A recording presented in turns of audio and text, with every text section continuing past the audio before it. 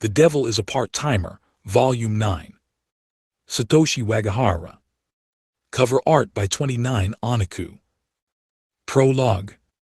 The Grand Empire of Efsahan held firm control over all the land that composed Ntaila's eastern island.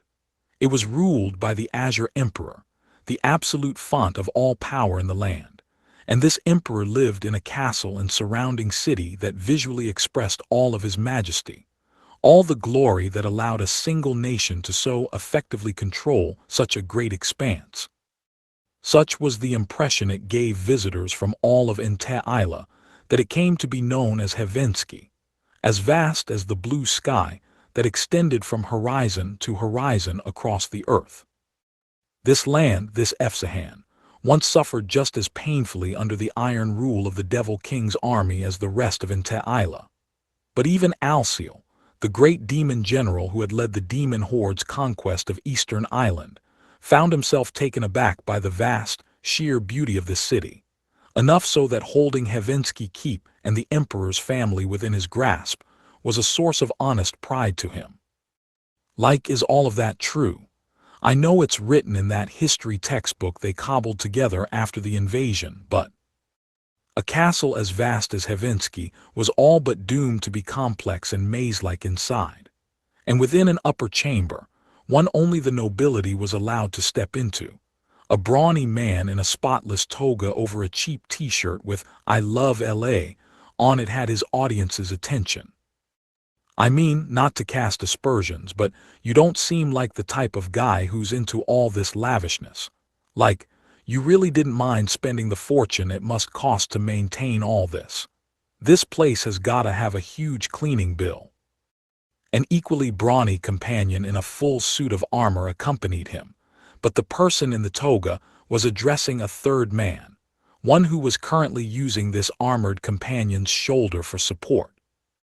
The man, dressed in simple, modest clothing, showed no sign of responding to the question, or to much else at the moment, given his lack of consciousness. Still not awake, huh?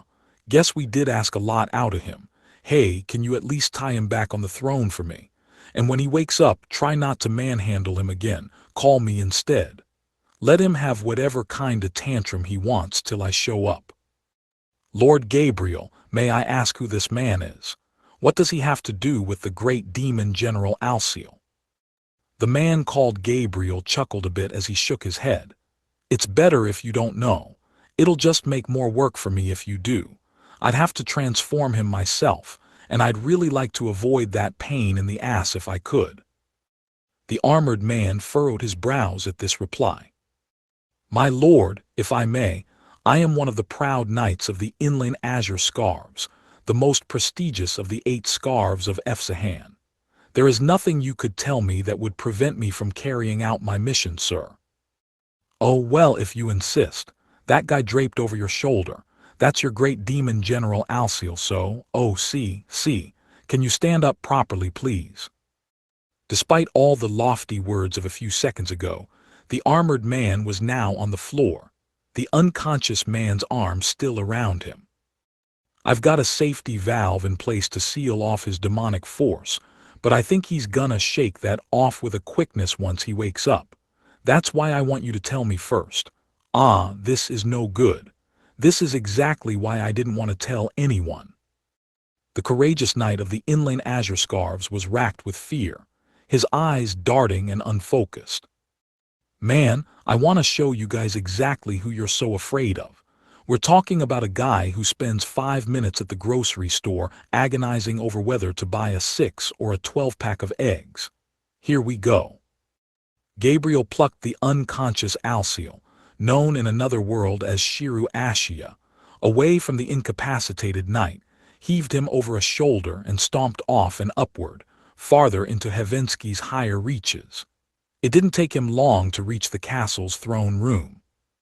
Normally the Azure Emperor, the sole icon of power in this great land, would be conducting his political affairs in this chamber. Instead, the throne was about to support Shiru Ashia, the Devil King's house husband dressed from head to toe in discount off-the-rack Uniqlo clothing. Bet this brings back some memories for you, huh?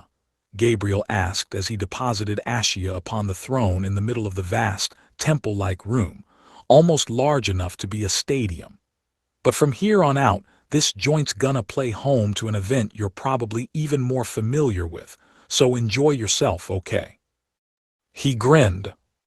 I'd love to mess around with that little situation a little, you can trust me on that. But nobody likes it when someone tries to clone a big hit, yeah. Gabriel shrugged to himself. As he did, the ornate chamber, packed with furniture and decor from the world's finest craftsmen, suddenly echoed with a harsh, electronic sound. Oops, there it is, he muttered as he reached into his toga. It was a ringtone from an unlisted number, the screen said. Who's it gonna be? Someone top level, or maybe the big man himself, huh? He didn't try to hide his excitement as he tapped at the screen. Yellow, do you have 10-pound balls? Oh wait, I mean, is your refrigerator running? Sorry, I just always wanted to say that. Yeah, this is Gabriel. The joke apparently flew right over the head of the caller. His ranting through the earpiece could easily have been heard from an observer 10 feet away. Oh hey, how'd you know I was on the eastern island? Huh, him, hee nice. I always knew he had a good head on his shoulders, Oh, now you know I can't say that quite yet. But yeah, I'm definitely here and I guess I might as well admit it. Emilia's gonna be paying a visit soon too. Gabriel paused. There was no need to hurry this call along. He was too busy savoring the irate reaction from across the line. The devil devises a full military expedition. The other side picked up on the fourth ring. Oh hey Kawaki, you okay to talk for a sec? Great. So sorry to spring this on you, but what do you think about swapping shifts 3 days from now? Yeah, it doesn't have to be the whole thing, like even half would help me out a ton. Day, evening, whatever. Oh you will, cool, thanks, I'll make it up to you later, okay? Huh, oh man, no way, you're gonna have to ask her yourself, dude. I couldn't really yeah, sure, okay, thanks again, I really mean it, okay, sure, see you. He ended the call, then wrote okay on a particular square of the shift schedule that was laid out on the low kotatsu table. Cool, now who's left? I already got Kato doing 2 days for me, so that leaves Koda and Aki and Ken. But he said he was busy studying, so maybe not. A sheet of paper titled Employee List lay next to the schedule on the table, each name with a symbol or piece of scribbled text next to it that only the original writer could comprehend. After that, and of course I had to pick up a Sunday night shift at a time like this. Shai told me he's a no-go for weekends, and Yoko usually works shifts alongside Mitsu, so. The hemming and hawing continued as his eyes darted between the schedule grid and the staff list. Man, looking at it like this, it's a goddamn miracle we can keep the cafe open, huh? I don't even want to know how we're gonna launch the delivery side. He shook off the thought before it threatened to drive his concentration off track any further. Well, that's why I gotta get this wrapped up in a week. I don't think Ryuta can do nights. Suddenly, the voice of a very non-hurried woman entered his ear. Ooh, real tough. He was the only one in the room. It was unclear where the voice came from. Well, yes, it kind of is okay. I have to cover for the manager most of the time if she's not there, so if I'm gone too, that means no management at all in the store. Management? Why do you need management? Love here. Sado Maō, the young, dark-haired man currently agonizing over his work schedule, groaned at the unseen voice that seemed to poke fun at his very psyche. Look, they're called management because they're supposed to be around at all times, okay? So can you shut up for a second already? I'm kinda busy here. Meyene. Dao. He knew it was pointless, but Maō still rubbed the side of his head, attempting to quell the unwelcome voice inside. It had little effect. The voice cackled in laughter. Maō, you scare the neighbors. I just need to fill in 2.5 more days, then I'm home free. Oh, who cares? Maō, we look for Big Sis, okay? I'm gonna take a break and then it's back to the phones. Please, someone, anyone, you gotta trade shifts with me. I thought you more commanding, Devil King. Now very weak sauce. Maō decided to ignore the slander running through his mind, whether it was intended to be so grammatically poor or not. She was only doing it, he knew, because he was engaging her. He stood up, stretched his cramped legs, and opened the door to the kitchen's refrigerator. Where's the flavornice I had in here? I know I bought the mashed potato flavor. Oh, sorry, I eat it.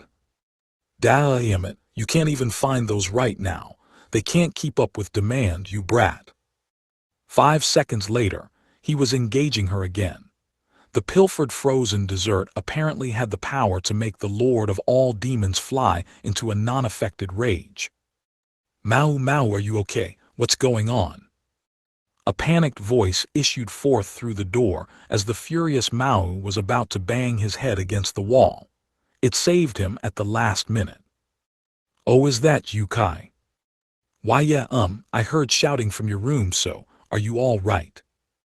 From outside, he could hear the voice of Chiho Sasaki, his co-worker behind the counter, his confidant who knew about his true self and the nature of his world, and Japan's sole representative witness for the cataclysmic events happening across the universe at the moment.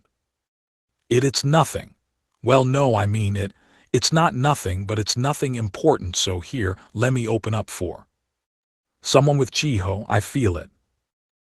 Shut up.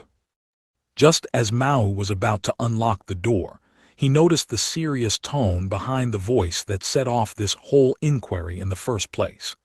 The events of the past few minutes caused him to overreact in grandiose fashion.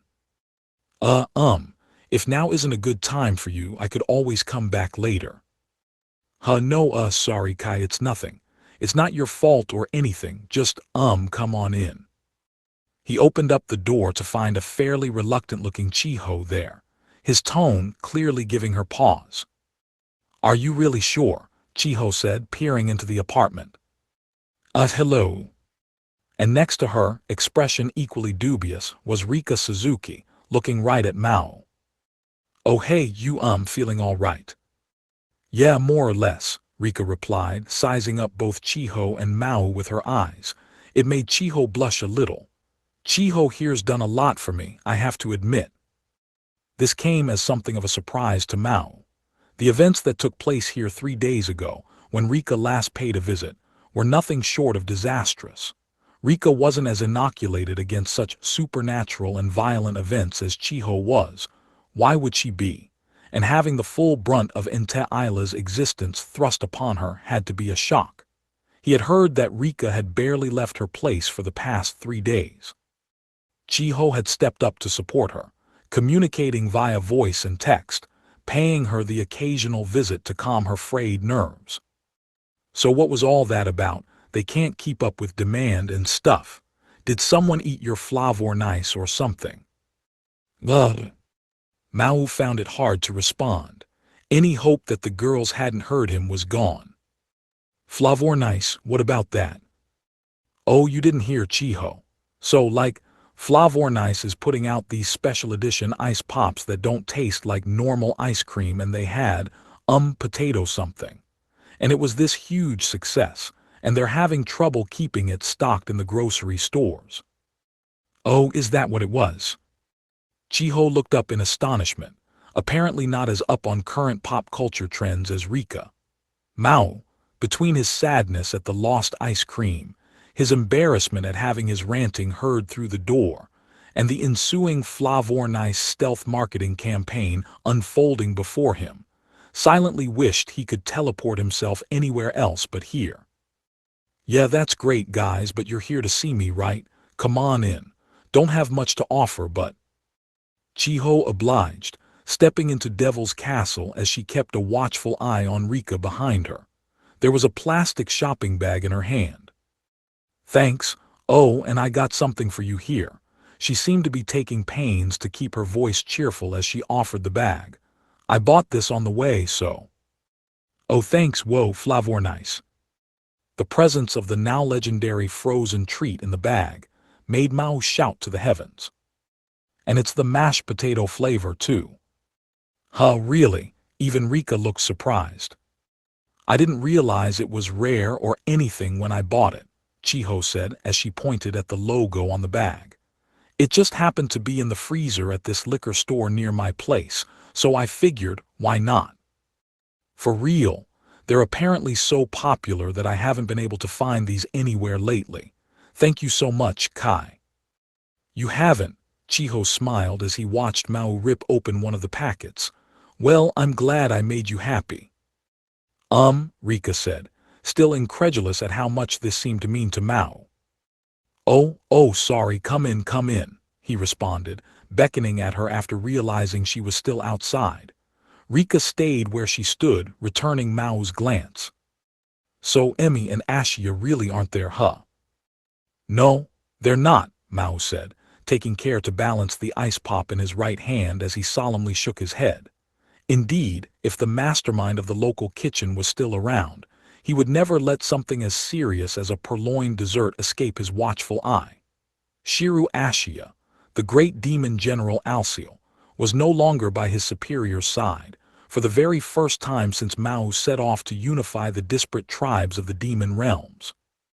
He had been taken by the Archangel Gabriel, a foe that Mao and Emi shared. Losing this presence that had faithfully stayed by his side, even when he failed in his conquest and wound up marooned in Japan, felt like someone had amputated his right hand. And judging by how Gabriel put it, he, along with Emi Yusa, the hero Emilia Justina, the eternal thorn in his side, the woman who dismantled his empire and chased him all the way to Japan to finish the job, was being held somewhere on Inta Isla. We didn't hear anything from Ashia or Emi's father, and it's just been too crazy to worry about all that since, so I asked Chiho if I could come here with her today, so I could hear the truth from you. The truth? Well, about Suzuno, about Yurishihara, about Ashia, about you, and really about Emi, most of all. Chiho said you were going off to some place or other the day after tomorrow to search for her. Oh, why do you ask about those other two, though? Mao flashed Chiho a glance. He had no way to gauge how much she'd told Rika, but Chiho just shook her head in response. I saw both of them disappear into that rain, jumping from roof to roof like they had superpowers or something, and then I saw you flying away from here, Mao. And then Ashia told me that Emi wasn't born on Earth. Then this weird group of people seized him and went off somewhere. It was clear from this that neither Mao nor Crestia Bell, Aka Suzuno Kamezuki, the church cleric from Inta Isla who lived next door in room 202 of Villa Rose Sasuzuka, had rewired Rika's brain to forget any of these memories. That was the whole reason she was here now.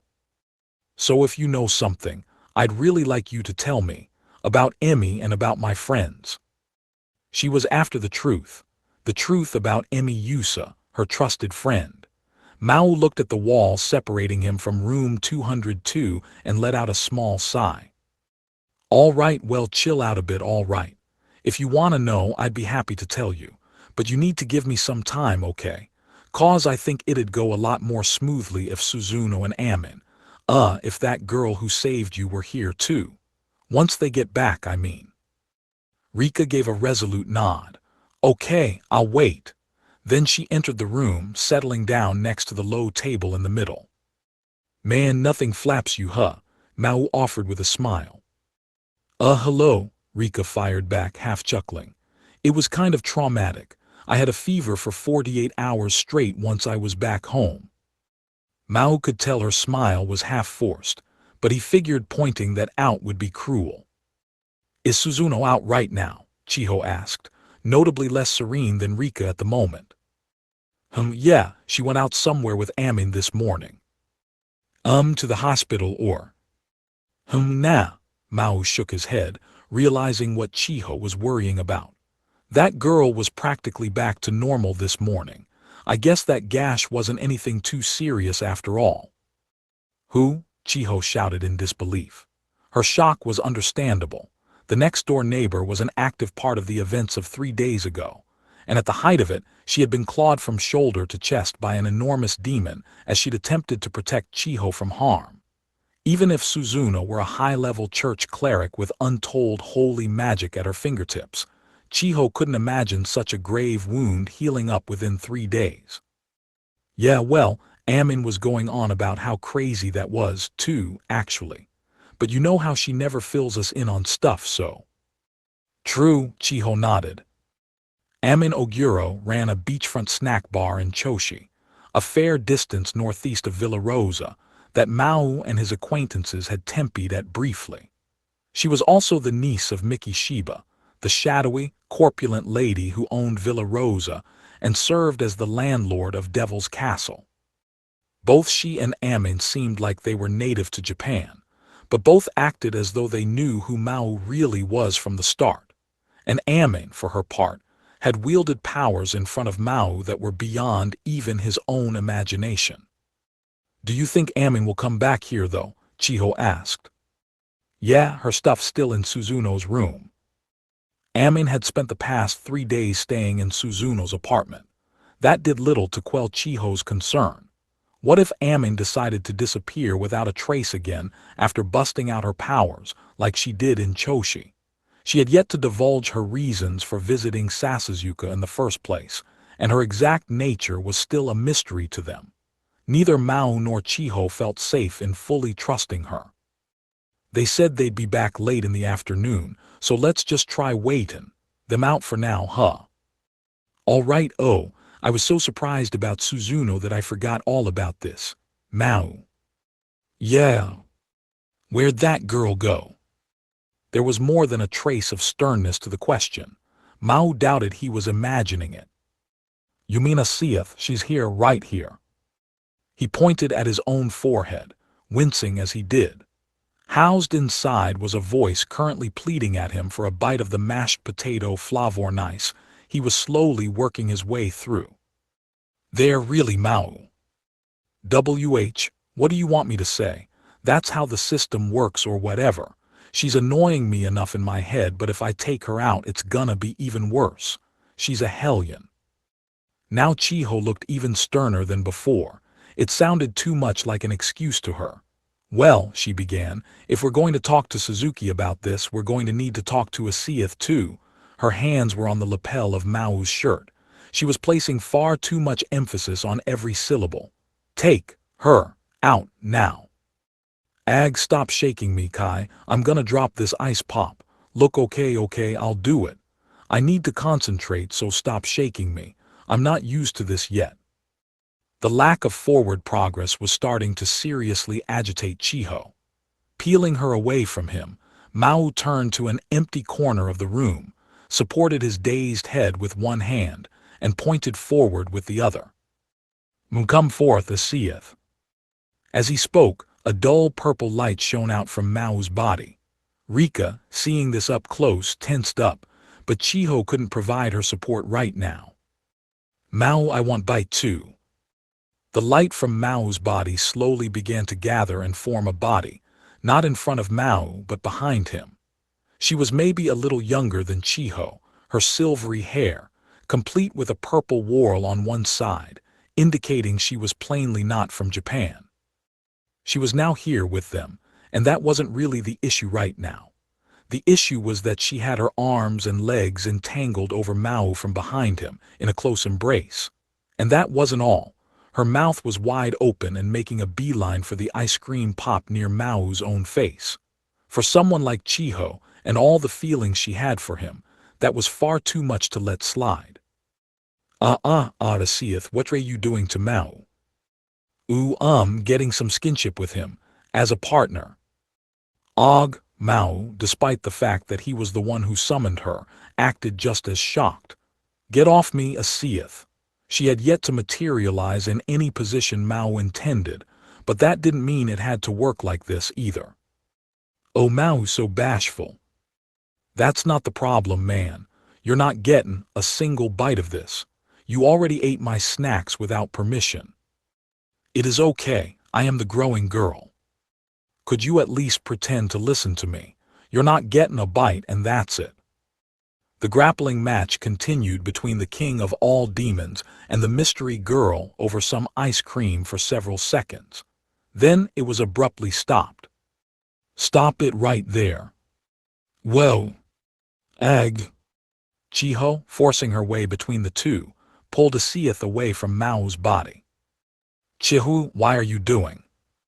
"I have another pop for you, Asiath. Just stop trying to take Mao's from him." "But just see people eat something, it looks so tasty." "I don't care."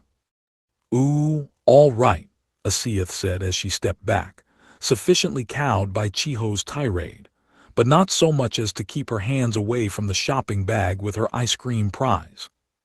"Wow, Kai," an astonished Mao whispered behind Chiho, "Asiath actually listened to you." "Mao." "Why, yes." He didn't think Chiho would find anything wrong with the appraisal, but when he turned around, he detected something murderous to her face. He stiffened up, posture straight. "If you keep spoiling Asiath too much, you know how jealous Alas Ramus will be once she returns. She'll hate you for it." She will. "And you just can't let that happen to you, all right. I know this is kind of a weird situation, but Asiath is a girl, all right. A girl." "And no, okay. Maybe I could have put it nicer, but I swear, Asiath never listens to me." "I'm not talking about that." "What?" Try as he did to plead his case, Mao began to acutely feel that he and the glaring, reddened Chiho were on nowhere near the same wavelength. All that getting to know each other in broad daylight, that just isn't right, Mao. Chapter Kai, I think you got the wrong idea. I'm not doing anything like. Oh well, that is life. Me and Mao, we same body and heart now. And Chapter Kai, chill out. You know what she means, right? And Asiath, I don't care how bad you are at this language. I swear you're picking your words on purpose, aren't you? Asiath seemed to be all but taunting Chiho by this point. But it was true. They both really did occupy the same body. Asiath had a single shock of purple in her silvery hair, the telltale sign of one born from a Sephra, one of the jewels that formed the world of Inta-Ila. There was another person in Mao's and Chiho's lives with the same characteristics, Alas Ramus, the near baby who fused with Emilia's better half and treated her and the Devil King as her own parents. And while it was hard to believe, given their external ages, apparently Asiath was Alas Ramus's younger sister. Given that they were sisters, it was safe to assume Asiath had similar abilities as her sibling. Just like with Alas Ramus and Emmy, Asiath was now fused with Mao, helping him and his friends escape death 3 days ago. Which was great, but apparently this was permanent, and like with the hero and her daughter, even if Mao materialized Asiath, she was no longer able to go beyond a certain physical distance from him. Asiath had always been a, shall we say, sociable girl, but her behavior had undergone enormous changes before and after the fusion. To wit, she was now physically all over him all the time, enough so that Chiho, who never acted so blatantly jealous if another girl had Mao's attention, just couldn't keep her cool around her. But on the other hand, "You are Rika, do you want ice cream too?" Now her interest was fully shifted from the pained Mao and the half-trembling Chiho. She offered a packet to Rika, who currently had nothing to do but stare at the three of them bickering with each other. "Oh well, I'm fine, thanks." The refusal seemed to put Asiath off a little. It was unusual to see. "Mao," Chiho snapped. "Why yes," the startled Mao said, exposed to the full brunt of Chiho's stare. "It sure would be nice if Yusa and Ashia came back, huh?" she droned. "Why yeah, I think," Mao chirped right back. "You guys make no sense to me," a befuddled Rika observed. Then Mao's phone, more than a little bit behind the times, went off. "Oh, I got a text from Suzuno. Must be close to home. 30 minutes, as the text specified. Ooh, how good. This morning I asked Ammon buy ice cream for me. How much are you planning to eat anyway? Don't come running to me if you get a stomachache." Mao didn't expect a response. he couldn't help but admonish her anyway.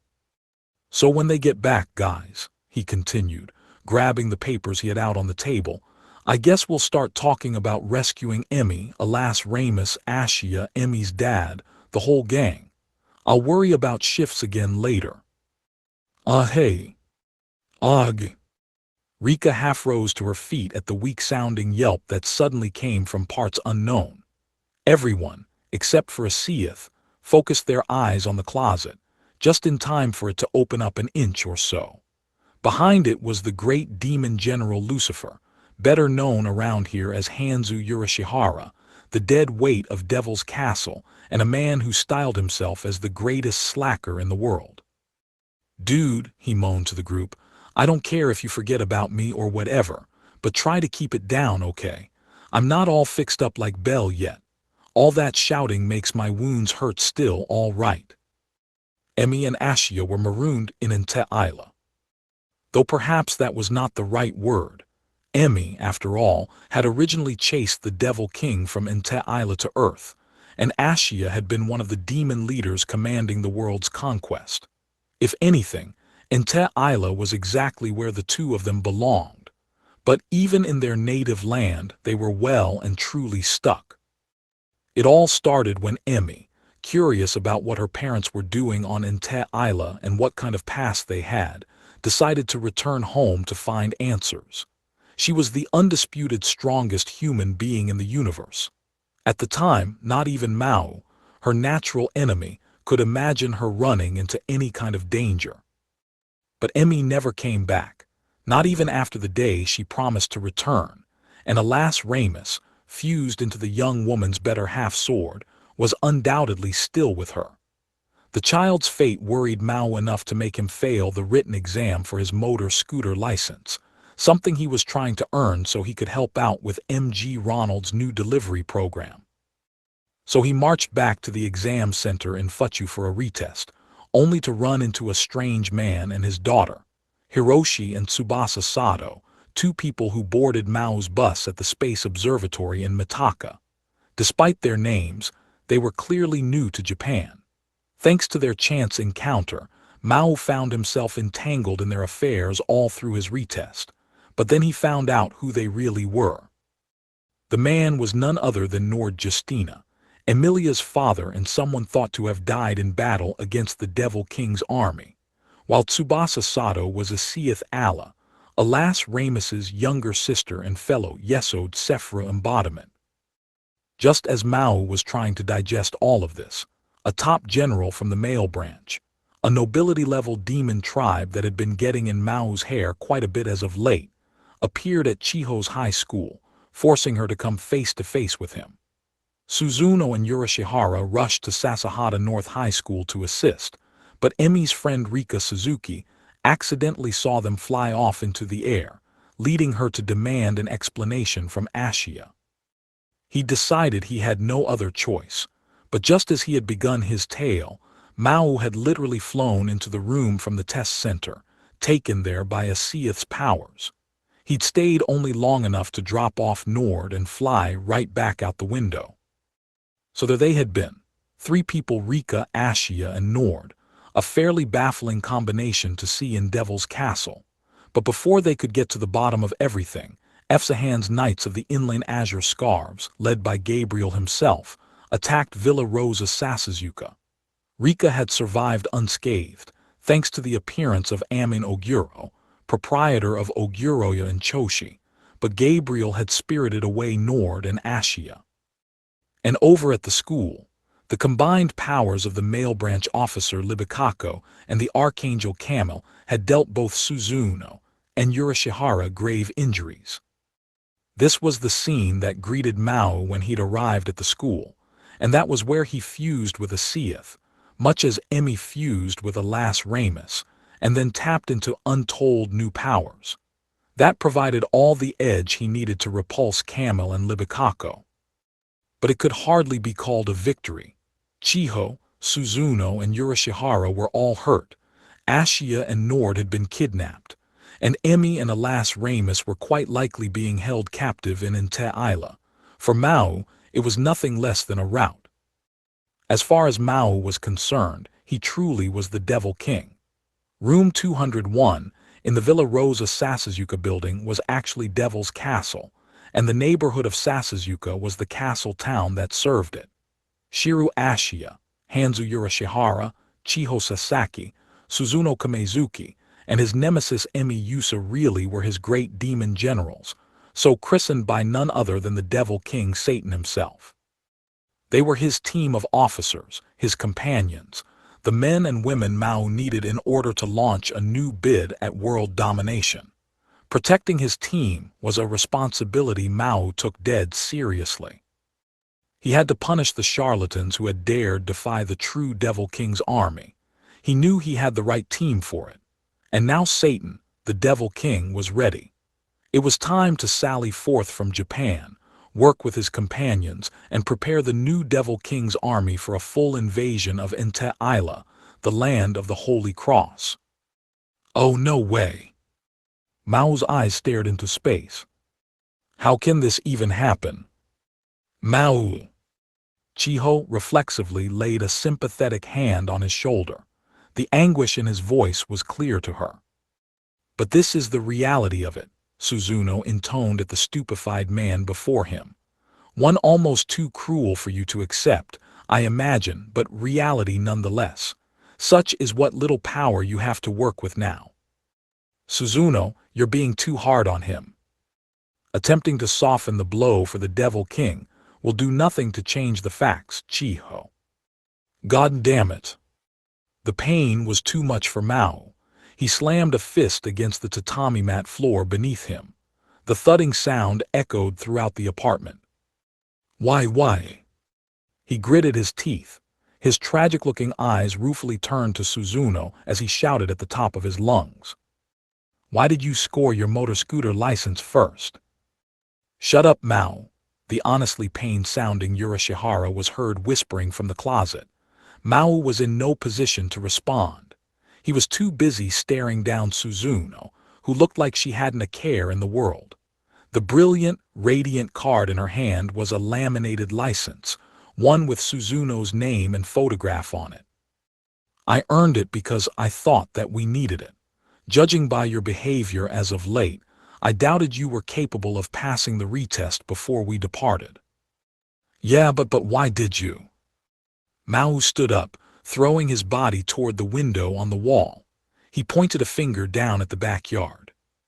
Why, he cried, did you pass that test and immediately come back home on a scooter? You're just picking on me. You're messing with my mind, aren't you? There, emitting a soft sheen in the sunlight next to Mao's Dullahan II fixie bike, was a scooter. A Honda gyro roof, no less, a model that saw frequent use among delivery businesses. It came standard equipped with a roof and 3 wheels for extra stability, perfect for pizza parlors and other outfits that transported small loads around in unpredictable weather conditions. Hey Chiho, what's up with Mao? Rika couldn't help but ask. She had hoped Chiho's ice cream bribe would be enough to restore his motivation, but ever since Suzuno returned from her errands, Mao had been acting unusually freaked out. Childish, even. Chiho let out a distressed smile as she stood up to whisper into her ear. Mao's failed the scooter driving test twice, she whispered. He messed up the written exam the first time, and during the second time, he had to ditch the test center to help me out. Lou, I can't believe you're being so mean to me. That's the exact kind of bike I'd be using for MG Ronald deliveries. What the hell is this if it's not a diss against me? How can I help it? Suzuno countered, Mao's flailing panic not bothering her at all. I could hardly return home on a scooter unless I had my license, thus I had a need for a license. Her stern eyes settled upon him, seated next to Chiho. Or what, were you expecting to travel around in Te-Ila without any sort of long-distance transport? I know, but someone with your or my powers, our presence would be detected the moment we started flying through the air. We are fighting against at least 2 archangels and a high-ranking male branch, I remind you. Why yeah, but I've got their positions nailed down pretty much. Perhaps, but be that as it may, we need a way to quickly hide ourselves if our gate opening is detected. Otherwise, this mission will be over before it begins. Well, sure, okay, but a scooter in Isla. Like, they don't even have engines in Isla. If we want to stay undercover, shouldn't we buy some horses or something once we show up? Can you even ride a horse? Suzuno was clearly growing impatient at Mao's aimless whining. Her parting shot was enough to shut him up. We have no idea how long we may be forced to wander in Isla. We will need to bring ample supplies with us. I have no idea how accurate our gate control will be yet, and speed is going to be everything with this effort. That is precisely why we must put our ducks in a row in Japan, ahead of time, as much as humanly possible. Or, what, were you intending to pedal a bicycle across the eastern island? Could you even earn the money for a team of coach horses? No. Mao sat down next to the window, sulking in silence. Okay, he groaned. No, I've never handled horses before. If we're talking wyverns, though, I'm the best damn expert in the land. Even in a land as exotic and mysterious as Isla, no human had ever attempted to tame a wyvern before. The sight of a man mounted on one would be even more conspicuous than any motorbike. Suzuno sighed. Listen, Devil King. What? Look at that scooter, it seats one person. Yeah. The laws of Japan will not apply to us over there, but I am not interested in you riding piggyback with me. UHNO. That's a 20,000 yen fine, Chiho exclaimed, oddly sensitive to the mere suggestion. That's for a bicycle, Chiho, Rika butted in. There are different fines and points and stuff once it's a driver license you're dealing with. Indeed so. So Mao asked. Suzuno paused for a moment, then continued, her well-formed lips forming a sentence nobody expected to come out. I have purchased another scooter for you to ride. You will need no license for navigating into Isla. Another? Yes. A scooter? Yes. You bought it. Who else would? Suzuno fired back. The room froze for a moment. No way, Ashley.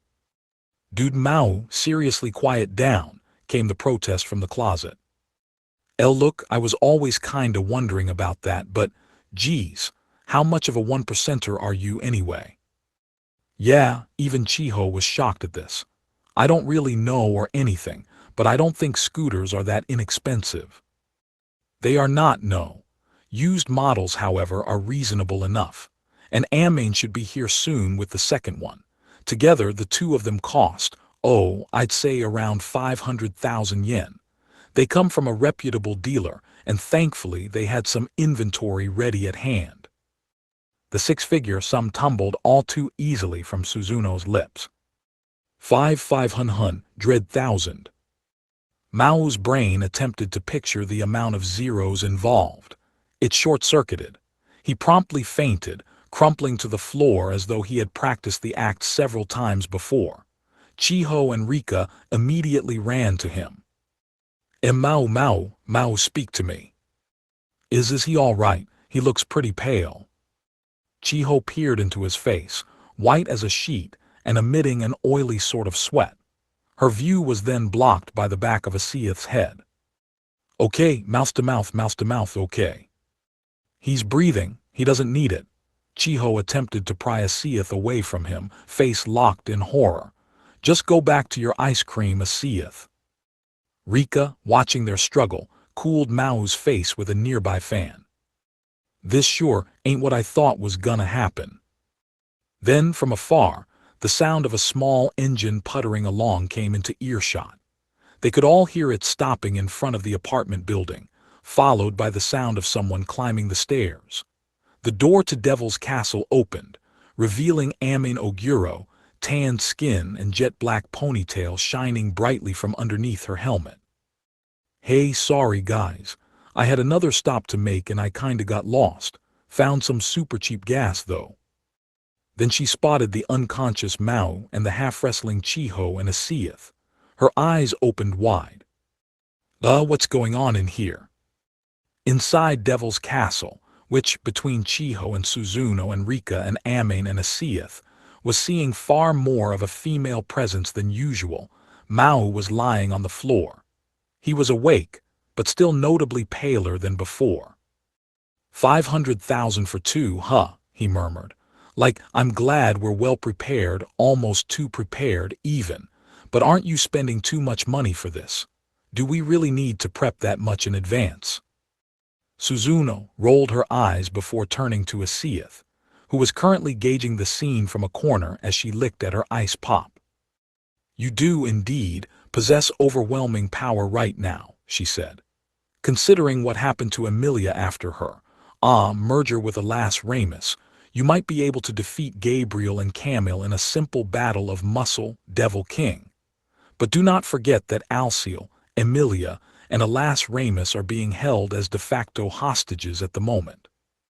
We may not be able to avoid a fight at the end of it all, but until that fateful instant strikes, we must take every pain to work quickly, work undercover, and engage the enemy as little as possible. They made my sis hostage, they suck. Give them electric chair. Whoa, you're gonna drop your ice cream. Amin's warning fell on deaf ears. Asiath's second dessert of the day slipped through her hands and made a not-so-clean landing on the tatami mats. My ice cream, the angels, they will be paying. Oh, I'll wipe that up, Chiho said as she went to the sink and came back with a wet washcloth. Chiho, no throwing it away, it is the waste. Oh, I'm okay. She returned the ice pop to Asiath as she began wiping up what was left on the floor. Asiath promptly brought it right back into her mouth, not a care in the world. Hey, Rika raised a hand in the air. Can I ask a question? Yes, Suzuno replied. My apologies for Sada, for the Devil King's petulance. We had promised to explain matters to you. Rika turned face to face with Suzuno. All in all, the scene inside Devil's Castle didn't look too much out of the ordinary.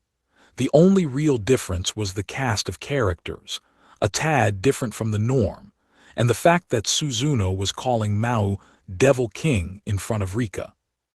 Okay, so, I'm sorry to butt in on this when you're all busy with other stuff, but so what ray y'all anyway? Chiho felt an unexpected well of emotion inside her.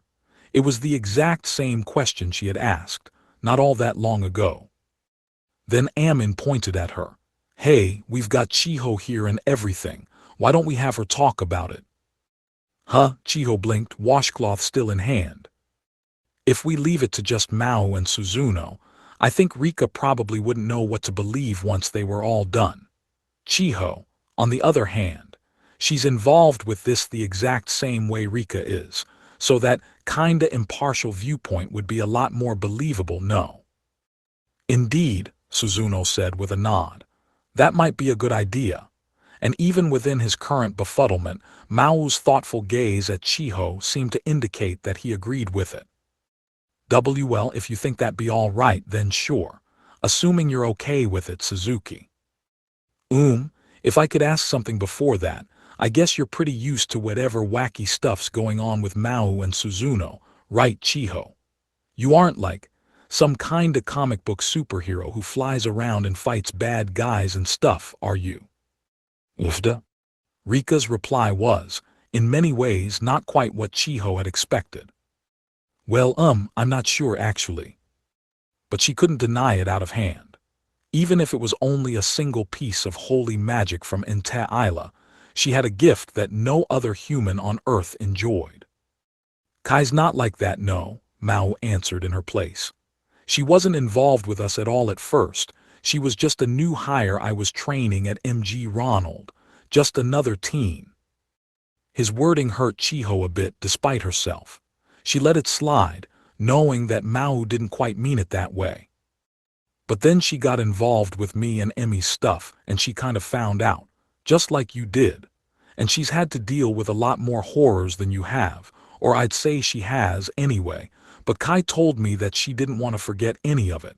That's why she's still with us. with me and Emmy and so on. Really? Rika asked, turning to Chiho.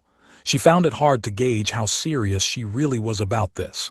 Chiho pondered a bit before reacting. If you put it that way, more or less, yeah. Not like Rika has it easy, she thought.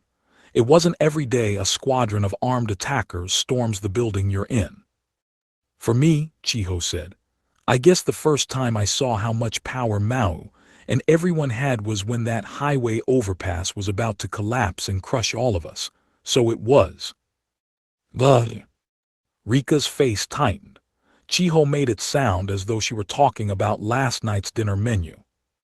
It was a tad hard to swallow, but then Chiho kept on going, telling her about how she was taken to the roof of Tokyo's City Hall, about how she was surrounded by the armed heavenly regiment, about how she witnessed all-out war between demon factions at close range, about how she was admitted to the hospital after being exposed to too much demonic force, about how she flew around Tokyo Tower and fought against her aggressors, and about how she had deliberately faced down gigantic demons on 2 separate occasions and never blinked.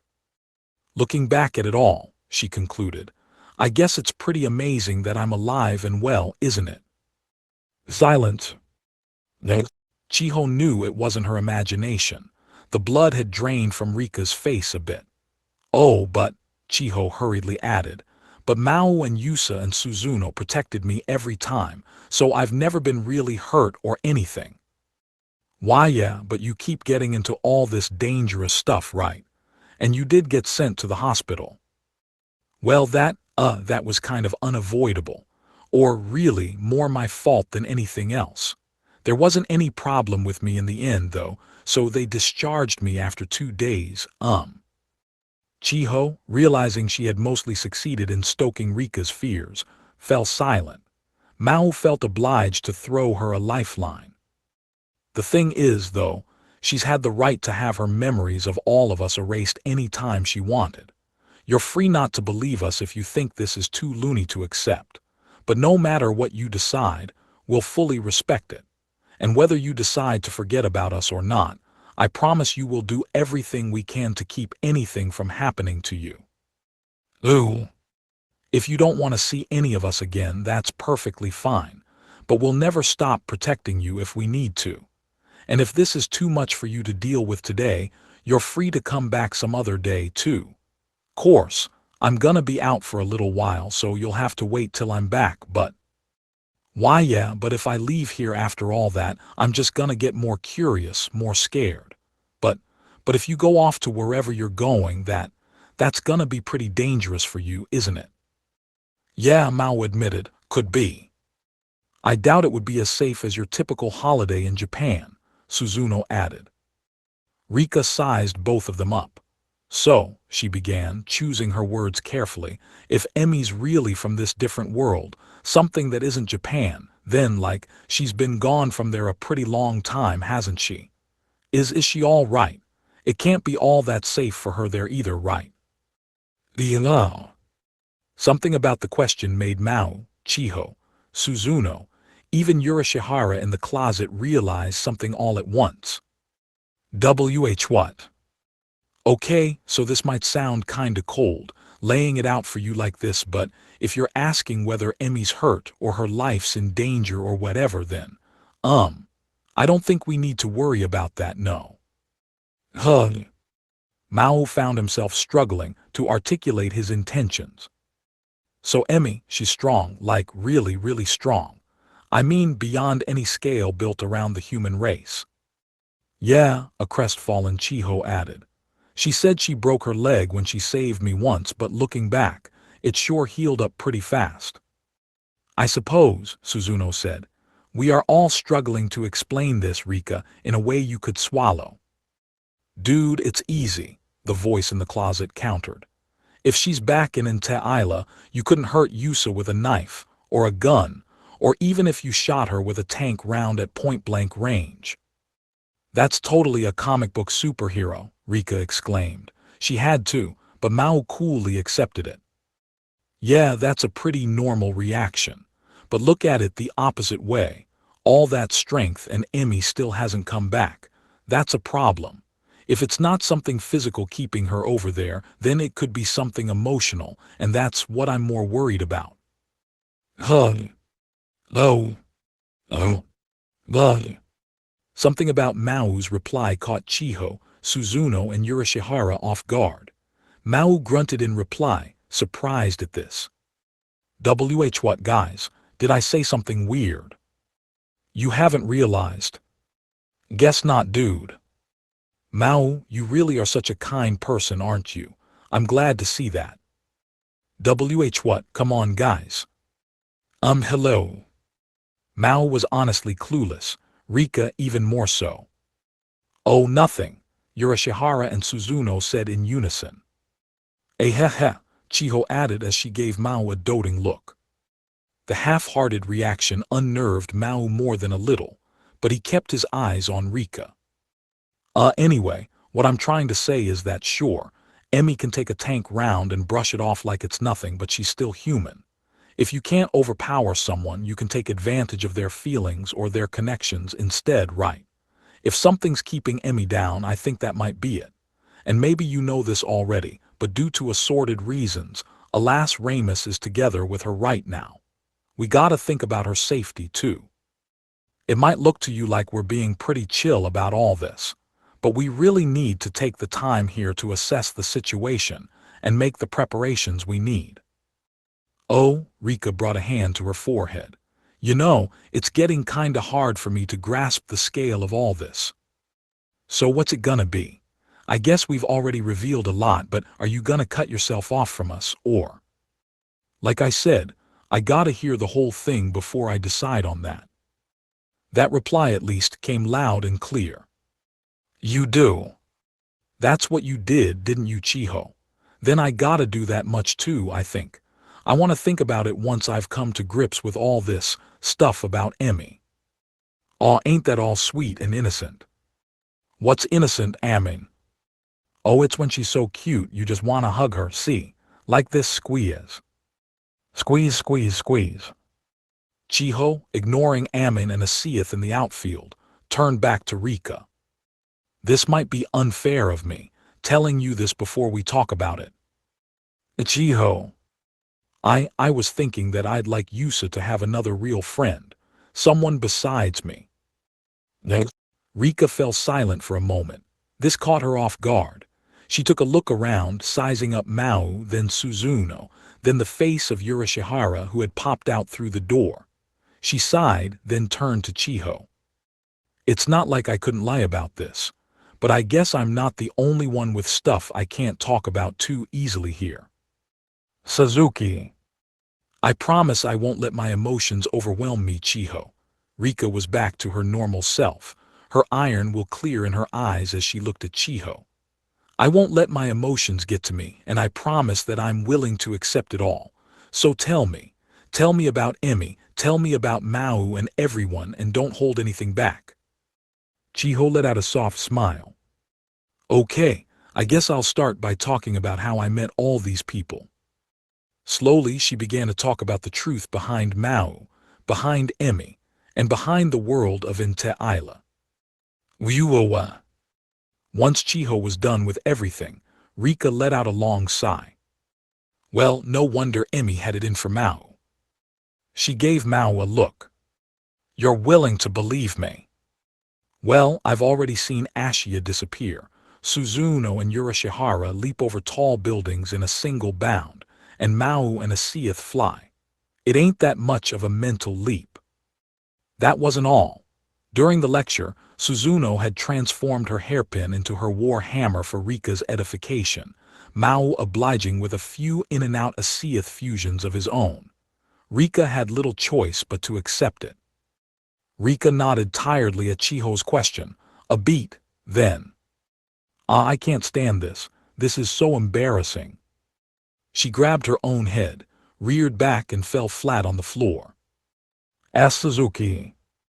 Oh God, this is so embarrassing. I just want to crawl into a hole. What's wrong? Mao asked, surprised at this reaction. Rika sat back up, tears in her eyes, turned straight toward Suzuno and reached out for her hand. Rika. Suzuno, I am so sorry. Please just forget all about that day for me. I know I was the only one who didn't know anything, but everything I did. Oh, I'm so sorry. I could just die right now.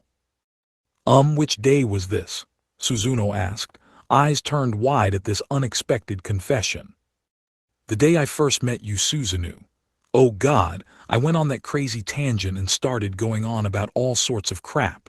I had no idea I was. Oh, Alwug. Oh, that was it. This was enough to jog Suzuno's memory. The first time Rika had met Suzuno, she had fallen under the mistaken assumption that Suzuno was vying with Emi for Mao's love. That conviction caused her to meddle with the Devil's Castle neighbor in all manner of uninvited ways. Keep in mind, I all but guided you toward making that misunderstanding. And we resolved it right there and then, did we not? I hardly see any reason to dwell on it. You barely knew us anyway. That's not the thing, though. The thing is that maybe I didn't know, but I did all that in front of Ashia and Deia. This sounded odd to Suzuno, but she nonetheless rose up and gave the tearful Rika a reassuring hug, patting her on the back. Ah, I feel like such an idiot, Rika wailed, face flushed as Suzuno tried to soothe her. Are you all right, Suzuki? I'd have to guess, Mao replied, that she wasn't actually ready to accept all of this. It was cause for concern, but given that she was more shocked about some social faux pas than about the truth behind Mao and Emi, Rika seemed to bear no ill will toward any of them at least. Amazing how flexible young people are with their imaginations these days, Amin observed. This seemed to surprise even her a little. Well, great. So if Rika Suzuki's okay with all this. I'm not okay with all this. How could I even look Emi and Ashia in the eye when they get back? Then we'd better start discussing our plans once we're in Inte Isla. Whatever it was, Mao had no way of knowing. It seemed there was a landmine he had managed to step on between Rika, Suzuno, Emi, Ashia, and himself. One with a pretty killer payload, by the looks of things. He couldn't afford the time needed to assuage her bruised ego, though, so he opted to ignore Rika and place a few sheets of paper on the table. This is a detailed map of the eastern island that Ashia left for us.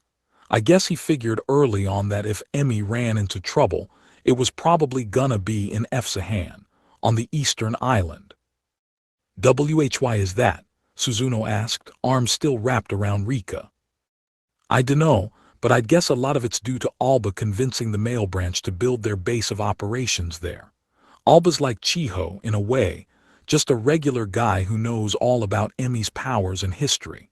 And you see how Efsahan's been waging war on pretty much every front possible, right?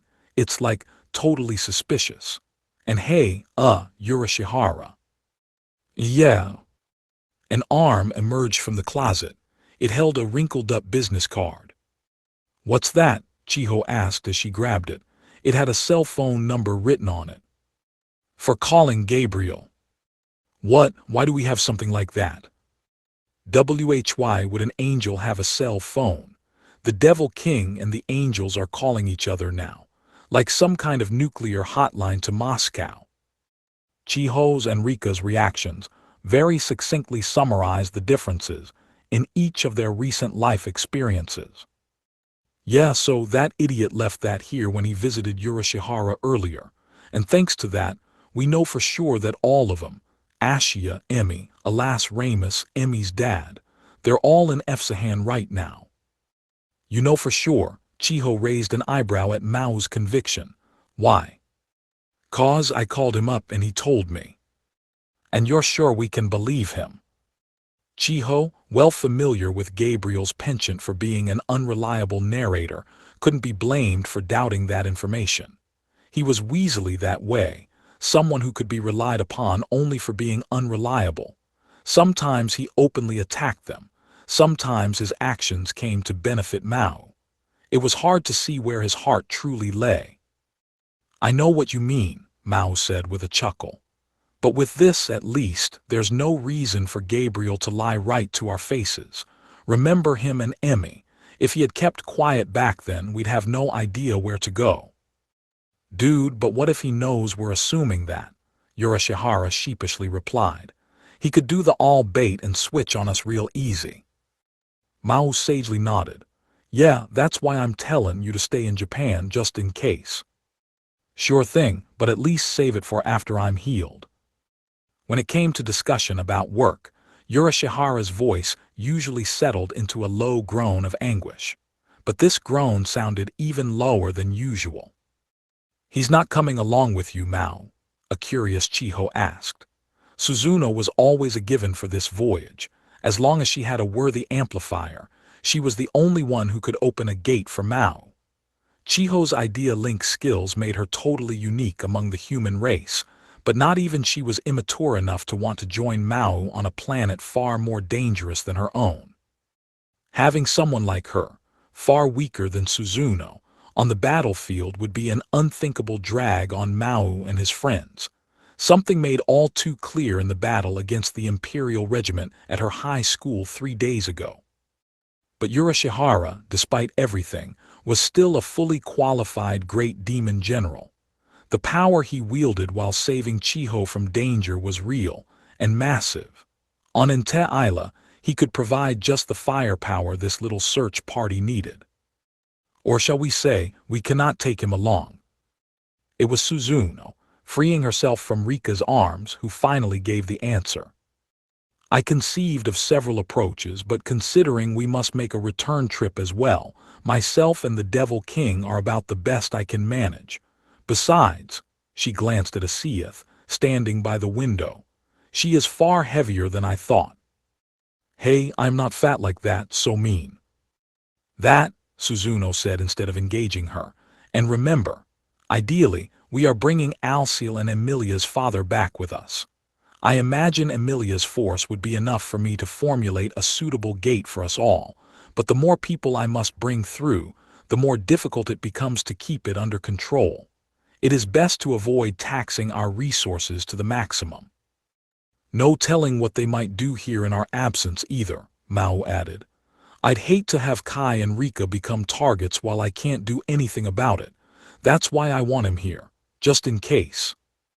Yeah, it'd sure be easier on me here, assuming nothing happens, dude. Oh.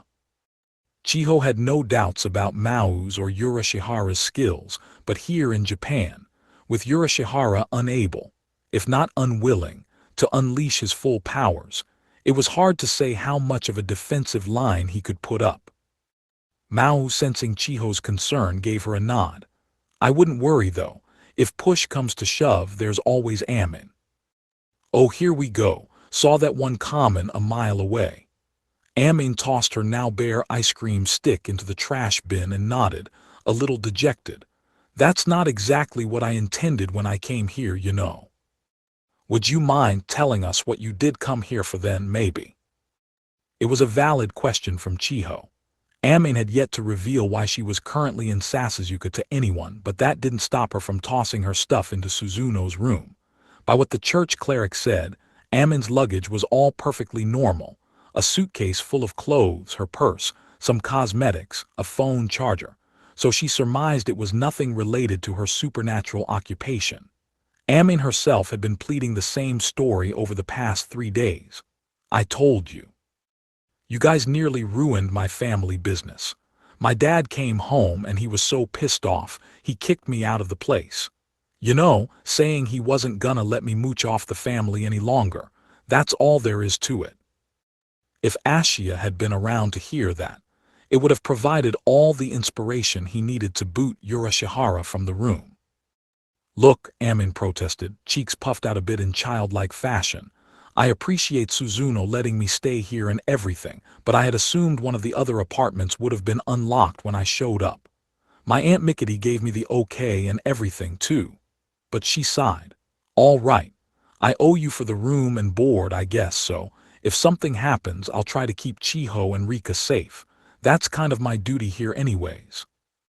The promise was a relief to Mao's ears, even if he didn't know what kind of duty she was talking about. Rika had mentioned earlier that Amin rescued her 3 days ago while simultaneously ignoring Ashia and Nord's plight. That, he imagined, was because neither of those two were in immediate mortal danger. Rika, on the other hand, was. So, Suzuno bluntly stated, "What will it be, Rika Suzuki? Are we erasing your memory or not? Because, if I may be frank, that would absolutely be the safer option for you." "I don't care about my memory, but I just wish I had that day to do over again." Ugh. Rika shook her head a little, ignoring the easy out Suzuno had given her. Then she sighed and looked up. "Just listening to you right now," she clearly said, "honestly, I'm still pretty scared, and there's a ton I still don't understand about you all. But if I'm gonna have you do that, I want to see the real Emmy again first and talk things over with her." "Suzuki," a happy-sounding Chiho exclaimed. "That's so," Mao acknowledged with a light smile as he nodded. Suzuno and Amin having no further complaints about this, the group once again turned their eyes to the papers on the table. "Right, so getting back on topic, the only thing Ashia could tell us here was that he's somewhere in Efsahan. The question, though, is where, and I think I've got a pretty good idea." "And what is your basis for this?" Suzuno prodded. Mao pointed a finger at a map depicting Efsahan's major population centers. "So we know that the Heavens and Alba and the Male Branch guys were all after Emmy's sword, right? And judging by how Gabriel and Regal have had Emmy's mom and dad in their sights for a while now, I can understand why Nord was kidnapped. But why Ashia? Why did they have to make off with Alcil too?" Even Barbarixia knows by now that we ain't exactly down with the Male Branch tribe. And Alba must have known that Alcil could have regained his demon form the moment his body found itself in Inte Isla. He knew he'd put up a hell of a fight. I mean, Alcil was the only participant in the Tokyo Tower Rumble who actually blocked one of Gabriel's attacks. But Gabriel kidnapped him anyway, even though he'd do nothing but get in the way over there. Which means that our little gang of conspirators in Efsahan sees some advantage to Alcil that outclasses all the many disadvantages. "Yes, and what would that be exactly?" "Gabriel told me himself. Emilia's gonna be paying me a visit too. She's paying a visit right to wherever Gabriel and Alcil are." Mao glowered at a certain point on the map. "And if they're gonna make the hero Emilia and the demon general Alcil do something in the same physical location, no matter what kind of stupid thing it is, I can think of just one place." He pointed at the map. "It'd be the first place me and Alcil ran into the hero. The only place where the hero failed to defeat my general in battle." Suzuno, Urashihara, and Chiho, especially Chiho, given how this was news to her, stared at the point. "Hevinsky Keep, the capital of Efsahan and the Azure Emperor's seat of power. The hero discovers she can't come home again. What are you planning to do?" Emmy growled at the items just delivered to her chamber. "Isn't it obvious?" The man replied breezily as he spread them out on the tabletop, pointing out each one. "Are you looking to die, Alba? You actually want to arm me?" She was addressing Alba Mayer, one of the church's 6 great archbishops and her former traveling companion on the quest to rid the world of the devil King Satan. Now, though, he was nothing more than an adversary, which made it all the more confusing that her nemesis had just brought in a double-edged sword and a suit of armor, complete with full-face helm. The equipment was all obviously top of the line, and judging by the workmanship on the armor, it was from St. Ale on the western island, not Efsahan, where Emmy was. "Oh, I have my reasons. We're moving you to the capital in Hevinsky tomorrow." Emmy lowered her eyebrows. "You want me to speak to the Azure Emperor?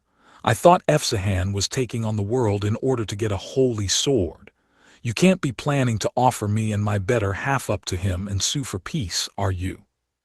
She had only met the Emperor once during her duties as hero. An old, decrepit man, as she recalled him, one who'd be lucky to see another week in life, much less another year. Alba brought a hand to his chin at Emmy's question. He smirked at her. "I could say that you're closer than you think." What? But that is not the issue. You do remember, Emilia, that there's a fair distance between Helsinki and here in Fagan, yes. And we certainly cannot risk using a gate or other magical device to transport us there. If your holy sword child will need anything, ask one of the maids for it before the day is through. We leave tomorrow morning. With that, Alba showed his undefended back to Emmy and left the room, picturing herself plunging a dagger into his chest in her imagination.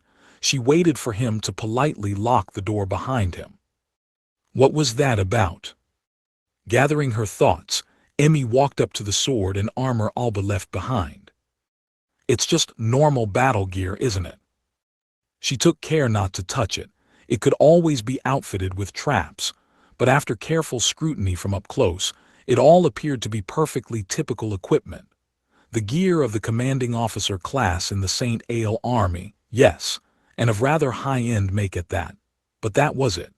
Emmy had worn similar armor as a member of the Church Knight Corps before she gained her better half in cloth of the Dispeller skills. The sword's sharp too. It's no living room piece. What is he even thinking? Considering her circumstances, being given this equipment could easily allow Emmy to storm Fagan's military port and single-handedly lay waste to it.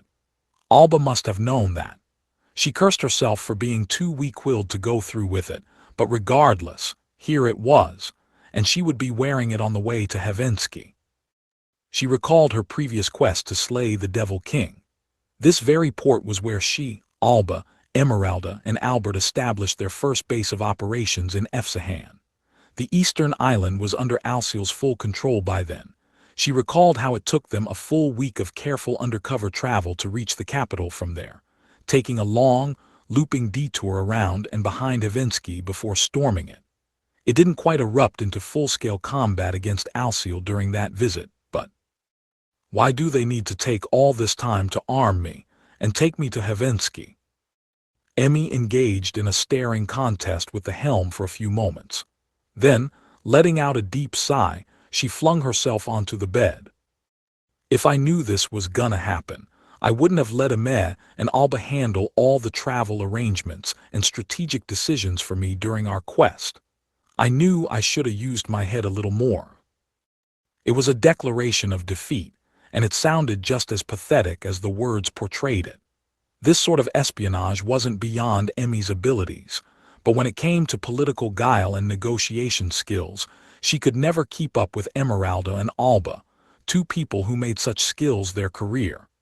This made them the brains of the expedition, which meant that Emmy and Albert were the brawn, more often than not.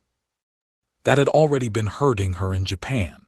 She was fully aware of it now, but no matter what the topic, it always seemed like Maō had a deeper understanding of issues than she ever did. Heck, the Devil King's the company boss after all. I was just a temp worker. Then she remembered something else. Back before Suzuno was fully on her side. One time, Ashia explained Emmy and Mao's relationship to Rika by portraying them as business rivals. Wow, that seems like ages ago. I don't think Alas Ramus was around yet, even. Emmy lay on her back in bed, staring up at the ceiling. Wish I could go back to Japan. Mommy, a worried Alas Ramus asked within her mind. Emmy smiled a little. It's all right, she said, trying to calm her adoptive daughter. It's all right now. Yeah, I'm with you after all. It wasn't really an answer, but it was enough for Emmy. She sat up and looked at the water pitchers near the room's entrance. There were two of them for some reason. At the bottom of one, a large number of black granules had settled. Emmy had deliberately avoided that pitcher over the past few days. It helped her maintain the rage in her heart, keeping it from turning into helpless timidity. That's all it took, though, to keep me from fighting. If Alba and his people are planning something, do I have what it takes to fight? The black mass at the bottom of the pitcher sent Emmy's memories back to the first day. She returned to Ente Isla.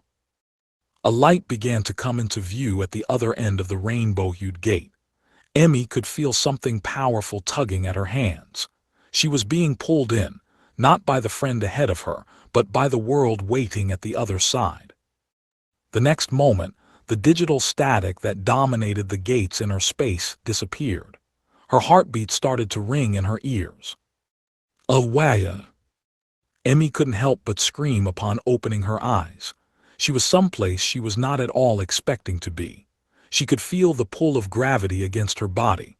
1 second, 2 seconds, 5, 10, 20 time wore on, and her body kept falling, irresistibly attracted to whatever lay below. Why are we in the gap? The thinness of the air around Emmy made her involuntarily cough. There was hardly anything to breathe.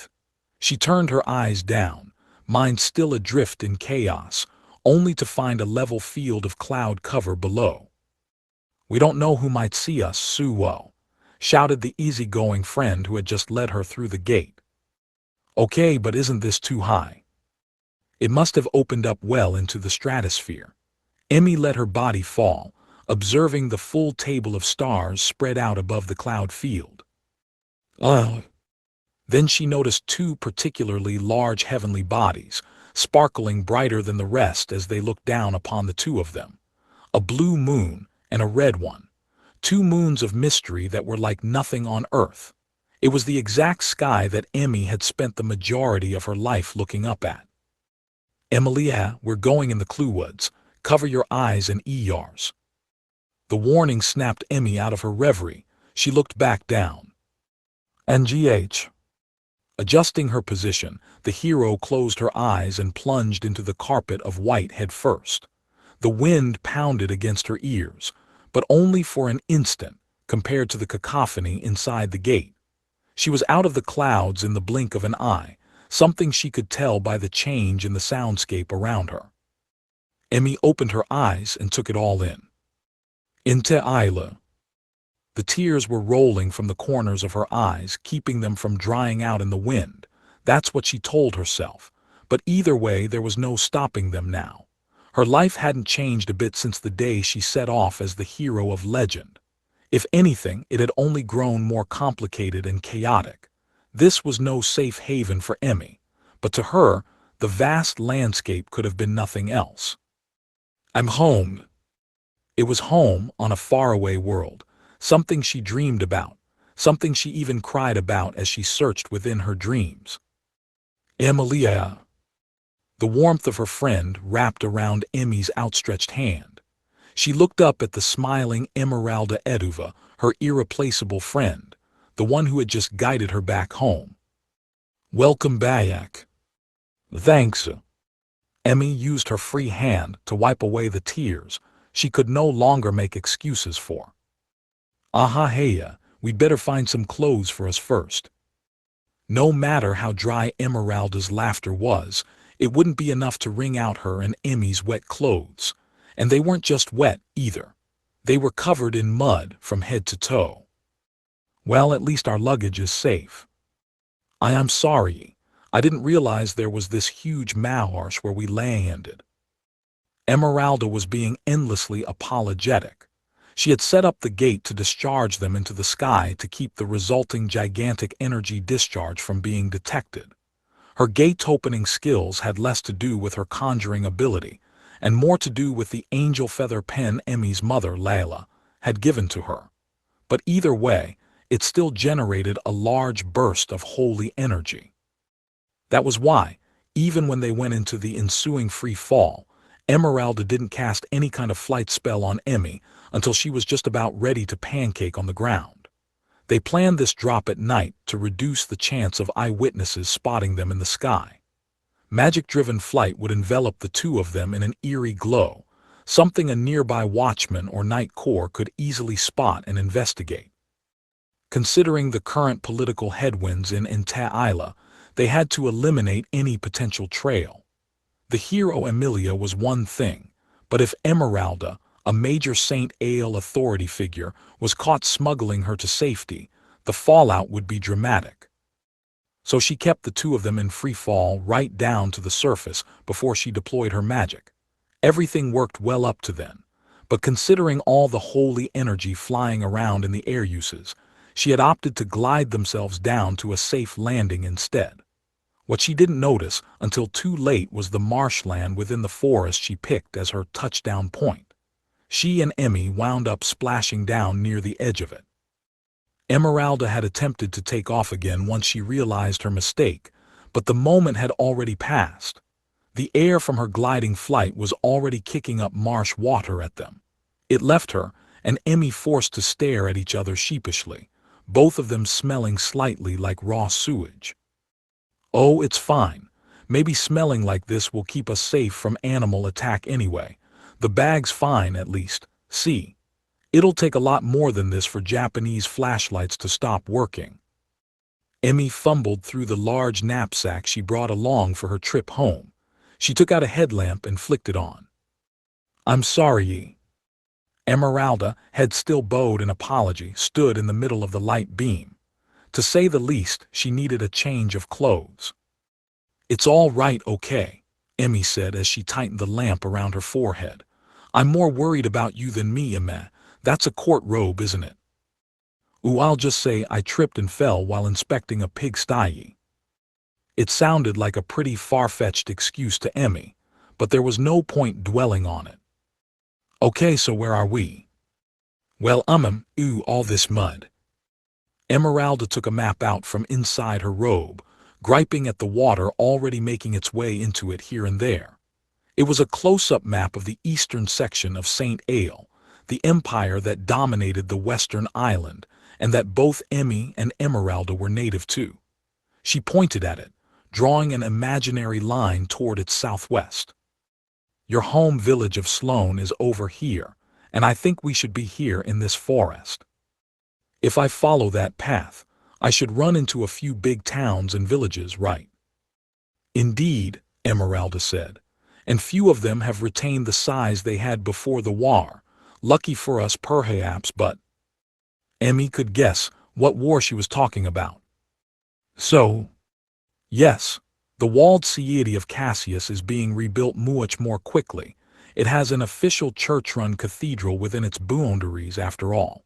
The surrounding villages and towns, well, they've hardly been touched, sad to say." "Hardly been touched? How is that possible?" Emmy blinked in surprise as she pointed out a dot nearby Sloane. "I mean, this village was home to a stagecoach guild and a warhorse breeding farm. I thought it was flourishing." Esmeralda shook her head. "Well, based on our investigations." "This probably isn't what you want to hear, Emilia, but quite a number of the villagers here gave their lives up against the Western Island invasion forces led by Lucifer. I've come to terms with it, okay? Don't sugarcoat it for my sake. What happened after that?" "Well, by the time Al and I met you in Japan, the cathedral in Cassius was buying up a lot of ownership and development rights to this land." "Buying it up, so the church was running the rebuild work. How is that possible? Isn't that St. Ale's job?" "The church, centered at its headquarters on the far western edge of the Western Island, was the largest religion in Isla. Its sphere of influence extended well beyond the Western Island itself, spilling out across a variety of regions worldwide, and it enjoyed the faith of several 100 million followers. This meant that high-level church clerics often wielded far more power than the kings and nobles of smaller, less influential nations. St. Ale, however, was not one of them. It had the political force to take on the church in its home turf, preventing it from fully dictating its terms on its home continent. The idea of the church being the sole director of recovery work in and around a city as large as Cassius seemed unthinkable, at least, within the boundaries of St. Ale. "Oh, they were crafty with it," Esmeralda explained. The way she put it, not only had Lucifer's invasion force killed off the majority of landholders in the area, but once the demon's dirty work was done, it wasn't even clear where most property boundaries lay any longer. After Devil King Satan and his army were expelled in the climactic battle in the central continent, St. Ale naturally solicited its citizens to settle back down in these lands, so they could get back to normal as quickly as possible. They also deployed merchants to ferry over the resources they needed, as well as Knight Corps to lead the rebuilding operations.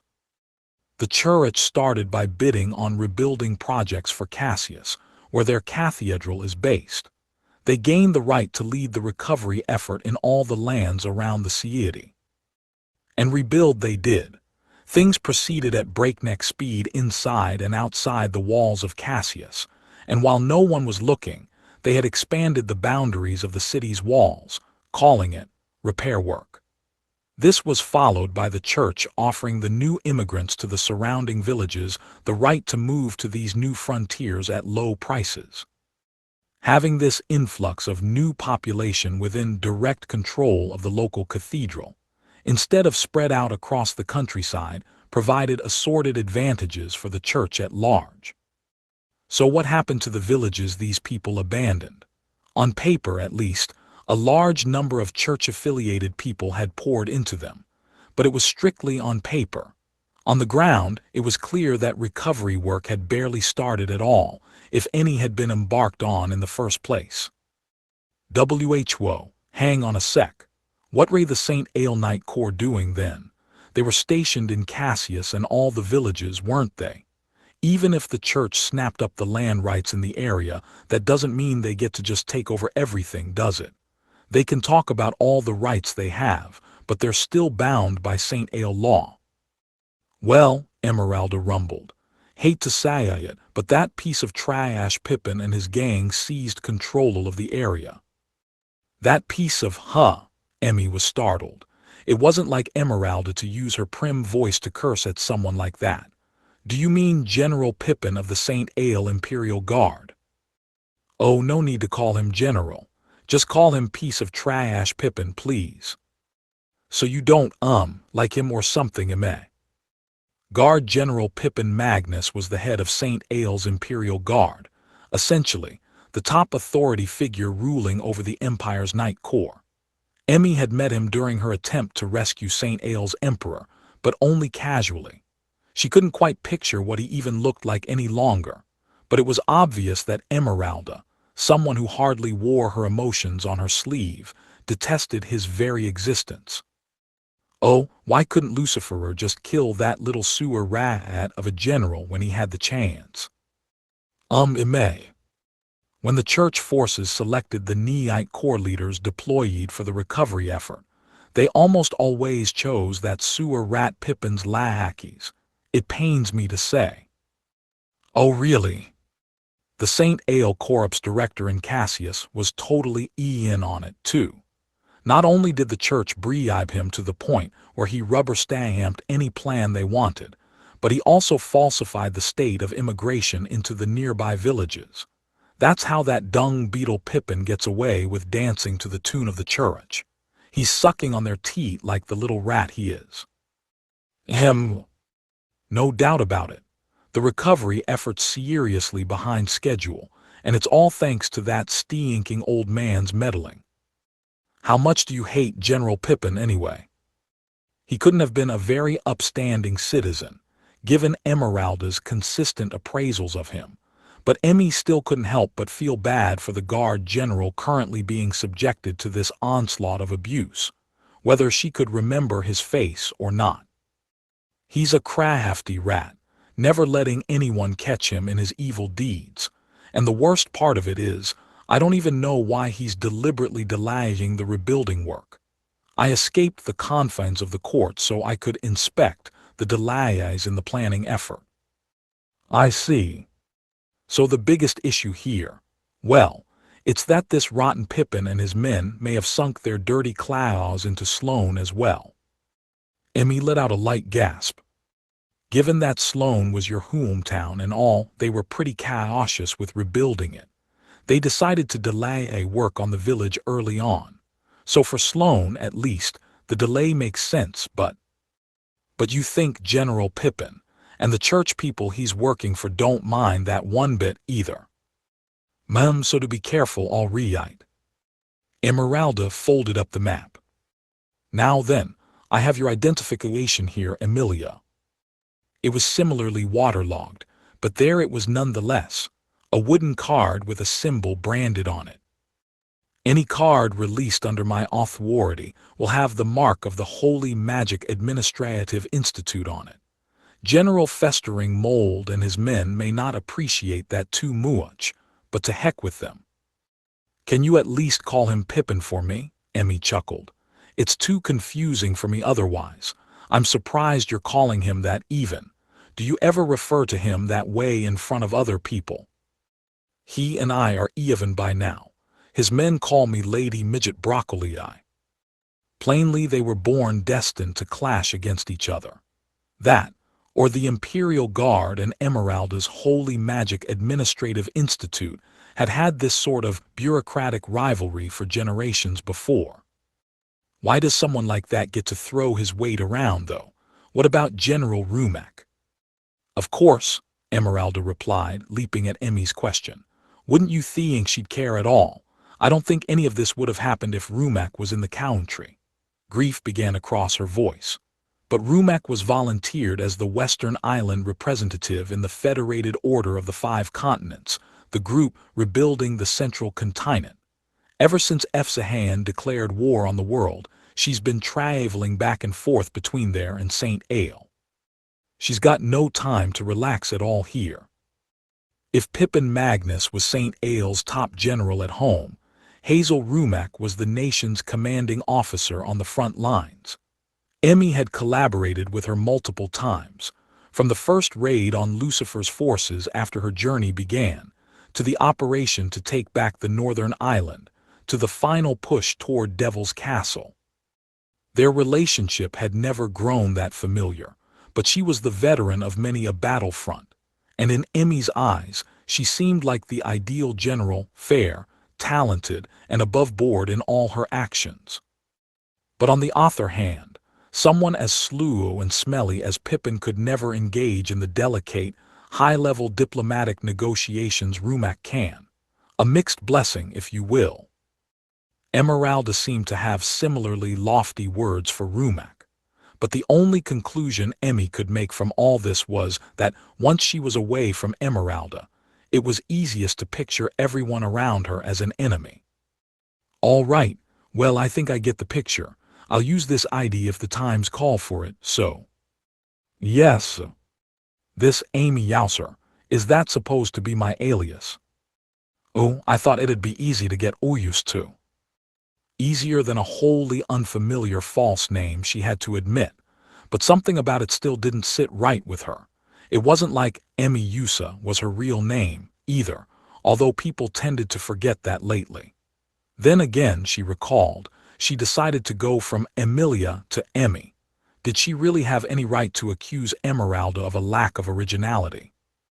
That whatever, it's fine, thanks. She carefully inserted the pass, emblazoned with the seal of Holy Magic Administrative Institute leader and court sorcerer Emeralda Eduva, into her bag. I'm prepared to camp out for a week with this stuff anyway. I'll find a clothing shop somewhere outside Cassius's walls without coming too close to them, and then I'll figure out the rest myself. I'll keep this ID hidden until I really, really need it. That would be smart, I think. Also, it won't repay your ruined clothing, but here's a little money for travel expenses. This is mostly Aernia silver coin, so make sure to wash it first. Emeralda nodded to herself before meekly offering Emmy a thoroughly soaked leather pouch. She took it, marveling at its weight. Thanks a lot, I'll try to pay you back somehow. Oh, don't worry. I can scrape up that much any time I want. Yeah, but it's the thought that counts, okay? It couldn't be helped, but life on Earth had changed Emmy to the point that she couldn't simply accept other people's money for nothing. And considering the weight of this bag, if it really was all Aernia silver, it didn't matter whether you converted it into Japanese yen or into Isla's going rates. It was a hell of a lot more than Emmy could procure by herself. Emmy considered the literal and figurative weight of this money in her life as she wiped the mud off the pouch. Merchants can only operate outside the castle walls in the daytime, right? She said. I can't help but think how nice it'd be if there was a denim mate 24 or a donkey okay nearby. Guess that's proof Japan's slowly poisoning me, isn't it? What those? Those are clothing stores and general stores in Japan. They're both open 24 hours. Wow, that's incredible, isn't it? Did you have much occasion to purchase clothing in the middle of the night in Japan? Not me, no, but I guess someone does if they're open that late. Those Japanese sure like working hard, don't they? My goodness, a store open all day and night. I couldn't imagine how they keep it going. I can hardly believe anybody works in the late hours even. Emmy had to chuckle. Don't bother trying to copy them. It just somehow all works in Japan, you know. Conventional wisdom in Isla dictated that the only people walking around at night were watchmen and pickpockets, both who often caught eye of the drunkards. No matter how safe a given region was seen as being, a woman traveling by herself was nothing short of suicide, unless the woman in question was the hero, basically. The system in Japan worked precisely because 99.9% of people there were born hardwired not to rock the boat, to live out their lives crime-free, and without bringing shame upon themselves and their families. It's really kind of a miracle, Emmy said to admonish herself. I'm gonna have to be a lot more careful walking around by myself here. The hero's party never has it easy, no. Yeah, you said it. The statement sounded familiar to Emmy's ears. She sighed. But enough wallowing in memories. Thanks for taking me here, Emma. Where should we meet up for the return trip? Well, about that. Wouldn't it be better if you kept this, Emilia? Emmy watched as Emeralda presented something to her. It was the angel feather pen. A grand treasure, one that let anyone open a gate whenever they wanted. Straight from the wings of her mother, Layla. It gave her mixed feelings. You can have it. Without much hesitation, Emmy pushed it back toward Emeralda. Among all the dirt and muck that covered them both, it still shone a pure, untarnished white. Even if I don't want to, I might run into some kind of interference. There's maybe a 1 in a million chance, but it's still there. So I want either you or Al to keep it. If it actually happens, it's better to keep our cards spread out. All right. After a moment's pause, Emeralda seemed convinced enough. She put the pen back in her pocket. In that case, there's no need to tell you where to meet, Emilia. I'll travel to Sloane for Yao. Are you sure? Emmy replied, not expecting her to go that far for her. I want you to spend as much time as possible in your siege, and I meant to inspect the general area regardless, so it'll be more natural this way. All right. I promise I'll find something useful for us. Emmy was astonished, deep down. At every occasion, no matter what, Emeralda was prepared for anything. Her friend, perhaps sensing that Emilia was starting to get a little too ramped up for her journey, placed a finger to her lips, smiled at the world-leaping young hero before her, and spoke in Illa's language. No need to work yourself up too much. What do I always tell you? Stay calm, stay cool, stay relentless on the battlefield. Emmy gulped. The words were harmless enough, but she could sense the force Emeralda put behind them. There was no doubt Emmy could destroy her in one-on-one battle, but Emeralda was the most powerful sorcerer in the human world, an equally shrewd and seasoned politician and courtier, and a clever fighter whose multi-layered strategies could take down even the greatest of powers. Her words, coming from the lips of someone capable of surviving alongside Emmy in battle, sunk deep. Yeah, you're right. Oh, I knew. And it's no longer just you in your body either. Emeralda smiled, the inscrutable edge now gone from her voice. I wish you wouldn't put it like that. Well, am I wrong? Alas, Ramus. Alas, Ramus. With a sigh, Emmy brought a hand forward and summoned the child. Yeah, sis. Oh, you're so cool. Cool. Emeralda's near scream made Alas Ramus's body tense up in midair. Please don't make her cry again, Emma. That was exactly what had happened when Emeralda had come to see Emmy in Japan, screaming in delight at the child, and freaking her out to the point of tears. "Oh, I'm sorry. Come on, alas Ramus, can you look at me? I'm not scary." "Ooh." Emeralda tried her best to comfort alas Ramus. The child wasn't buying it. "Alas Ramus, watch over mommy for me, Akue. Don't let her do anything too crazy." "Crazy?" "Oh, and be good, Akue. Listen to what mommy says."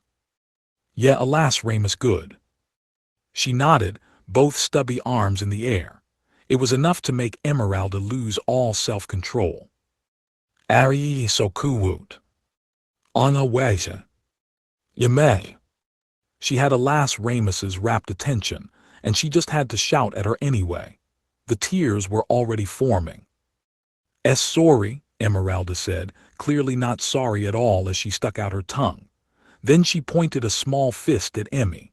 Emmy smiled in response, face stern, and reached out her own arm, crossing fists with hers. "Do not retain hope. Proceed forward. Then together. You must blaze your own trail to survive." The motto had found its start among the human forces after the battle against Lucifer, the first victory for mankind in the Devil King's army war. Even with Lucifer gone, the continued threat of the demons ruling in the central, northern, eastern, and southern lands remained fresh in every human being's mind. The hero's appearance, and her wresting the western island back, gave hope to all of them. But even then the frontline soldiers couldn't find much in the future to be optimistic about. The world had almost fallen to its knees in the face of the burning rage of the Devil King's army. The rebound engineered by the hero was nothing short of a miracle.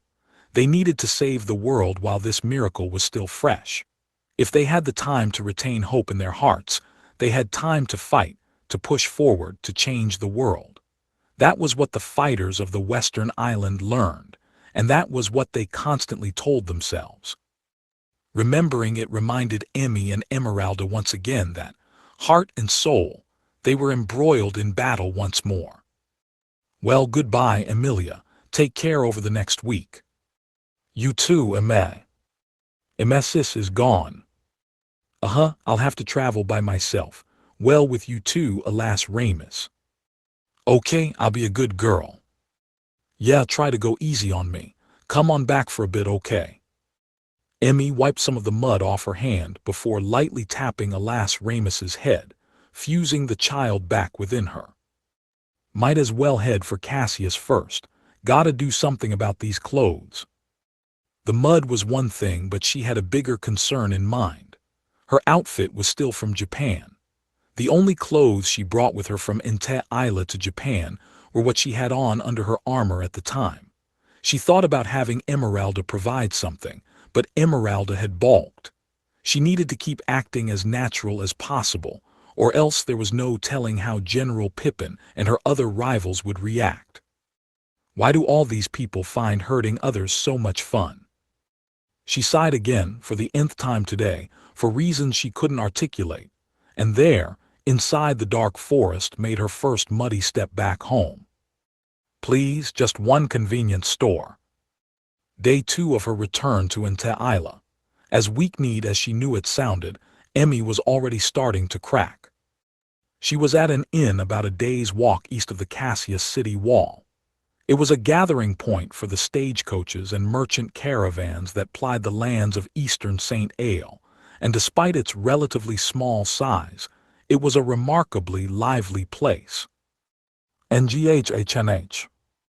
Alas Ramus was sleeping in bed, a pained expression on her face.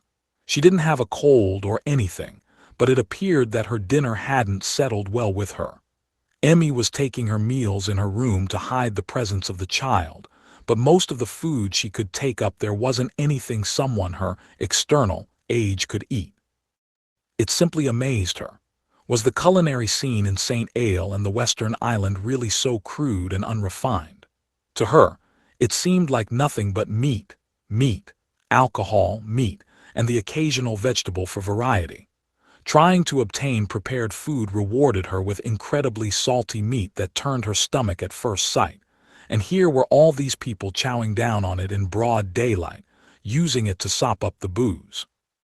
The village market she attended wasn't totally bereft of fruits or vegetables, but while they looked like what was available in Japan, they were completely different from the well-cultivated produce of her former home. On the first day, she stopped at a small, inexpensive inn near Cassius, using its kitchen to prepare whatever she could find that looked close enough to Japanese stuff and feeding Alas Ramus with it. But it was strange. The child was never a picky eater over there, but just a single bite of carrot was enough to make her twist her face and spit it out.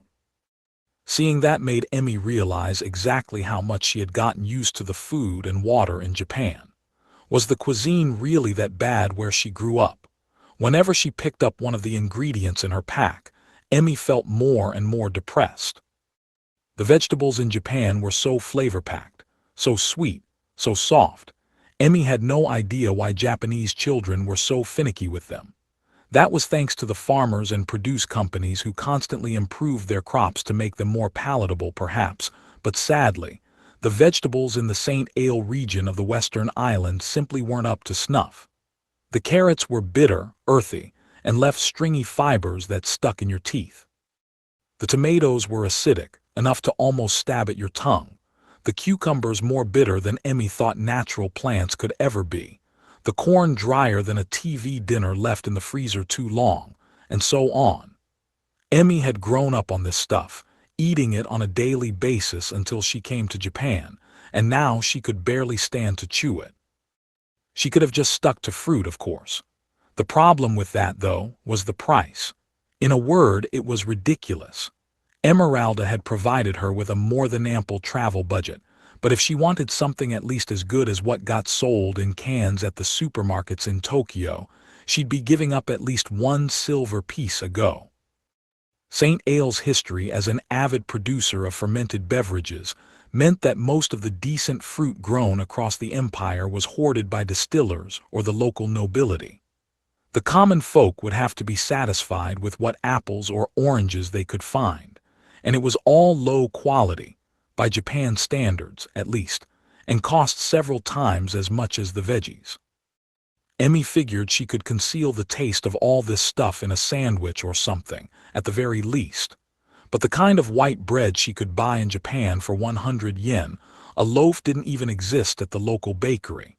Instead, it was nothing but wheat, wild oat, and rye bread, the kind of thing that went for a premium on Earth.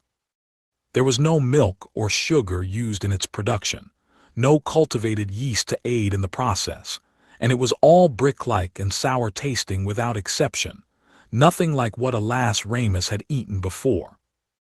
All this meant that, in order to keep her charge's stomach full, Emmy found herself resorting to the ready-made food she had brought from Japan, strictly meant as emergency rations, on day one. She quickly had to revise her entire approach to keeping themselves fed for the next week. The clothing issue had worked itself out quickly, even for Alas Ramus's swaddling, but she had never expected something as basic as food to be such a major issue. Still, she made it, and here they were on day 2. It turned out there was another problem facing both of them, one that she was too tensed up on the first day to notice. "I can't believe how dirty that toilet was."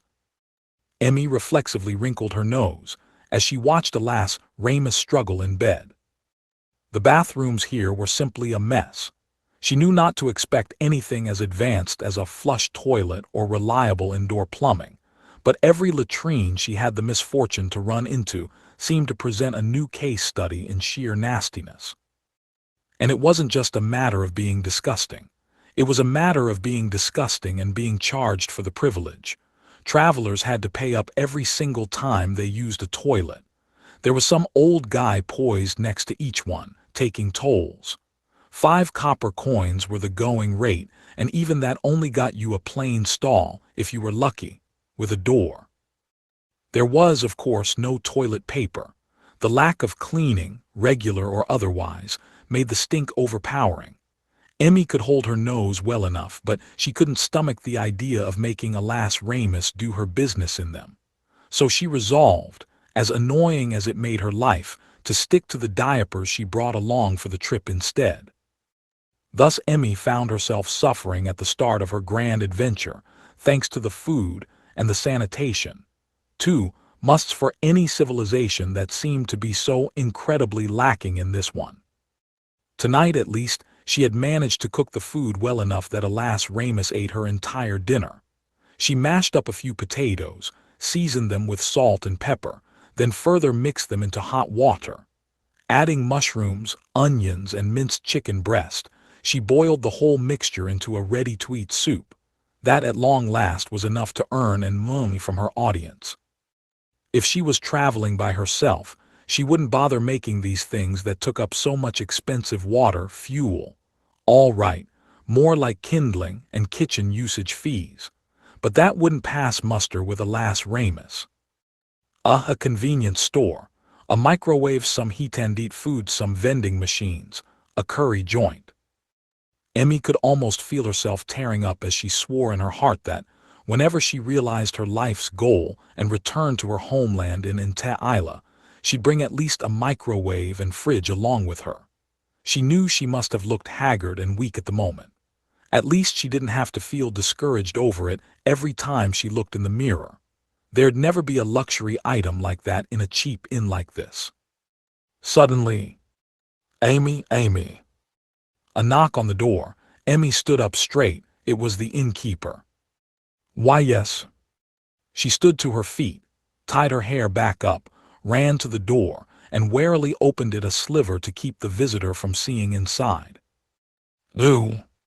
It really was the innkeeper, that old man standing in the hallway.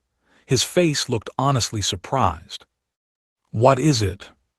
Oh, I wasn't expecting you to open up. Oh.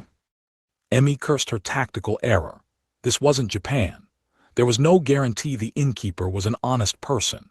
If this was some highway bandit disguised as the innkeeper, he would have elbowed his way inside the moment the door was unlatched. It was standard manners in St. Ale to keep the door locked after a knock until you were sure everything was safe on the other side. Even here, her experiences in Japan were hatching potentially troubling results for her. Regarding what you asked about, it looks like we have a caravan, that's slated to head through Valkrosk. I reckon they'd let you ride with them for the right compensation. Oh, was that it? Emmy nodded. The village of Valkrosk was about half a day's walk from Sloane. When she paid for this room, she inquired about immigrants or caravans traveling not to Sloane, but to the assorted villages that surrounded it. It would be foolish to reveal her real destination to anyone at the moment.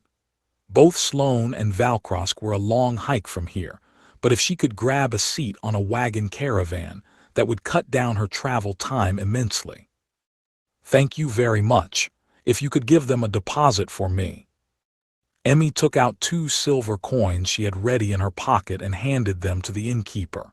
A cheap inn like this, with no security whatsoever, meant that Emmy could never reveal how much money she was carrying, not even to the boss. She remembered that much, and yet she had just flung the door open in front of this guy. So stupid. 2 silver coins were pretty high for a deposit, but Emmy meant one of them as a tip for the innkeeper. Don't cheap out when the times call for it. That's what Albert had taught her. Very well, good evening to you then. The innkeeper gave a satisfied nod to Emmy as he cupped the coins and left.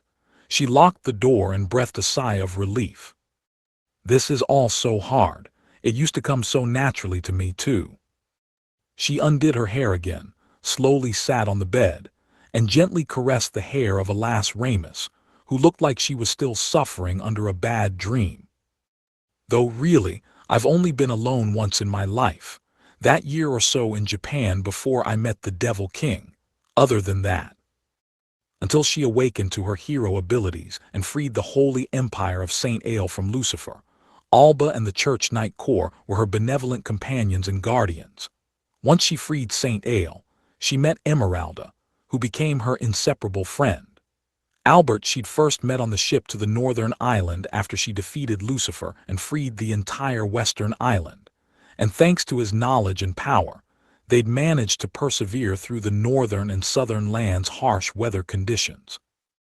Alciel's forces retreated from the eastern island before Emi and her comrades could test them in battle.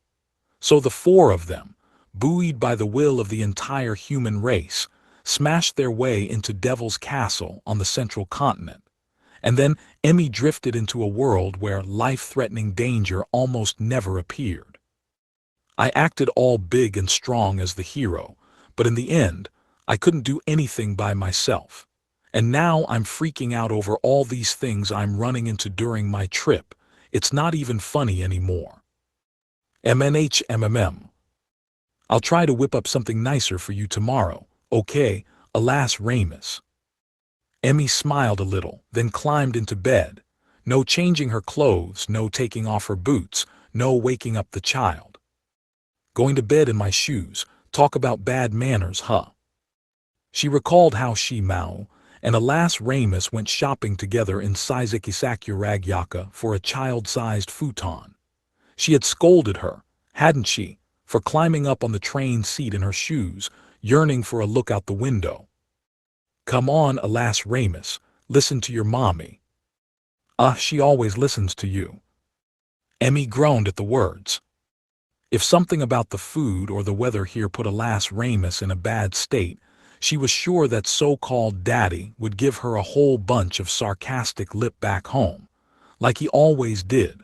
She wanted to avoid that, and another part of her couldn't believe she actually cared what he'd think. She sighed painfully. Daddy, huh? It was hard for her to admit, but compared to before, the drive in her to hate the Devil King, to slay the Devil King, was falling out of sight.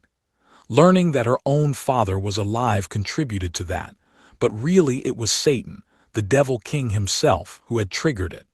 Sometimes, the hero just couldn't understand him anymore. There was that doubt in her mind again, the one percolating within her for the past several months they had spent together in Japan. Where did the personality, the character, the thoughts of Sadao Maō bubble up from? By this point, Emi was starting to wonder if Maō was really Satan at all.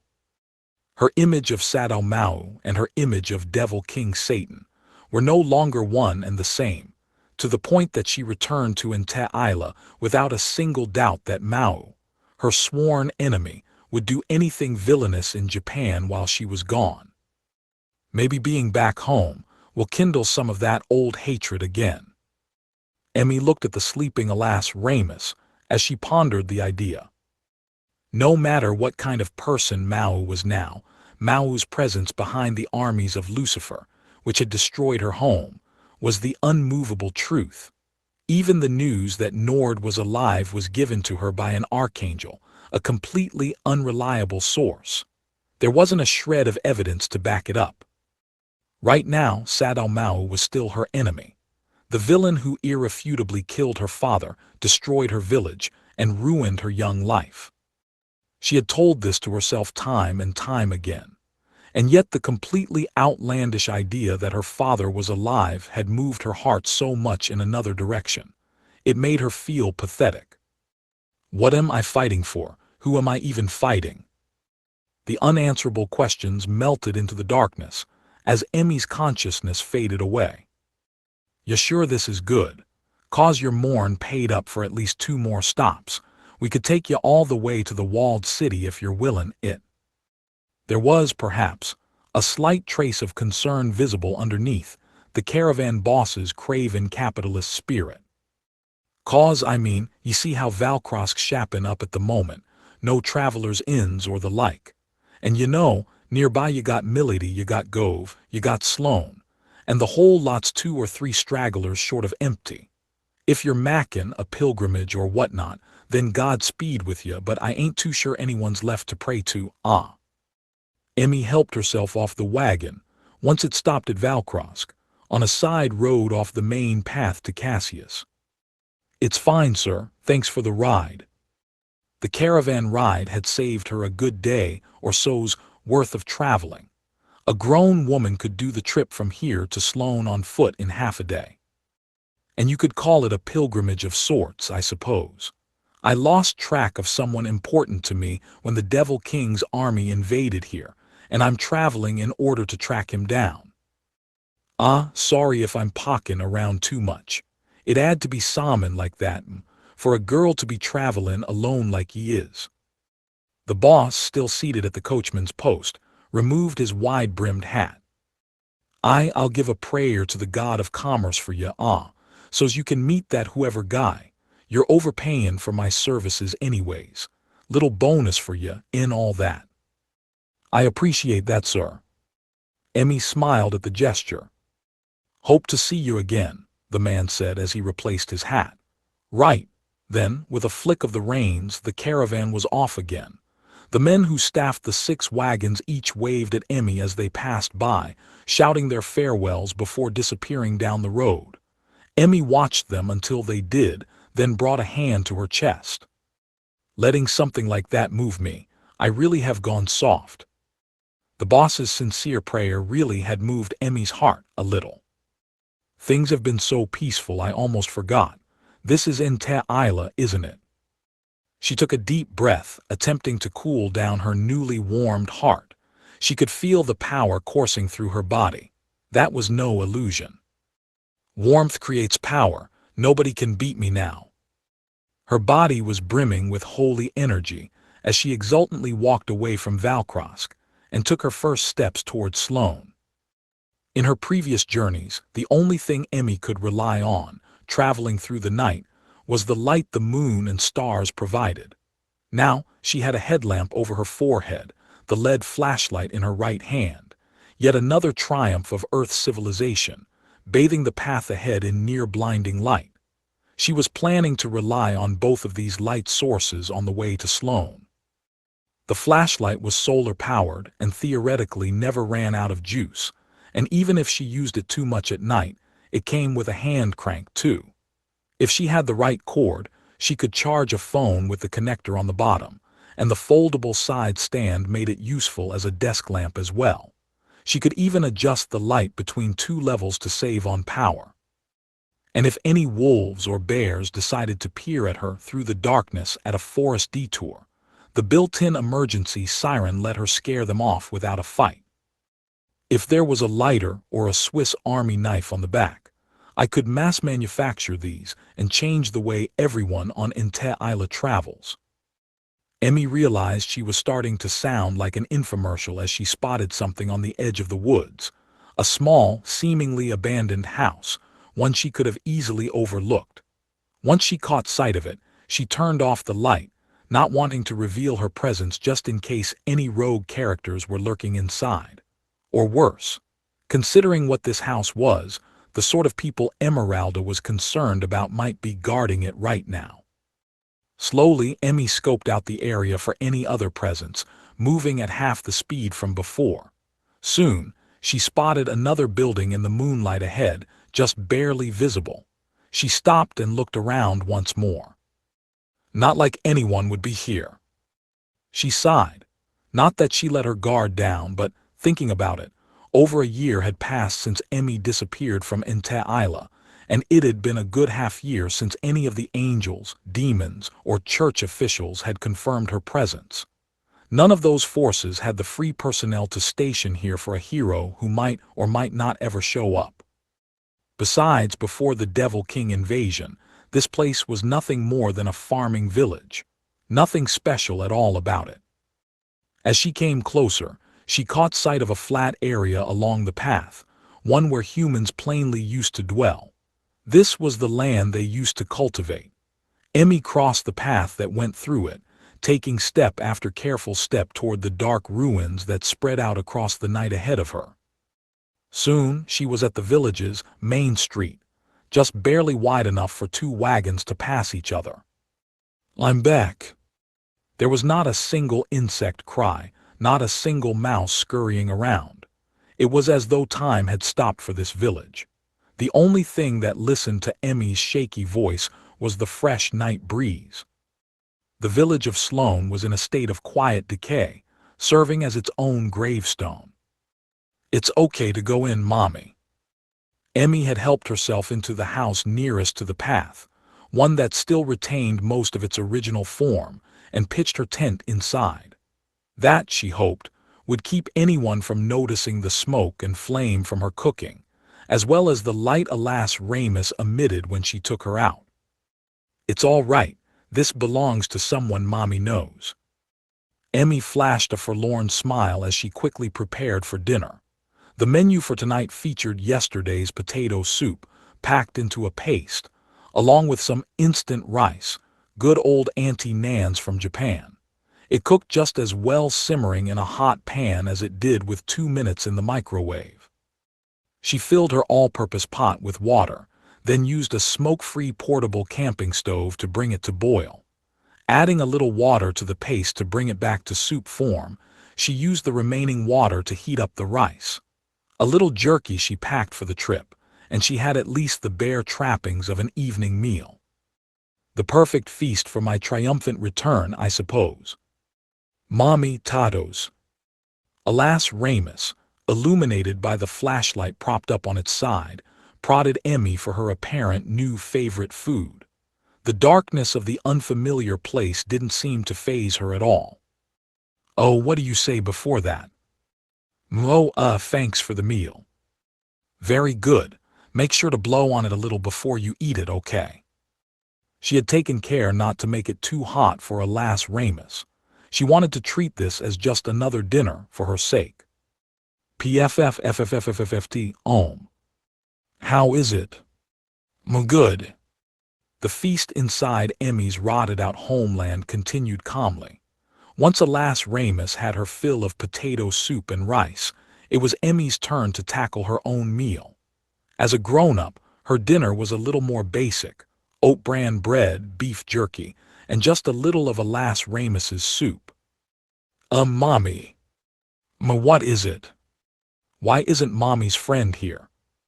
"Well," she must have interpreted someone Mommy knows as friend. Emmy coughed. "There used to be this man named Kofer who lived in here. It was the home of a couple, to be exact. A rather chatty pair, as she remembered them, maybe around 10 years older than her father. How about over there?" Instead of waiting for Emmy to finish, alas Ramus pointed out the window, toward the abandoned ruin across the street. "Oh, I think that was old Lady Lyarina's place. She was really good at knitting." "How come she's not there?" Emmy paused. What was driving alas Ramus? What part of her will drove her to ask? Was it just a child asking a simple question, or was that deeper intelligence she occasionally flashed asking Emmy for the truth? Well, these scary demons came to attack the village, and they chased them all out. The village fell victim to Lucifer's slavering fangs not long after the church took Emmy in. Considering the distance from Sankt Ignorato, on the western island's eastern edge, Sloane existed for maybe a month after she left. Or maybe not. Maybe the village was already a thing of the past by the time she had arrived at her sanctuary in the church. The hatred, the grief, her youth, and the crushing feeling of being lost in a great storm made her memories of the time indistinct. There was no way to find out the exact date now. She was attempting to swallow down her dark recollections, with a bite of bread when alas Ramus asked another question. "Mommy, is Gariel a demon?" "Huh. Scary make everyone cry. Is that Gariel?" "No." Why did Gabriel's name come up at a time like this? She knew that alas Ramus had been relentlessly hostile to him long before they had this current relationship, but it seemed awfully sudden to her. "Are demons the angels?" I'm sorry, alas Ramus, I'm not exactly sure what you mean." This triggered something in Emmy's mind. Alas Ramus seemed to understand what angels were from the moment she met her. But did she know what demons were at all? Through her role as the better half, alas Ramus had seen Maō and Ashia in their full demon forms a couple of times, and that did nothing to change her affection for them. "Mommy, what are demons?" That Emmy couldn't answer. Half a year ago she could have talked at great length about these merciless, bloodthirsty monsters. Now all she could come up with was the words Gabriel had for her, that angels were living things. Humans. "What do you think the demons truly are?" Suzuno's question seemed as fresh as before. Here was Satan, the Devil King, living out his life exactly like any other young Japanese man. He's a living thing, too. And what does that mean? Emmy had no answer for that and therefore no answer for Alas Ramus. Mommy. And there was another reason for her silence. The scary demon that chased them all away from the village was none other than the daddy Alas Ramus adored. As the hero, as a human being, there was simply no way Emmy could tell Alas Ramus that her daddy was an enemy worthy of her scorn. It wouldn't help her in life, a part of her mind told her. And more than that, she had nowhere near the amount of resolve required to tell her that Alas Ramus's blade would need to cleave through Alas Ramus's daddy sooner or later. Not at this moment. At this moment, with the possibility that her own father was still alive, she wasn't sure whether that fateful strike even needed to happen at all. Either way, betraying her daughter's love in order to dispel her own hatred would be exactly the kind of demonic behavior Emmy detested. This is getting so irritating. Recalling the dopey-looking image of Maō in her mind, all the way over here, made Emmy experience a sudden feeling at the pit of his stomach. Not of hatred, not of resentment, but of a light, dry sense of irritation. I give him a little slack and he starts causing trouble for me all over the place. I'm sitting here, going through the motions, talking breathlessly about my great ambitions or whatever. It's ridiculous, isn't it? Ooh. Listen, Alas Ramus, demons are cowardly, they're cunning, and they're incredibly egotistical. Cow-e-go-go. What does Chiho even see in that guy anyway? It makes no sense to me. Ooh, I don't get it. She knew she was getting irritated over completely inconsequential matters. But then Emmy remembered something. She smiled in the flashlight's illumination. I know, Alas Ramus. Once we return home, why don't you ask Daddy? Daddy? Yeah, try asking Daddy what a demon is. He's really smart, so I'm sure he'll tell you all about them. Okay. It was positively devious of her. But it didn't seem fair, either, that Emmy had to be the only one preoccupied about the relationship between Maō and Alas Ramus. It was about time Maō gave a little thought to her future, too. Imagining him falling into a panic at Alas Ramus's innocent query made a smile naturally emerge on her face. I better give him an earful once I get back. When can I see Daddy again? Oh, in a little while. We've got Chiho's birthday party coming up, so I'm sure Daddy'll be around for that. He would be. Emmy didn't mean anything deep by it. She was just laying out her plans for next week. Well, it's still a bit early, but we'd better clean this up and get to sleep. I'll have to be up early tomorrow. Emmy inserted all her possessions except for her sleeping bag and flashlight into her knapsack, took Alas Ramus into her arms, and unzipped the bag. Fluffy, the child exclaimed as she patted at the thick down lining. Hey, stop playing with it. She pouted a bit at this admonishment, but within Emmy's arms, she quickly began to prepare for a good night's sleep. Mommy, tell me a story. A story, him. It wasn't that Alas Ramus had never asked for a bedtime story before, but it was far from common. Emmy thought up a few fairy tales and fables from Earth, but then shook her head and turned the flashlight down to its dimmest setting. Well, how about I tell you an old story from Inte Isla? It's about a young prince who came to rescue a princess after she was kidnapped by a scary demon. She placed a hand on Alas Ramus's stomach inside the sleeping bag, moving it up and down like she was beating out a rhythm.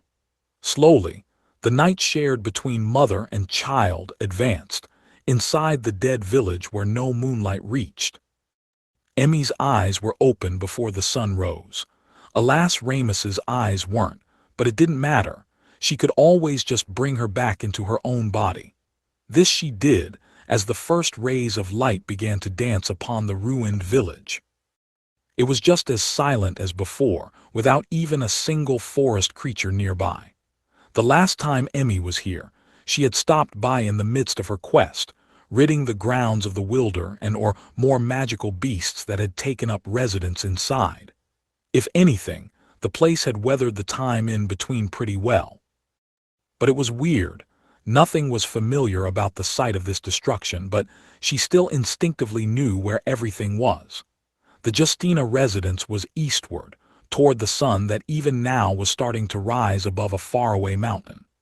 As if attracted to it, Emmy left the main street and traveled to a point some distance from the village center.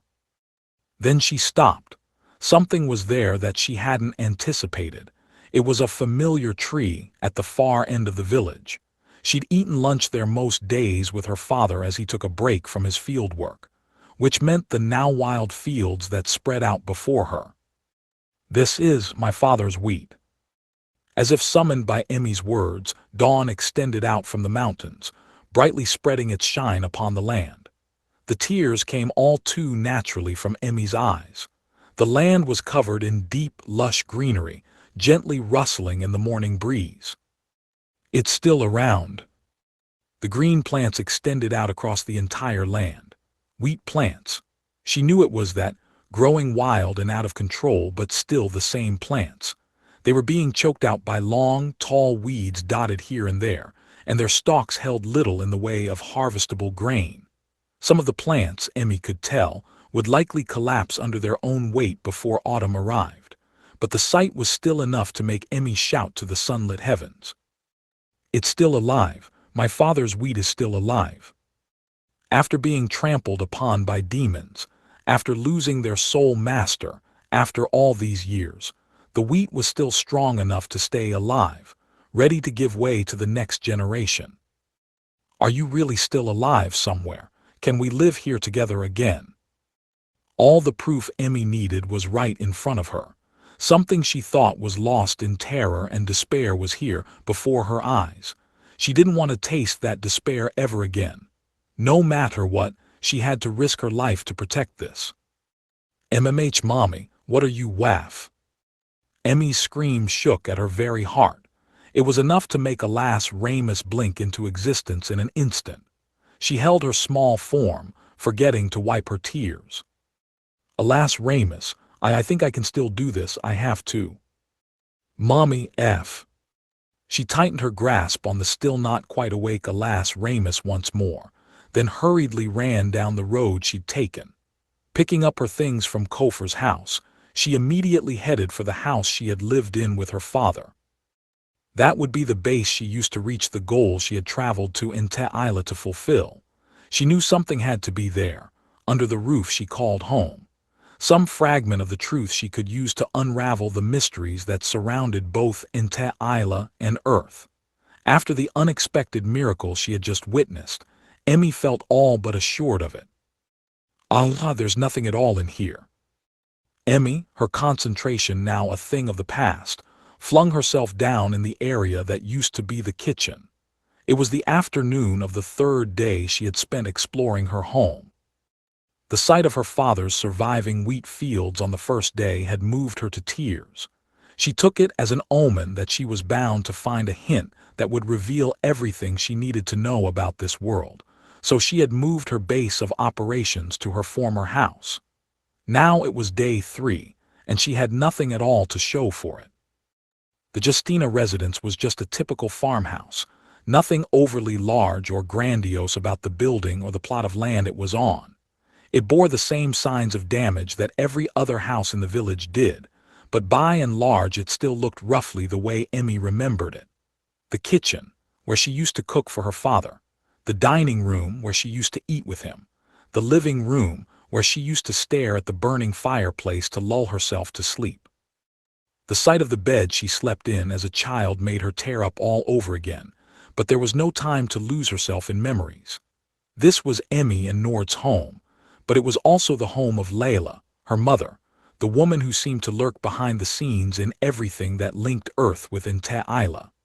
There had to be something she didn't pick up on as a young girl, something they didn't let her touch, someplace she hadn't been allowed into before now.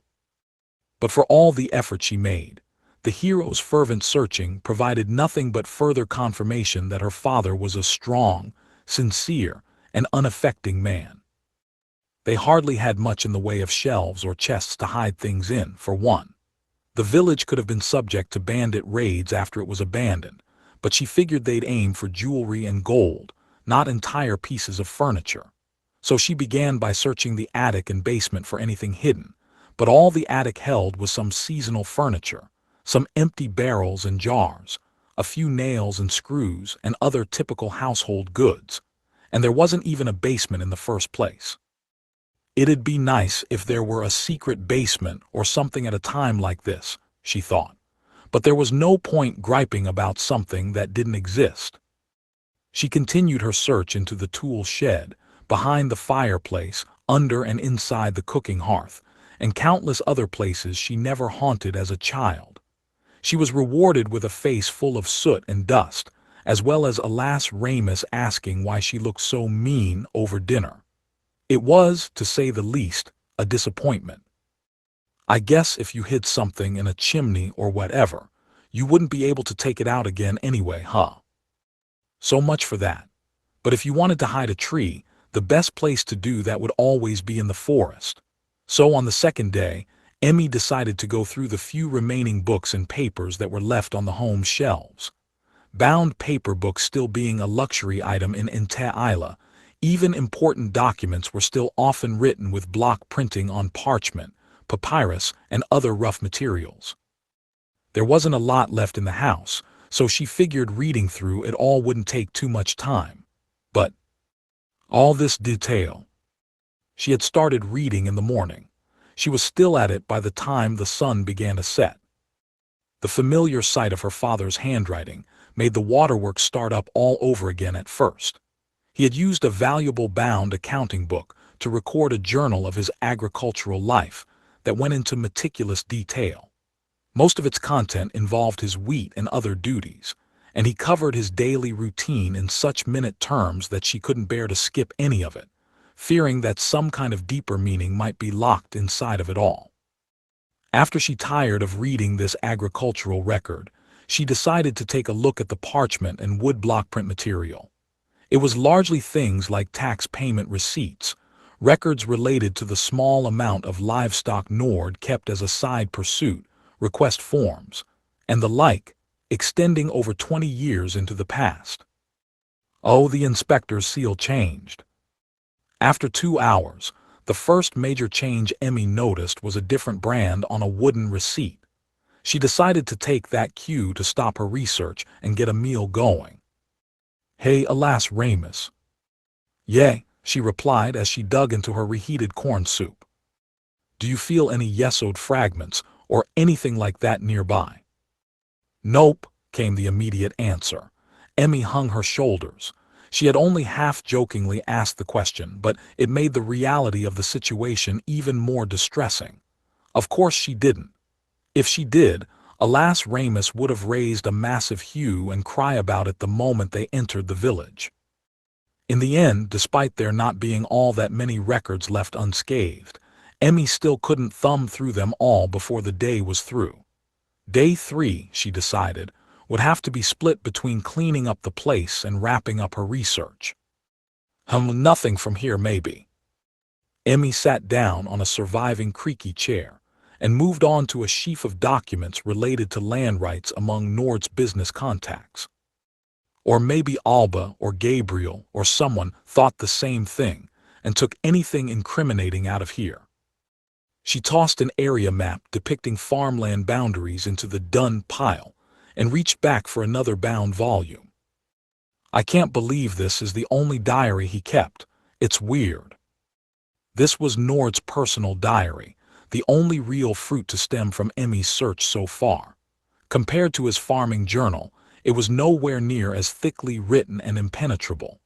He made sure to add an entry in that journal every day of his life, but with this diary, he kept a pace of once a week at best. It was more of a weekly summary of events than a diary.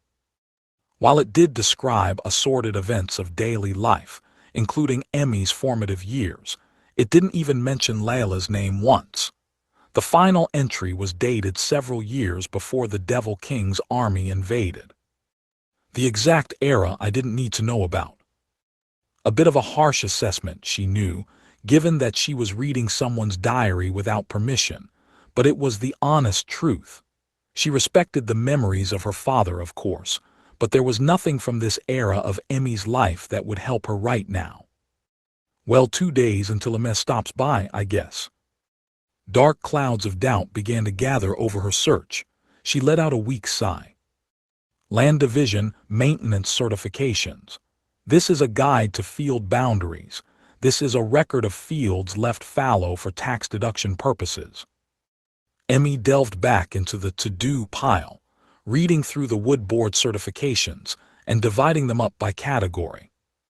Payments for town maintenance deposits. Oh, wow, the village mayor's New Year greeting got stuck in here. And over in these parchments, these are all permits and titles, huh? She was getting used to this now, sorting through the documents like a seasoned secretary. Fixed-period lumber rights for the common wooded areas and exposition permit. Wow, I had no idea you needed that. After that, our Baron's home building permit, construction permits, expansion permits. This is all house stuff, I guess. Farming tool shed building permit. Here's a permit to clear out a new field. Emi's hand stopped on a certain sheet of parchment. I thought all the land-related stuff was in this pile. Did this get misfiled? The field permit was filed at about the same time as the house Emi was in right now was built. Nord must not have been fully categorizing his business documents, yet perhaps it was forgotten about over time. Emi was just about to replace the field building permit with the others when something caught her eye. Wait, what? She gasped a little and peered at the lettering on the parchment. Where is this? The permit granted the Kasin the right to establish a new field for farming purposes, provided by the local baron and village chief based on previous tax revenues and harvesting figures. It was a cheap way for farmers to obtain more arable land, assuming they were willing to clear it out themselves, but it also increased their tax burden, whether the new land produced viable crops or not.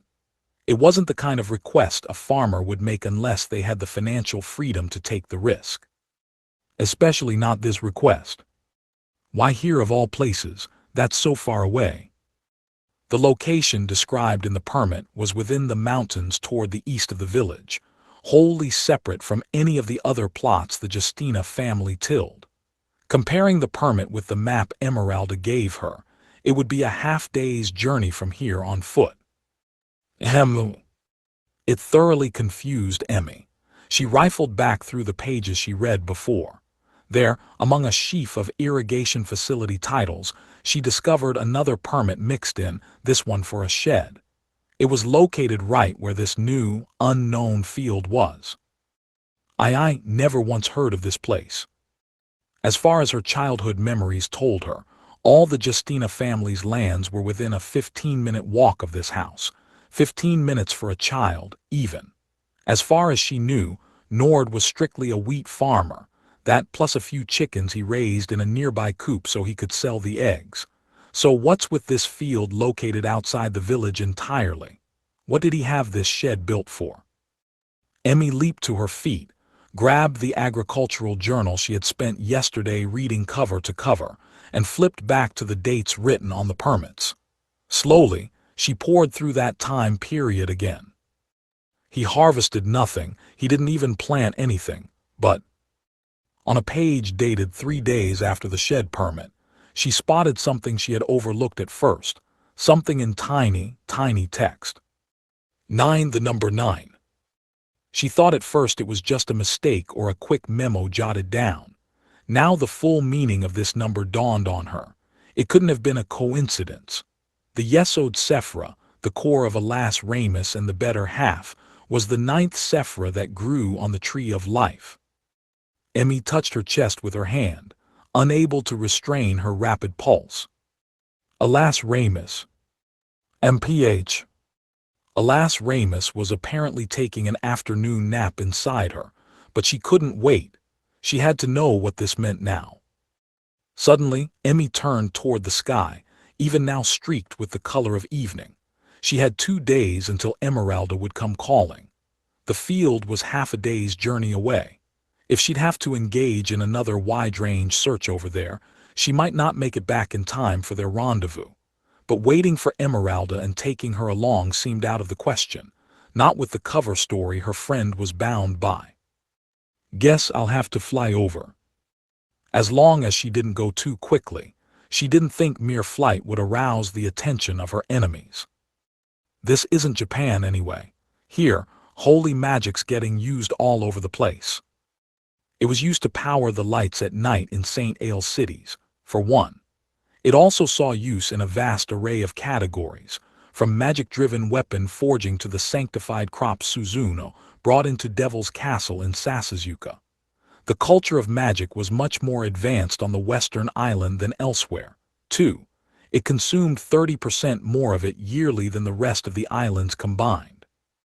Considering the time she'd be aloft, and the position Emeralda was in, extending her stay here posed far more problems than quibbling over whether to use magic or not. I kind of promised Chiho, too, Emmy said to herself as she looked at the beloved Relax-A-Bear wristwatch on her left arm. She had left it on for the trip, so she could compare the passage of time on Inte Isla with that on Earth. It was a miracle, perhaps, but it seemed to her that the two planets operated roughly on the same day-night schedule, accounting for time zone differences. And Chiho and Emmy's birthday party was scheduled for September 12, Earth time. No point breaking that promise. Emmy tucked the 2 permits into her knapsack, then began packing up the rest of her open equipment. Hope I can stop by again real quick before I go, she said before stepping out the front door. She gave her home another look. By and large, it looked just as it did in more peaceful times. Her lips tensed up.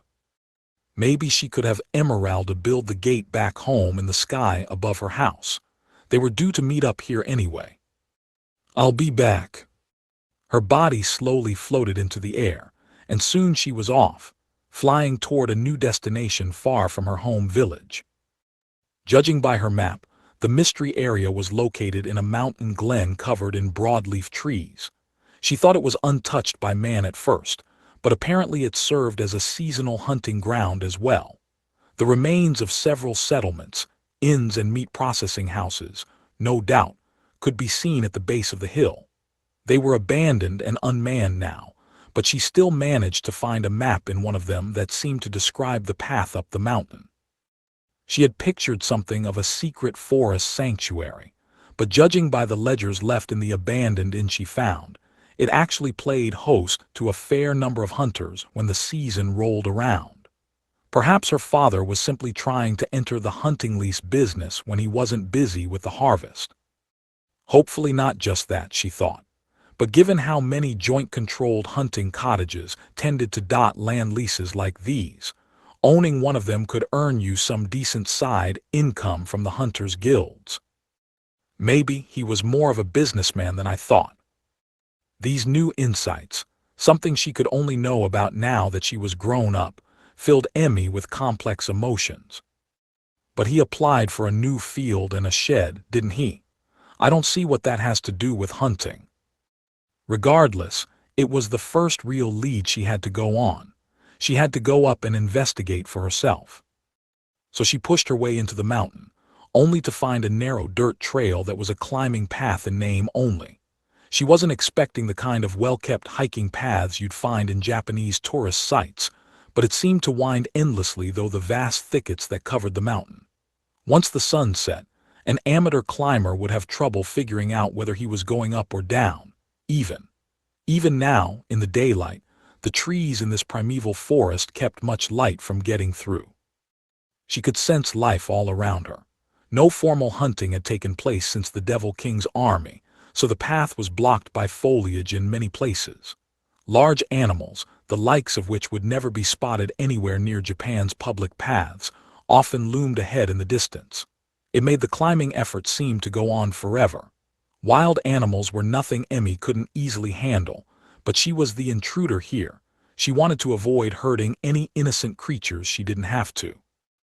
Maybe it'd be better if I scoped it out from above, or maybe not. Emmy wiped the sweat from her brow as she looked upward. The vibrant branches of all the deciduous trees surrounding her were what made this forest so dim. They would block any potential overhead view of the ground.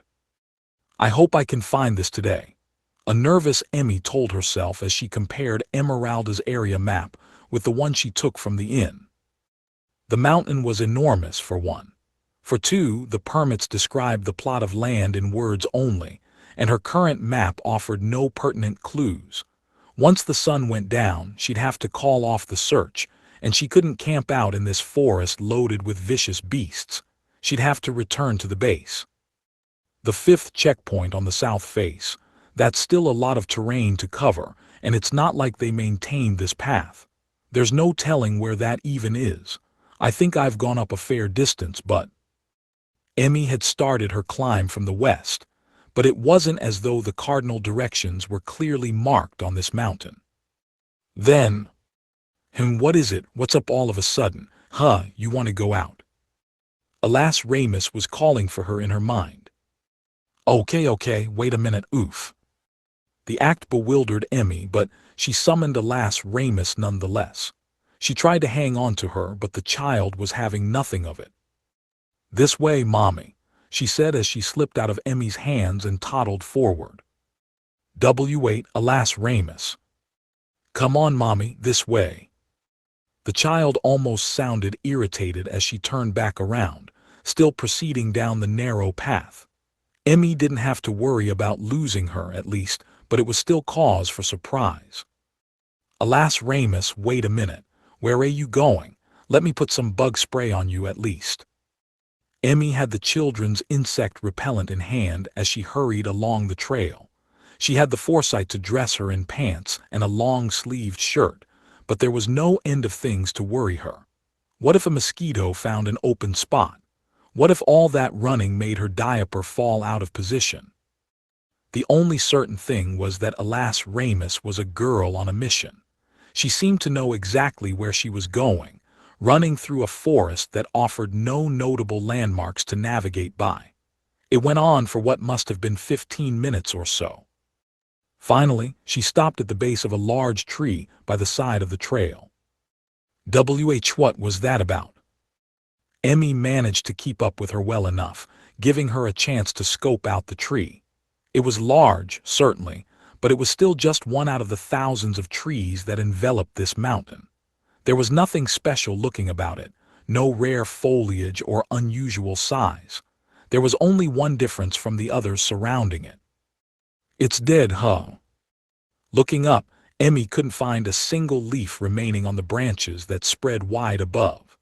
The moss and ivy growing around its trunk would never find purchase on a living tree. What's up with this tree, Alas Ramus?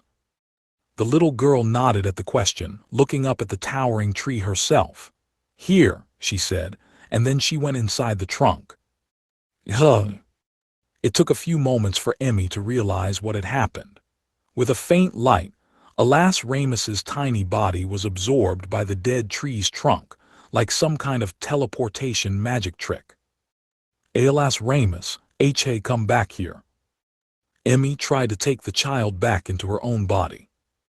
Alas Ramus, hello. But she didn't return. The holy silver that formed the sword within her showed no sign of coming back. Calling for her produced nothing but silence. Are you kidding me? What's going on, Alas? Just as Emmy was about to go into full panic mode, she heard something. Mommy, you ready yet? Alas Ramus, looking completely unperturbed, stuck just her head out of the tree. A white, misty light formed the border between her body and the trunk of the tree, a little purple light coming out of her forehead. Alas Ramus. Mommy, over here, you can go in, hurry. Then she sunk her body back into the tree. What do you mean, I can go in? The child was safe, but the flustered Emmy didn't know what to do with her. Gingerly, she touched the tree's trunk. It's just a tree. It felt exactly like a dead tree. Even when she applied a little force, there was no sign she could just waft through like Alas Ramus. Alas Ramus, come back, I can't go in there. This time, there was no response to her pleading. What are you? What's even going on here? Emmy crouched down to examine the tree's base, where she last saw Alas Ramus. Touching it, it felt exactly the same as before. Then she realized something. The child's head glowed purple when she stuck her head out just now. That glow came from the yesod fragment at her core. Is that what it is? Alas Ramus and her better half-sword were already inside the dead tree. That left two fragments for Emmy to work with. The cloth of the Dispeller, and the one that used to be engraved on the sheath of the jeweled sword that belonged to Kamio, the Devil Regent. Emmy took out a small bottle with the fragment inside, the keychain of sorts she had made with parts from Takyu hand not long ago. She instilled it with holy energy, not sure if it would work at all or not. Ugh! She had only put in a little, fearful of angelic detection. But the fragment inside the bottle fired a beam of purple light straight into the middle of the tree trunk. Is this what you need? Emmy asked nervously as she placed a hand on the point it lit up. It went right through without any resistance. Yes. At the same time, Emmy felt a powerful force pulling her into the tree. In an instant, there was no more trace of her. Between the load on her back and the complete lack of resistance, Emmy found herself tumbling to the ground in very unheroic fashion. The ground smelled earthen to her, wrinkling her face as she slowly rose. The sight before her made Emmy gasp. Beyond the light of the tree there was a path, a rough one, trodden mostly by animals, but it was lined with well-kept trees at regular intervals, like a sidewalk in Tokyo. Nothing was natural about it. Hi, Mommy, hurry. Alas Ramus was a little ways ahead, waving furiously at Emmy. She was glad the child was safe, but her face hardened quickly afterward as she proceeded forward. Once she was sure Emmy was on her way, Alas Ramus continued on. This path had to be connected to her parents somehow. The mere fact that Alas Ramus and Emmy's yesod fragment sniffed it out was ample proof of that. Time seemed to pass here, just as it did outside the dead tree's light. Emmy moved on, holding the yesod fragment to her head like a flashlight in the darkness. It was a quiet trail, no birds, no insects, no other creatures, nothing to stay her pace for the next 5 or so minutes. Once she did, she suddenly discovered an open space that housed a single small shed. The land next to it had been plowed, the remains of a field perhaps. Several trees bearing edible fruit were planted in it, trees the likes of which Emmy never spotted outside. Nobody was around, and it looked as though nobody had been for a fair while, but it still made Emmy's heart race like it never had before during this trip. The sun was already threatening to disappear entirely beneath the horizon. In its place, 2 moons and a fleet of bright stars were taking their places in the night sky, just as they would have outside. From their positions, Emmy could tell she was on the mountain's south face, where her father's land was. Mommy! Alas Ramus was waiting at the shed door. Emmy put the yesod fragment in her pocket and walked up to her. Alas Ramus, she found herself asking, what is this?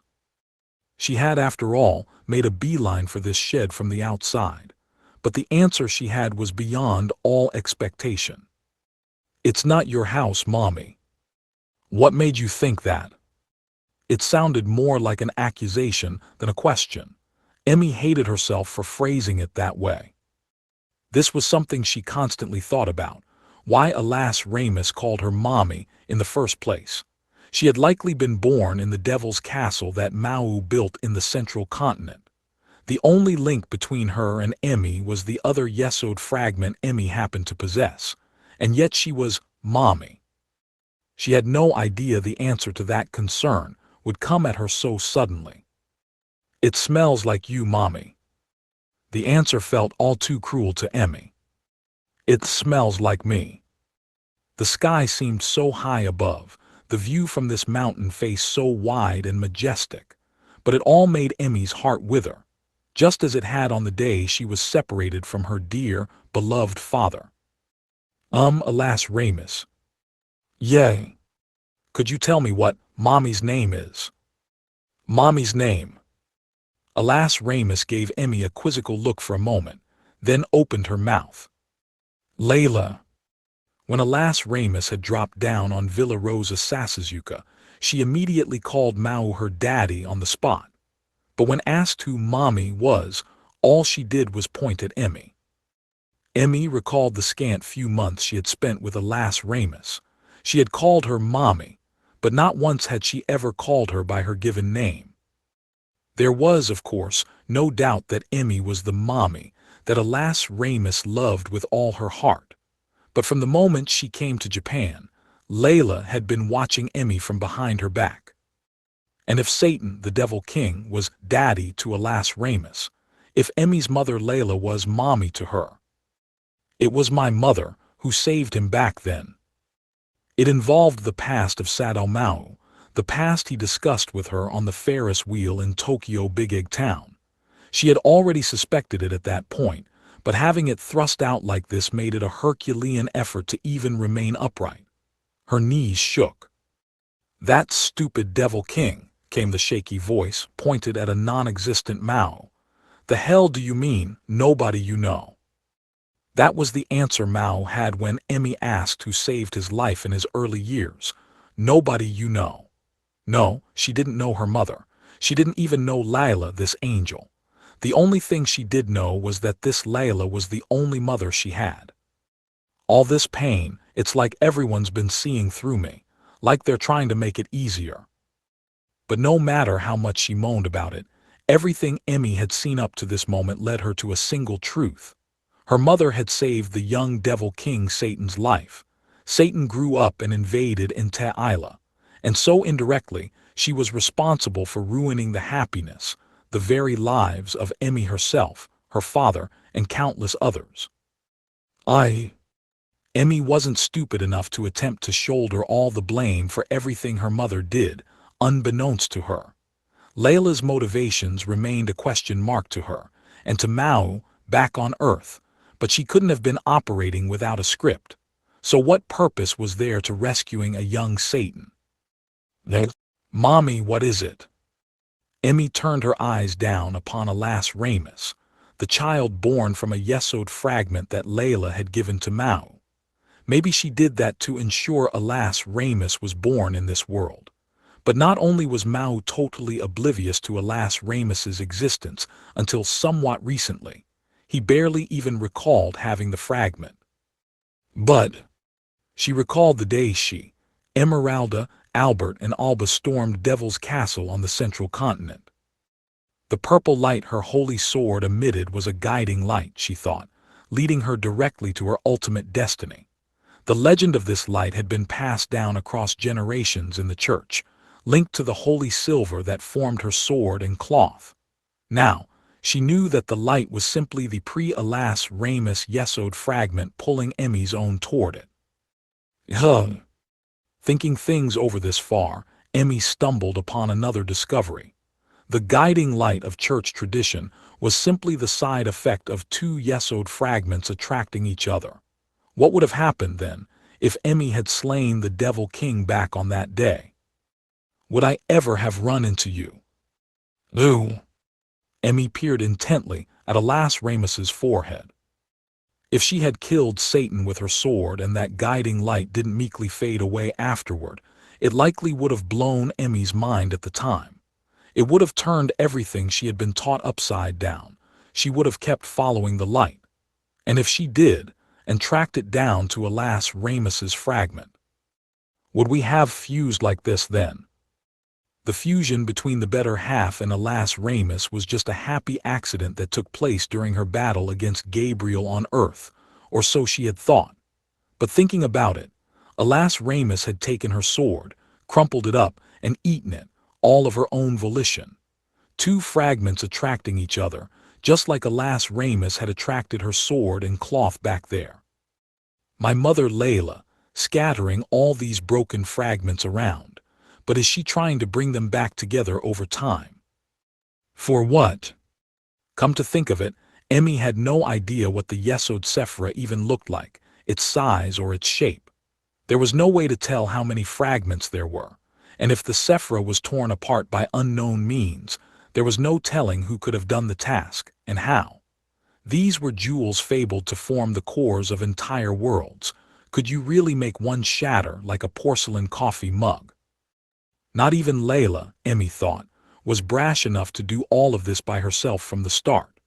The presence of a single unclaimed fragment was enough to make the guardian angel Gabriel and Archangel Sariel go into a frenzy to track it down. She had to have an accomplice, and if so, it had to be someone in heaven, someone close to her. But who?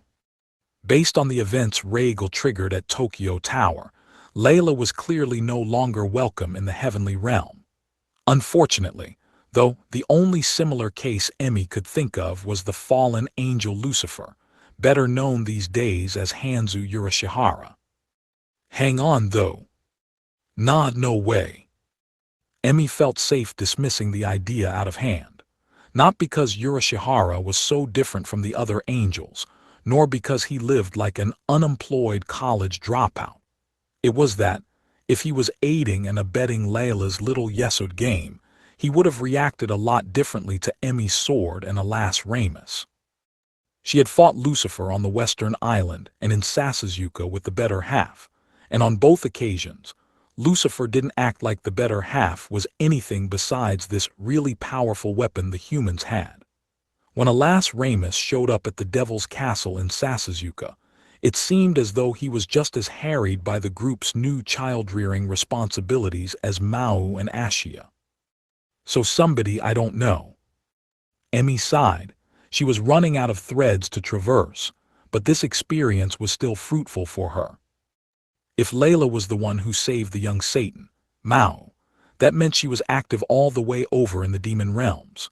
There might be other fragments over there, and if her mission was to bring the fragments back together, Emmy couldn't guess why yet.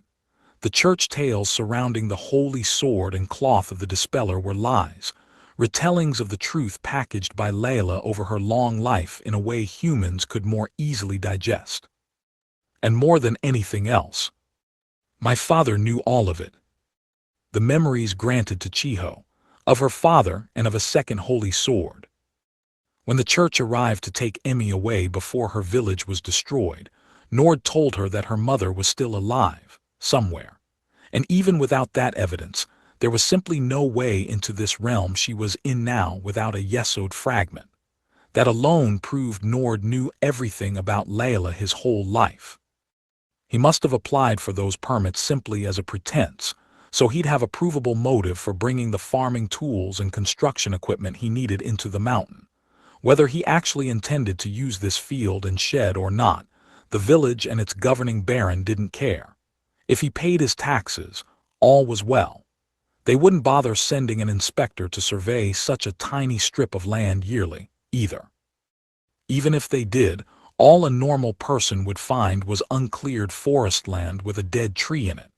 They'd assume Nord failed to cultivate it, and that would be that. That, and now I know something else too. Emmy reflected back on the single path she traced on her way to the dead tree. My mother was the one who really made this place. Her father was no master-level sorcerer, that much she was sure of. Even if he was, not even Emeralda could likely build a space locked away to everyone except Yesod fragment holders. So, I need to comb this place. There's got to be some secret behind my parents to find here. She had discovered no answer, no shining path out of the complex maze of truths she was lost in. But she couldn't lie down and say uncle now. She had an enormous hint dangling in front of her. Nobody I know, huh? Emmy realized that, as she traversed that maze of thoughts, the shaking in her body had stopped.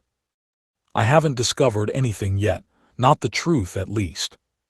She didn't need to wallow in despair yet, not until she found her answer. Well, better start by ransacking this shed, I guess, she shouted, drumming herself forward in an attempt to brighten her mood. Let's go, alas Ramus. She was out of sight again. Alas Ramus, where are you? No answer. Oh no. This was steppe land poised on top of a steep mountainside. There were no fences keeping people from toppling over the far edge. Emmy's face turned pale. Did she fall off while she wasn't paying attention? There was no concern about her wandering far away, and alas, Ramus could fly whenever she wanted to anyway, but could she exercise those powers when she needed to? That was hard to say. But if she hurt herself off the step... Emmy stepped behind the shed to kick off her search. It didn't take long. "Oh, is that where you were?" She spotted the girl from behind as she stood in place. It made her breathe a sigh of relief. "Come on, alas, Ramus, time to go back inside." No response. "Alas, Ramus, what is it?" Still no response. Emmy walked up to her, only to discover what alas Ramus was staring at. Did they plant something here? The passage of time had led to all manner of weeds covering it, but on the ground before alas Ramus was a visible depression, as though someone had buried something large down below. "Asith. What is it?" Asith. Hug. "Mommy, where's Asith?" Asith. "Asith, where's Asith?" she shouted, staring right at the depression. "Mommy, Asith here. Asith was here, but she's gone. Why?" Hey, calm down a second, alas Ramus, who's Asith?" Emmy couldn't hide her concern for the child's sudden transformation, but she could tell something important was about to happen. Whenever alas Ramus grew this talkative, whenever she started using this unfamiliar terminology, whenever she exhibited these sudden mood swings, it always had to do with the Sephira. She tried her best to divine the proper name. Alas, Ramus was having trouble pronouncing correctly. "Alas, Ramus, when you say Asith, do you mean Asith Allah?" The term had appeared from her father's memories in the field, the ones replayed from Layla to Chiho and from Chiho to her. Nord said it himself, Asith Allah, the bladed wing, in the Centuriant language. Emmy had assumed it was the name of the other holy sword she had heard about. But now alas Ramus had just used it, called it a she, said she was here. And Emmy had already seen someone or something of the same nature as alas Ramus before. It was Iron, a child born from the Sephira known as Jevura. So what was Asith Allah, this presence with the same wing reference in her name as alas Ramus? What's the name of the child born from the Yesod Sephira? Asith, I came from it. Asith, where's Asith? Alas Ramus all but cried out for someone, or something, that wasn't there. If Maō could be believed here, alas Ramus would have been born from a Yesod fragment buried in soil. Emmy could easily imagine the fragment that formed Asith Allah being buried under this depression, and considering how much time had passed since anyone had been here. Alas Ramus, I'm sorry, but I don't think she's here anymore. No, Mommy, find Asith. I smell Asith, she's here. Please, alas Ramus, calm down. I'm sure Asith went off somewhere just like Aron did. Alas Ramus wasn't having any of it. She had demonstrated her own will before, deactivating the better half by herself against Emmy's will during the encounter with Aron. But now, as she sought Asith Allah's presence, she seemed even more severe with Emmy.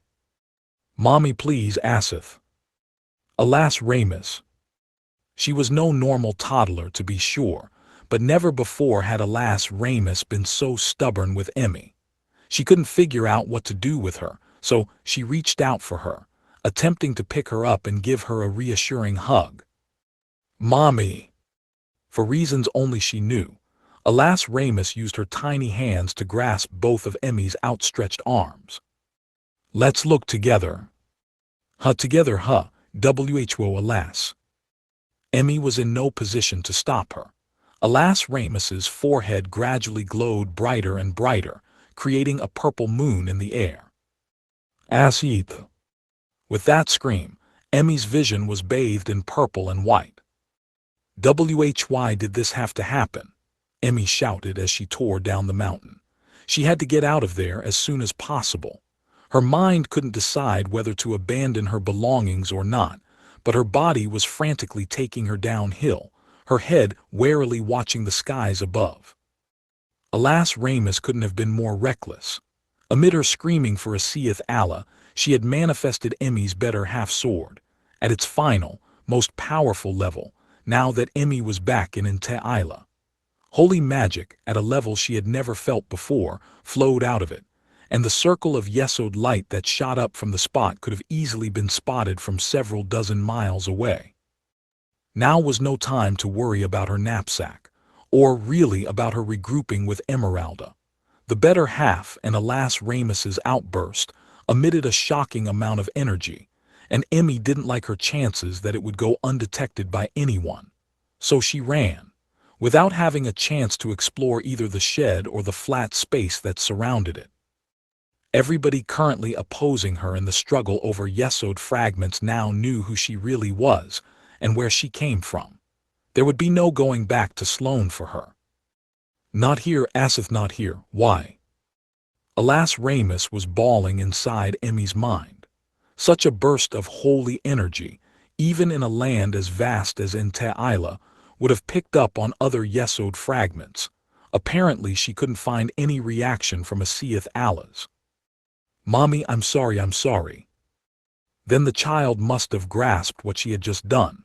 She apologized to Emi again and again, voice still strained from the tears. It's fine, all right. I'm not angry with you. It's not your fault, alas, Ramus. Emi blindly leaped from the smaller cliffs, letting the branches of passing trees slap her in the face and body, all but snapping them in half as she ran downward. A seeth Allah's just as important to you as Aron and Malchut, isn't she? Yeah. You've been aching to see her for ages, haven't you? You've been alone all that time, ever since you got separated from the tree of Sephiroth. Yeah. I'm with you, okay? Mommy's with you. Mommy too. Yes, bah, screw this. Emi had had enough of her knapsack. It slowed her down too much. She tossed it, and everything inside, to the ground. Not having to carry around alas Ramus's baby stuff, as well as the best camping gear and food modern Japan could offer, gave her an extra burst of speed as she continued downward. The only real equipment she had left was the smartphone in her pants pocket, meant for Idea-Link communication with Suzuno and Chiho in Japan. I was alone all that time, too. I spent all that time searching. Because even if she's my enemy, even if I hate her enough to kill her, I still want to see her. It was as though Emi's screaming was what allowed her to zoom down the mountain at superhuman speed. The trail began to widen for her, the slope growing easier to handle. Before long, they were back at the Hunter's Inn. There, making sure no one was near, she deployed heavenly fleet feet and started to run. The skies, the land, it didn't matter. Any destination was fine, as long as it wasn't related to her past. No more meeting up with Emeralda. No more keeping her promise to Chiho. No more returning to Japan even. But Emi still couldn't chide alas Ramus for what she had done. She didn't want to, because there was someone she wanted to see. Someone she didn't have to hide her true nature from. Someone who knew the real her. Outside of her involvement with the tree of Sephiroth, alas Ramus acted like any other toddler would. There was no way to yell at her about it. Not when Emi considered how long she had been all alone in that Yesod fragment core, since back when Devil King Satan was barely a newborn. Right now, she had to get away before the enemy found her. She could beat any enemy she ran into, but if Inte Isla was the battlefield, her foes would likely be much stronger than they were in Japan, just like how it worked with her. Depending on who showed up, she might not be able to go easy on them, and that would neatly broadcast to all of Inte Isla that the hero Emilia was here. It would intensify the struggle over Emi and her better half, making it even more of a violent confrontation than before. Emeralda and Albert would have to become involved, and the church wouldn't be an idle spectator either. Once their leaders knew Emilia was back, the fallout might prove to threaten Suzuno back on Earth. And if she was in danger, then Chiho, Rika, and everyone else in Japan were dramatically more so.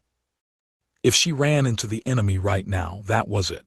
There would no longer be any safe space for Emmy and Alas Ramus, either in Japan or in Isla. There would be no discovering the truth or attending birthday parties after that. For now she had to hide, so she ran. Even if the enemy found her, she couldn't let the public discover her. Then she stopped. What? It was just as she tried to cross the central plaza in front of the inn. Mommy! Emmy had no words for the nervous question. The air was shimmering across the entirety of the inn's length, like a hole in the air or a crack in the ground. The very space was crumbling before her, like a dilapidated cityscape. A gate. Emmy gritted her teeth. She was out of time. The enemy had the slip on her. She had never expected they'd use a gate and this massive array of fighters to pursue a simple yesod fragment. The first to emerge from the giant crack in the air was a group clad in the armor of Efsahan's Night Corps from the eastern island. They all wore armbands of light green inside a white frame, identifying them as Knights of the Inland Jade Scarves.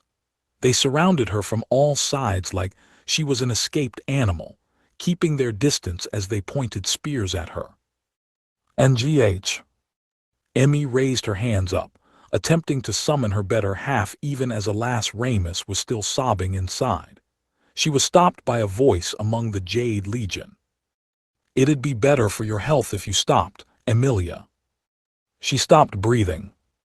Yes, you could easily annihilate both myself and all the soldiers you see before you, but something tells me you'd regret it afterward, huh? Two men, looking markedly different from each other, stepped out from the squadron. One was an old man sporting a tonsure and a stiff, rigid robe. The other was a younger man wearing a leather jacket with English lettering and a hairstyle that could only be described as an afro. Alba, Emmy begrudgingly groaned. Regals. Ah, quit acting so scared, lady, Regals shrugged. We can't really just stroll on over here unprepared after that light show you just busted out, you know. Of course we're gonna open a gate. Indeed, we wouldn't want to be beaten to the punch. Alba flashed an inscrutable smile, just as he had when he traveled alongside Emmy, just as he had when he stood before her at Sasuzuka as her enemy. She glared at the tonsured head and the afro. So what's a traitorous archbishop and the angel of judgment doing here with all these Efsahan lackeys? That team-up makes absolutely no sense to me. What do you think, lady? The wholly unaffected Regal fired back, answering the question with another, more disparaging one. Well, Emmy began, sizing up her foes, if the church and the heavens want me to join the struggle to free Efsahan from Barbarixia's control, I might be willing to listen to you. Alba and Regal paused, flashing surprised glances at each other. I would say, Alba intoned, you're closer than you think. What do you mean? Yeah, Regal said, interrupting the current stare-down. Well, we're not exactly here to strip your yesod fragments from you like I was in Japan. Assuming you're willing to cooperate, that is. The situation's changed a little bit, so, Emilia Justina, we need you to join us in Efsahan. No thanks, Emmy instantly replied. Alba and Regal, expecting this, didn't move an inch. Why not, if you don't mind me asking? Ask your own heart. Try to recall what you guys did to Japan. You're willing to do all kinds of evil deeds for the sake of your mission, hurting untold numbers of people along the way. How could you guys ever dare to claim you're legitimate? Rumbled Alba. I see. Stands to reason, I suppose. Yeah, can't really make excuses about that. But you're still gonna have to come with us, all right. We can't really take no for an answer. Say whatever you will. I'm already booked for the month. If you want to keep having these stupid playground squabbles, go invite the Devil King to join you if you want. Then Emmy unleashed her better half, a physical personification of her iron will. You're right, Alba. If I truly wanted to, I could wipe all of you off the planet. I have no reason to hesitate doing that. Get out of my way, if you do. Emmy was a hairsbreadth away from readying her sword for battle. She never made it. What's that? Suddenly, the air around them began to vibrate. It was as though somebody had set off an explosion, far away, but they couldn't see any such destruction in the visible area. But Emmy could feel it. It was far to the west, in the direction of her hometown of Sloane. Dark is that demonic energy. It was nothing angelic or human in nature. Only a denizen of the demon realms could wield it, and the shock waves from the explosion made it all the way from Sloane's direction. Regal, realizing that Emmy had sensed it, flashed a distressingly sinister smile, one no angel should ever show. You ever heard of Draghai something? I can never remember the whole thing. You know, from the male branch. He made a great show out of turning his gaze toward Sloane. I told him that the great demon General Malakota met his end around this area. He insisted on joining me. Kept going on about revenge, you know. You know. The color drained from Emmy's face. I told him not to get violent here. This is the Western Island and I can't have him getting killed by the St. Ale Night Corps. They don't know anything about this besides. But, you know, if you aren't willing to listen to us, I can't be so sure he'll listen to me, huh? It was such a childish threat to lob at the hero Emilia and all her boundless strength. Naturally, Alba saw fit to expand upon it. The male branch are demons, he said. They cannot hope to harness much dark force here on the Western Island, now that it has started to rebuild. But he certainly has enough strength to render a certain abandoned, forgotten village non-existent. It was doubtful Emmy would ever forget the devil Alba exposed from his heart then, as he addressed her, even if it was hidden behind his expressionless face. Emilia, if I recall, your one dream in life was to restore your father's fields, was it not? Oh Alba, how could you be so? I actually paid a visit over there just now. Your father must have been cultivating some very hardy strains, wasn't he? The tip of the holy sword shrank back, its power draining. Well? Regal asked. She couldn't answer. Her mind raced, but she just couldn't come up with anything. Even if she shook Regal and Alba off and shot herself over to Sloane, destroying a field and a human dwelling would be about as challenging for them as flicking a speck of dust off Regal's jacket. Alba would have known Emmy's residence. She had showed it to him when they stopped by Sloane on the way to defeating Satan. There was only a little wheat left then, and without her father around she assumed there was no hope, that the field would never grow back again. The ensuing dreams she had on earth made her cry every time. The smell of the wheat, the golden hue, the calm, peaceful life she had with her father in her homeland. A single tear fell from her eye. I. The name of the hero was a symbol of hope for all mankind, the true mark of justice. That was what she was told, and it rewarded her with nothing but a blood-stained past. But her companions, Emeralda, Albert, and Alba, all realized that her true motivation for fighting the Devil King's army was gaining revenge for her father. Then in the morning light, she saw the frozen moment of her childhood spring into action again. She gained hope that her father might be alive, hope that the wheat she had raised with him might survive, hope that she could move on from the tearful moment she was separated from him. Now, it was all falling apart. Revenge would have been easy. Whether they torched the field or not, she could have flown into a rage of hatred and tore apart Alba, Regal, the jade scarves, and the male branch undoubtedly stationed in Sloane. But that would be the end of it. There would be nothing else for her. It was just some wheat in a field. But to Emmy, it was a ray of hope, one that she had placed her dreams upon from a young age, hoping against hope that it could all come back. It was all too easy to break Emmy's heart. What should I do? Was this the heart of the hero who had saved the world from oblivion?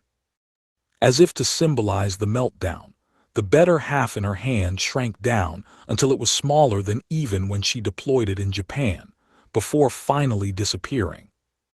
We told you, lady, just follow us and it'll all be good.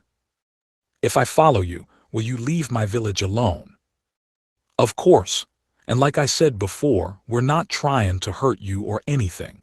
I'm just saying, if you do anything weird like resist us or run back to Japan or whatever, that might not be the case any. I'm not going to do that.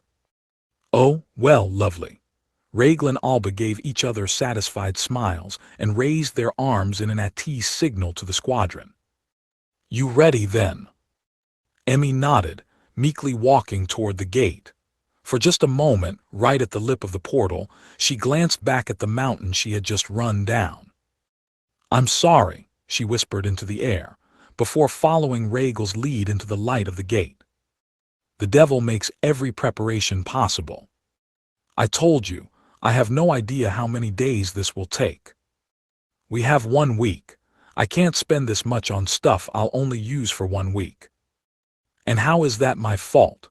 What are you intending to do if this takes more than 1 week, pray tell? We need to prepare for and invest in a potential long-term operation. See, that's how you always are, always thinking in worst-case scenarios. It's not about taking more than 1 week. It's the fact that we're gonna do this in 1 week in the first place. You gotta do the job in the time you're given. What kind of sane person would schedule a time limit he has no chance of sticking to?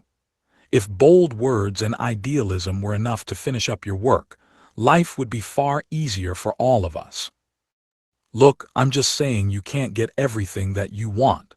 There's only so much we can prep for. Maybe politicians can get away with padding their own budgets, but I can't.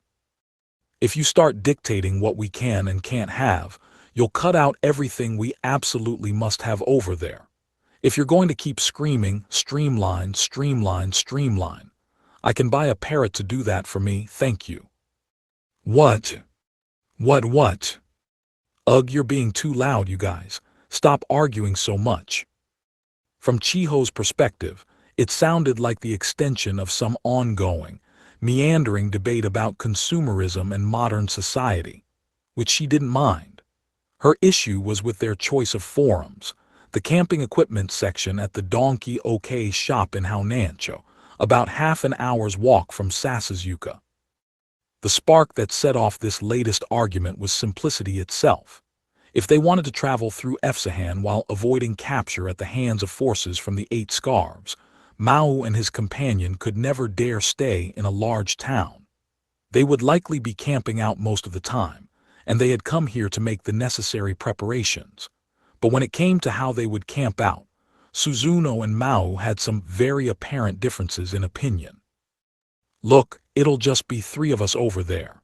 It'd be easier for all of us if we just buy a single tent. The fewer things we have to abandon if we're attacked, the better. Such nonsense. We require 2 tents and 1 sleeping bag for each of us. We have a need to keep our bodies in tip-top shape, and besides, Asiath and I are women. How could we possibly share a single cramped tent with the likes of you? Between the amount of weight they'd be transporting on their scooters and the strict 1-week time limit he had assigned to the mission, Maō firmly believed that 1 tent would be enough. Suzuno, on the other hand, was focused on bodily stress, and for that matter, not having to share a roof with Maō. I think she's right, interjected Chiho, just as eager to keep Maō from sharing sleeping space with the opposite sex. It's not good to sleep with girls in the same bed like that, Maō. Oh, you think I'm gonna choose this moment to molest you guys? Geez, I thought I was something more to you than that. Why, yeah, he's right. Maō is a real gentleman. Chiho, can you please pick a side and stick with it? Sorry, a carried-away Chiho replied. And it is not a matter of him being more to me, or less to me, than anything. We are talking about a man who works every day of his life, yet still lacks the money to purchase so much as a simple canvas tent. Hey, not everyone gets to live the rich Tokyo socialite lifestyle you got, all right. I got mouths to feed back home. Mouths to feed? You actually consider people like Lucifer your family? Such a nasty man. Look, getting back to the point, 1 tent's really all we need for this. Once we regroup with Emmy, we'll have to open up a gate right on the spot and duck outta into Isla anyway. If we don't, we lose. Have you lost your mind?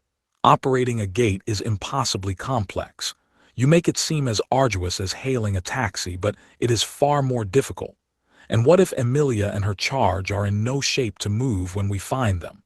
There's no guarantee we will even be able to open a gate on the spot. We may need to conceal ourselves, and for that, we will absolutely need multiple tents. Can we at least go with these summer sleeping bags then? They're cheap, they're compact, they're perfect. Inte Isla is entering the latter half of its autumn. The temperatures might flirt with freezing, or worse. Rescue will be the last thing on our minds if we catch a virus. Any further progress seemed unlikely to Chiho.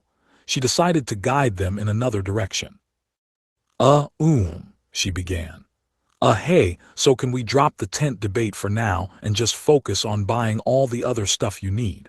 Maybe we can figure out the tents once we know how much everything else weighs. Devil King, I told you, we have strict limits on the load we bring along. What are you expecting to do with all of that mineral water? We need to bring our own gasoline along, I remind you. Hey, I'm not who I used to be, okay? I'm human. What if the bugs in the water over there screw up my stomach real bad? You pathetic excuse for a demon. The water in Efsahan is among the purest in the land, and the food there is equally abundant. There are thousands of rivers and natural springs we can rely on for water. This filter and storage tank will suit our needs perfectly. The water argument raged on. The topic of food was proving just as fruitless. Rice okay? No, udon noodles. Udon over the campfire, are you serious? More serious than you know. An amateur like you would be hopeless, attempting to cook rice with camping tools. A supply of dried instant udon is easily prepared, takes little time to cook, and is lightweight to boot. Truly the ideal for us. If you're gonna go to that extreme, why don't we just go with protein bars or army rations or whatever? We ain't gonna be there that long.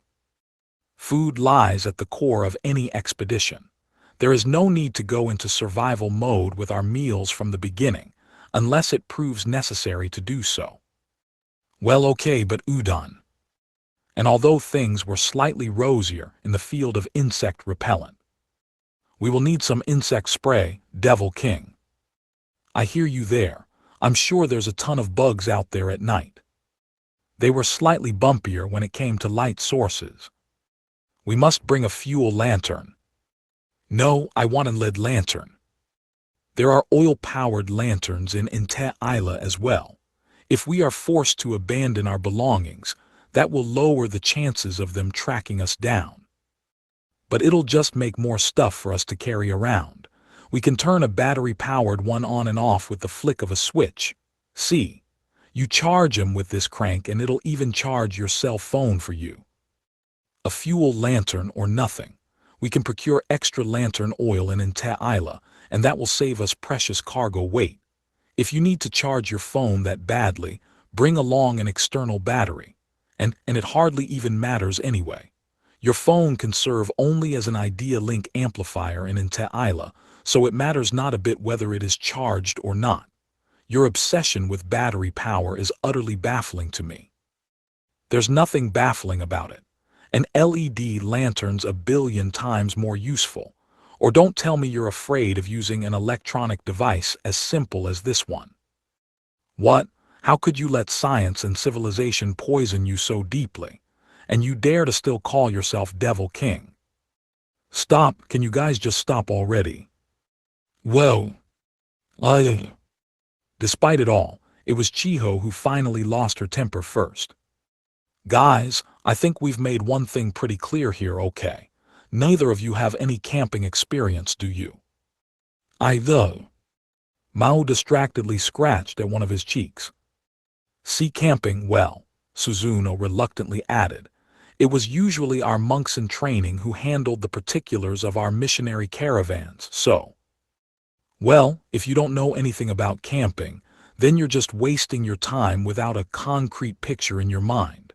It'd be a lot easier for all of us if we just asked the staff. That or go to a specialty camping store and have an expert make a plan for us. Okay, the crestfallen Mao and Suzuno replied in unison. Uchiho very strong.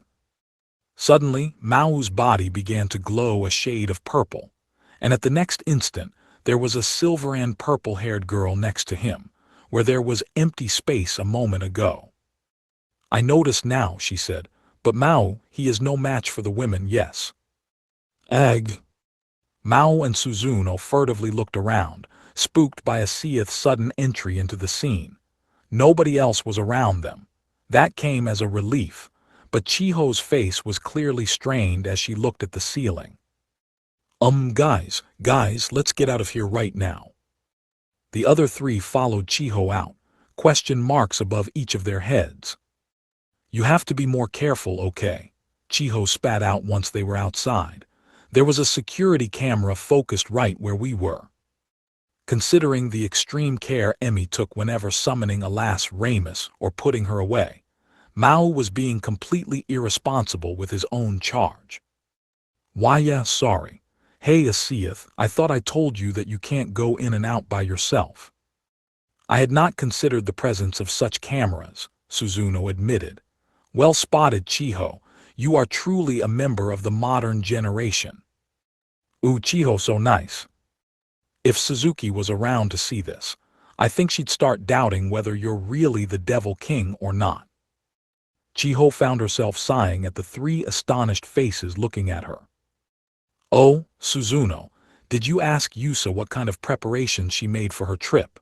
We could use that as a guide once we start browsing around a real camping store. Hard to say. Emilia had Emeralda making the arrangements. She was planning to travel alone once she arrived, however. I suppose it depends on her plans for a last Ramus. In other words, Suzuno didn't know. Well, let's just go somewhere else, Chiho replied as she took the lead. We could try Takyu Hand, or I'm sure there's a camping equipment store somewhere downtown. I think we could use some expert guidance right about now. We're kinda short on time, too. She took a glance at the three people meekly following her. It made a question pop up in her mind. Once Emi safely came back, what then? Rika was taking this calmly enough, or at least acting like she was, but would she forgive Emi for essentially lying to her face during their entire friendship? She had gone directly to work after their chat at Devil's Castle, claiming she was on the clock for that day. The conflicted look on her face as she left remained an unaddressed concern to Chiho. Watching Mao and Suzuno continue their debate from Donkey OK behind her, she realized all over again what a unique position she was currently in. Juggling different cultures like this is so difficult, but even if Yusa and Ashia come back. She spotted the sun getting blocked by the clouds above, symbolizing the current state of her heart. I wonder how long we'll all get to stay together. Nobody in the world could hear the barely audible whisper. Thank you for calling today. Thank you for calling today. Bringing orders to customers quickly and accurately. Bringing orders to customers quickly and accurately. MG Ronald Delivery. MG Ronald Delivery. And those are the basic keywords, I suppose. Kisaki's cold eyes scanned the papers in front of her. The crew of MG Ronald's Hatagaya Station store, Mao and Chiho included, were reciting the lines in front of Kisaki in the staff room, faces taut as they awaited their boss's next command. Well, this won't be in operation for a while to come yet, but you guys are gonna be my main weapons for the time being, so I'm handing training manuals out to you all now. Brush up on what's written in there for me. Mao gave the small stack of copied sheets handed to him an earnest look. You can also go to stores where it's in operation for training purposes. I can pay you all hourly helper compensation for that. Anyone interested, you can talk to me later. There's not much of an open period available, though, so the sooner the better. Why, yes, ma'am. Oh, and I know I don't need to remind any of you about this. Kisaki rapped a finger against her copy of the manual and shrugged. But it's a given around here that everything we provide with sincerity. I believe that all of you here in this room with me right now aren't the type of greenhorns who think they have to recite this manual by memory in order to provide that sincerity. Let's make this day another well-fought battle, all right. Back to work. Mao stole another look at his copy of the manual as the team members shuffled away from the meeting. He would have killed for one of the on-site training sessions Kisaki mentioned, but painfully, for him, he still had yet to obtain a motor scooter license. It'd be hard to train very well without one, and aside from that, he wouldn't even be at work or on the planet during the available period. After navigating a gauntlet of shift juggling and favor promising, he had finally managed to obtain the time he needed for his renewed conquest of Isla. He'd owe nearly every crew member at the Hataraku store for it once he returned, but it spoke volumes about his job dedication and his close relationships with his coworkers that so many of them agreed to take on shifts for him, albeit very grudgingly at times. It was nothing he could have engineered by going it alone this whole time. "Mao, are you sure you'll be all right?" asked Chiho, perhaps concerned over Mao's conflicted stare-down of the manual. "Yeah, I'm sure. Kinda sucks that I can't attend any training, though. Like, no way I'd fail that exam again, but I'll pretty much be going by the seat of my pants once delivery starts." Oh, Chiho blinked, not quite expecting this response, then emitted a smile of relief. "Well, I'm glad you're still the same old you at least." "Huh. I thought you'd be a lot more nervous about tonight." "Oh, right," Mao smiled with Chiho. He knew what she meant. Once he was off duty tonight, he would be making his way to Ueno. In other words, he'd be departing for Isla. It would have to be late night, since this was the one shift he simply couldn't weasel out of, no matter how hard he tried. He had to pick up that manual at the very least. "I mean," he continued, "once we're over there, it's gonna be a pretty simple job. We go over, we pick up Emmy and everyone, we go back. If we get any interference, we'll just have to send 'em running." His face sagged a bit. "Over here, though, it ain't gonna be so easy with this delivery stuff. I'm not really handy with the maps we'll need to use yet. We have to get the food delivered before it turns cold, but there's all kinds of traffic rules we'll have to stick to, too. Red lights, speed limits, hook turns. Guess it's a lot of rules for someone like you, huh, Mao?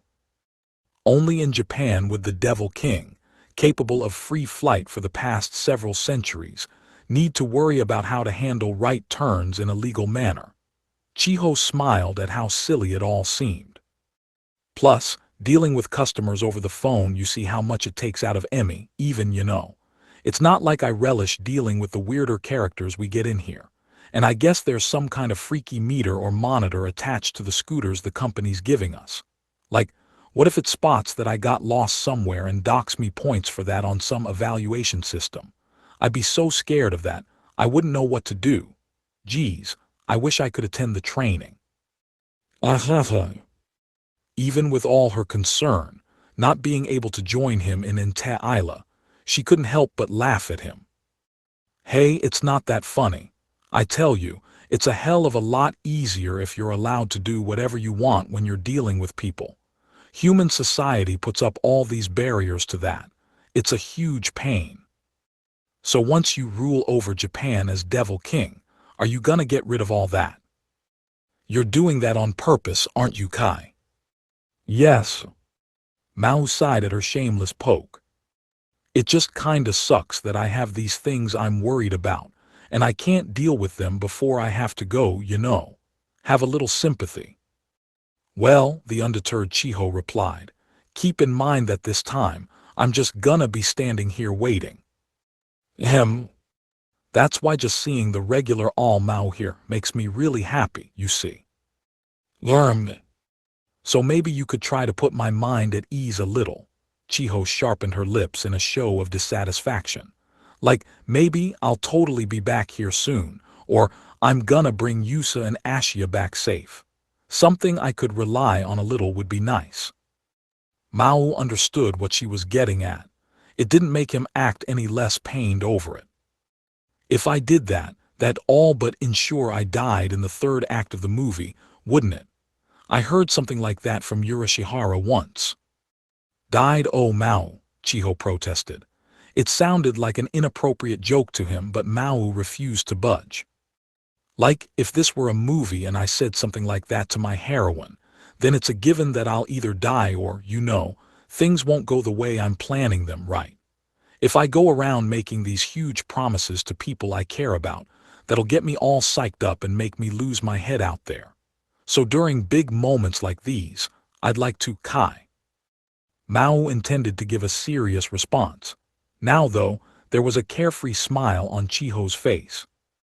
All right, I hear you loud and clear. That's more than enough for me. Mao raised an eyebrow at Chiho's apparent rapid mood swings. Hearing him use the term heroine raised her flagging spirits, no doubt. And there was certainly no denying that Mao was the hero of the adventure film running in her mind. Oh right, do you have that thing in hand yet, Mao? What thing? We're pretty much all set with our Isla gear. Not that, I mean a present for Emmy. A present for Emmy? Oh. It took a concerted search of his memory banks for Mao to remember. I totally forgot. Although, if Emmy had actually returned home when she promised to, the entire gang would have held a tandem birthday party for her and Chiho.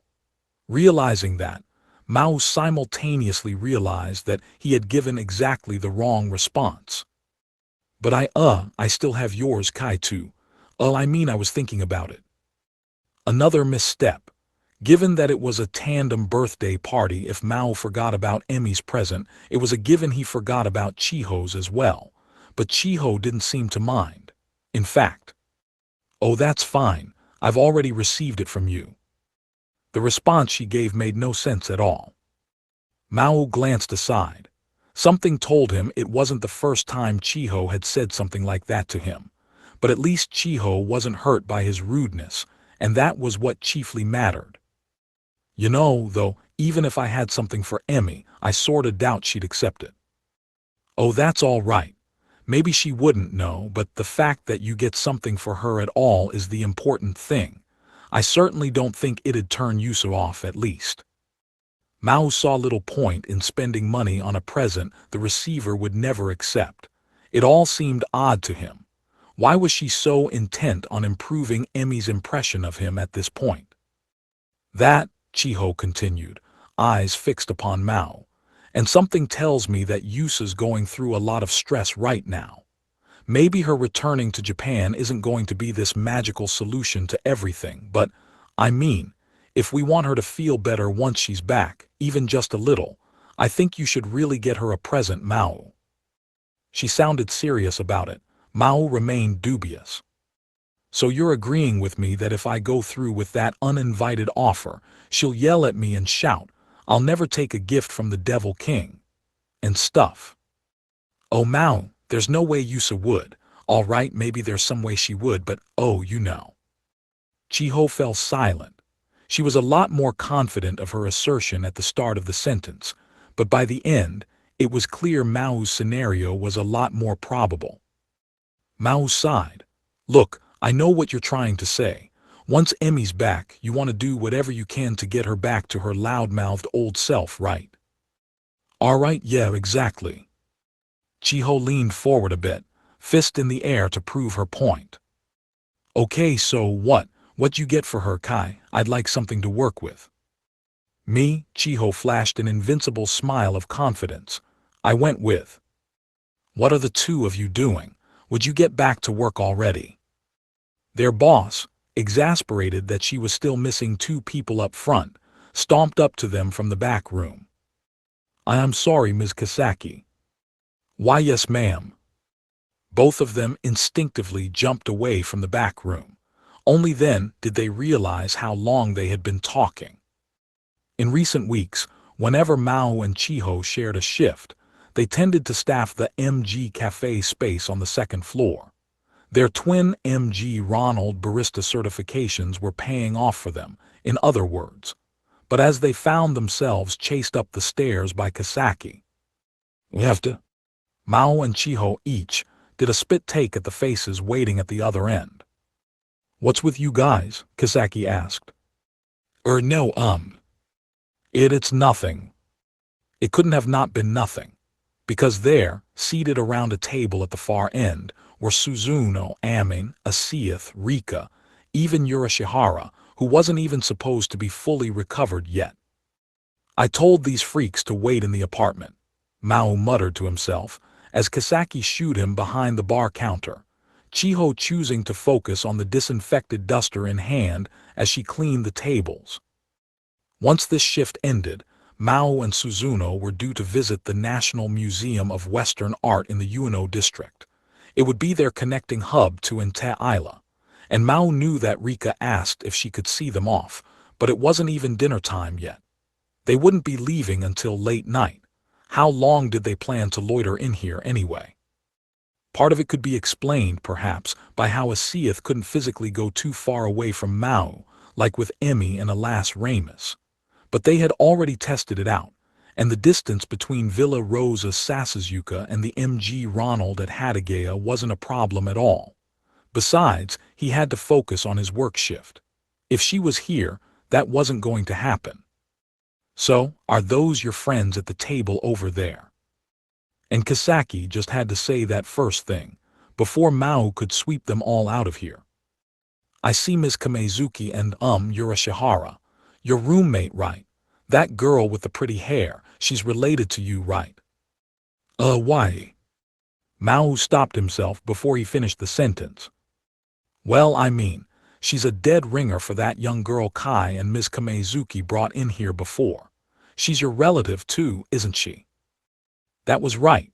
Suzuno and Chiho had brought her in once, when they figured seeing Mao at work would calm Alas Ramus's frayed nerves. From the eyes of Kisaki, who didn't realize that the toddler and Asiath were sisters, the conclusion to make was rather obvious. The fact that Alas Ramus was the older sister was a point Mao reasoned was better left unexplained. Yeah, that kind of thing. You seem awful indecisive about it, and I don't know those other two, but..." It was Amin's first time here, and Kisaki hadn't been around at Rika's last visit either. "By the way, Marco." "Yes." "Are you going on a long trip or something?" "I don't see what there is to be surprised about. I mean, you taking time off out of nowhere is a surprise in itself, but you're gonna be trading off a heck of a lot of shifts. Something's got Kai all hot and bothered too, I think." "What's Kai got to do with it?" "Well, if it doesn't, then you really are a fool." It had not been Mao's intention to hide it in particular, but having it laid out for him in black and white like this still made it feel tremendously awkward for him. Kisaki looked at Chiho's back as she fervently dusted a table. "It'd be pretty damaging for my location," she observed, "if I had to lose two of my most vital weapons at the same time. I'll see what I can do." "Hey, Suzuno." "What?" "I got her beat when it comes to womanly charm, don't I? Don't I?" "I couldn't say," Suzuno replied to Amin's furtive query. "I don't think she even realizes she's supposed to be competing with you, dude." Hey, Rika turned to Yurashihara. "Is that manager like some kind of superwoman too?" What makes you say that?" "I mean, the Devil King's practically her lapdog, right? Like, he's supposed to be this grand poobah of the devil world, isn't he? Like some kind of god." "Kisaki's just a regular Japanese woman," Chiho interjected. "Just like you and me." "Ooh, Chiho." Asiath quietly squealed with delight as Chiho, duster in hand, came closer to them. "She is, but you call him Devil King, and I've seen him make Asiath appear and disappear and stuff, so I'm just wondering, like, why is Mao spending his time working some Joe Schmo job like this?" "It is something." Here, Suzuno took a sip of coffee for dramatic pause. "That baffles me to this day, yes." She was being honest with Rika. Mao tended to whine a lot about his lack of demonic force, but he still had at least a bare minimum stored inside him. Suzuno could tell, and she knew it would be more than enough to let Maō obtain all the money he wanted via illegal means, or mind control Kisaki into giving him an hourly raise, for that matter. Whether it'd be worth expending magical force to do that was a question Suzuno chose not to ponder. I had thought, Chiho suddenly said, that it's because Mao's such a nice and serious-minded person. She turned to the register counter, finding Kisaki lecturing Maō on the 7 habits of highly effective coffee pourers. Both he and Chiho had passed the required certification exam, but there was still a whole other dimension between that and earning Kisaki's godlike coffee-making skills. Thus, ever since advancing into MG Cafe, Maō had continued taking every chance to hone his bean-grinding techniques during slow times at work. If I had to guess, Chiho continued, he had all that power at his fingertips back during his king days, so probably, he's come to realize as a human that there's not a lot he can do by himself. Oh, Suzuno prodded. I know this might put you and Yusa off a little, but something tells me that once Maō took over in Ta'ila, he was intending to treat humans and demons as equals at the end of it. The Suzuno of a while ago would have immediately fired back and shouted Chiho down before the argument went any further. Instead, she remained frozen, waiting for her to continue. Why do you think that? Yurashihara asked instead. Because I met Kamio. Kamio? He shot back. It wasn't a name he expected to come up. The jet-black avian warrior and current devil regent, Kamio had appeared on the Choshi beach while the demons were working at Amin's shop. Currently he was ruling over the demon realms in Mao's stead, and given the unblemished politeness he showed Chiho, he must have been shrewd at it. And I mean, you and Maō and Ashia all look a lot different in demon form, but Kamio was way more different. Wasn't he? And Farfarello and Libicacco all looked so much different from you guys, too. It just made me wonder, do you demons have a lot of, I dunno if I should call them races or whatever, but that kind of thing? Chiho looked down, realizing she was now clutching the duster with both hands. I guess Maō had to bring all these different ethnic groups under his control to take the throne, didn't he? So I just thought maybe he'd try to win the human race over that way, too. Ooh, I dunno, Yurashihara said in a chiding tone. All I can say is, he sure didn't give any orders like that. He didn't because I think he did. This visibly riled Yurashihara a little. Chiho kept her face stony. Or maybe, Yurashihara, you executed those orders without realizing it. No way. And I know Ashia'd tell you the same thing, dude. We wanted to rule over the human world, so we. See, that's it right there. When you say you want to rule over us, you mean that you want to incorporate our society into your own, don't you? Yurashihara and Suzuno, subjugator and subjugated, gave Chiho blank looks.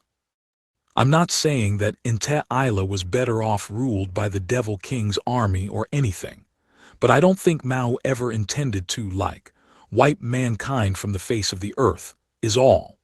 Otherwise, why would he treat all us humans with so much respect and kindness once he joined our ranks? That's a very astute observation, Chiho, said an admiring Amin. Yeah, I mean, demons can take people's sadness, their anger, their fear, and transform it into power. If he really couldn't stand the sight of mankind, he could have been a lot crueler with them than he was. He could have made them extinct easy. But instead, he had 4 different demon generals rule over the land. And that's what made me think, the Devil King's really that. A king, not some kind of tyrant. A king can't rule if he doesn't respect the power of every single person in his realm. A king. Suzuno looked down at the reflection in her cup of coffee. She recalled what Maō himself had told her on that bench in the Shinjuku electronics store. As long as we're dealing with other people in this world, it'd be a lot more fun to focus on the good stuff that comes out of it. Plus, I'm a king. I have a duty to live that way for my followers. She didn't treat any of that seriously at the time. She wouldn't have wanted to anyway. But the way Chiho put it, She had to admit that the girl had a point. Well, Chiho continued, still, this is all just supposition on my part. It's probably rude of me to guess at what he's thinking anyway, so. What do you say, Chiho? The words I don't understand at all. Asiath took just a few moments from the slice of cheesecake she was currently devouring alone to look Chiho in the eye and give her an incongruous thumbs up. It made her laugh a little. What I mean, she offered, is that you can have a lot of different thoughts in your mind at the same time, right? Even if they contradict each other. So maybe he's just the kind of guy who grabs out at whatever has his attention at the moment, instead of thinking about stuff too deeply. You know. You mean Mao is not thinking of anything? Chiho paused. Asiath had a knack for interpreting things exactly the way the other party didn't want them to be.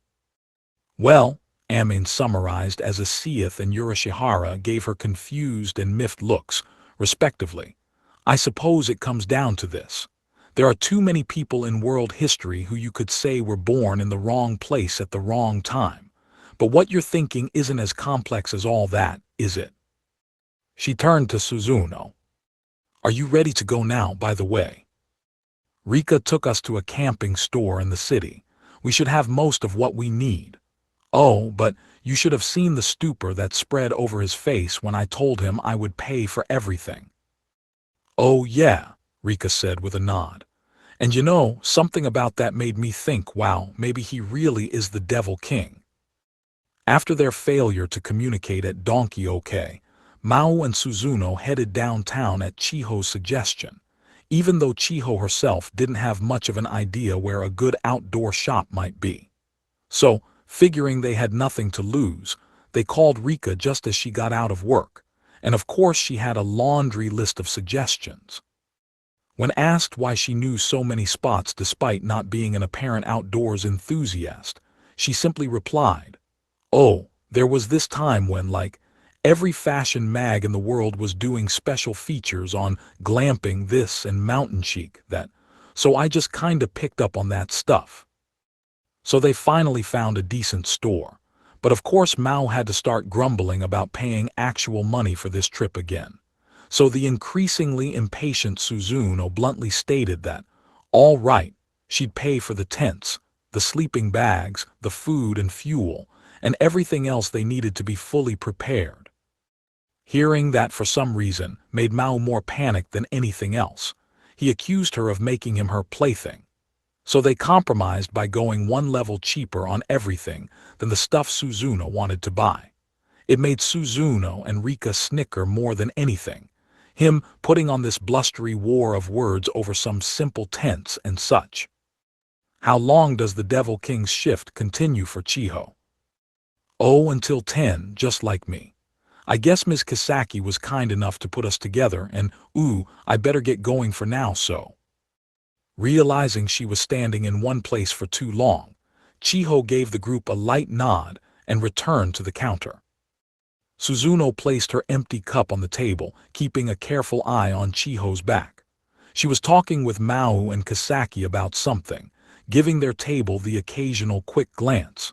Her face was bright enough, so apparently Kisaki wasn't yelling at her about chatting with customers at least. What's up, Belle? Urashihara caught Suzuno blankly staring at the three of them. No, it feels so oddly funny to me. The fate of Inte Isla rides on the next few days, and it is all taking place not even a hairsbreadth away from the manager of this MG Ronald. Heh, yeah, he nodded his agreement. She's the last to know, huh? And given how both Mao and Emilia look up to her, I guess that kinda makes her the strongest gal in the world, huh? Yes, all time Mao bows to her, I know Kisaki is strong.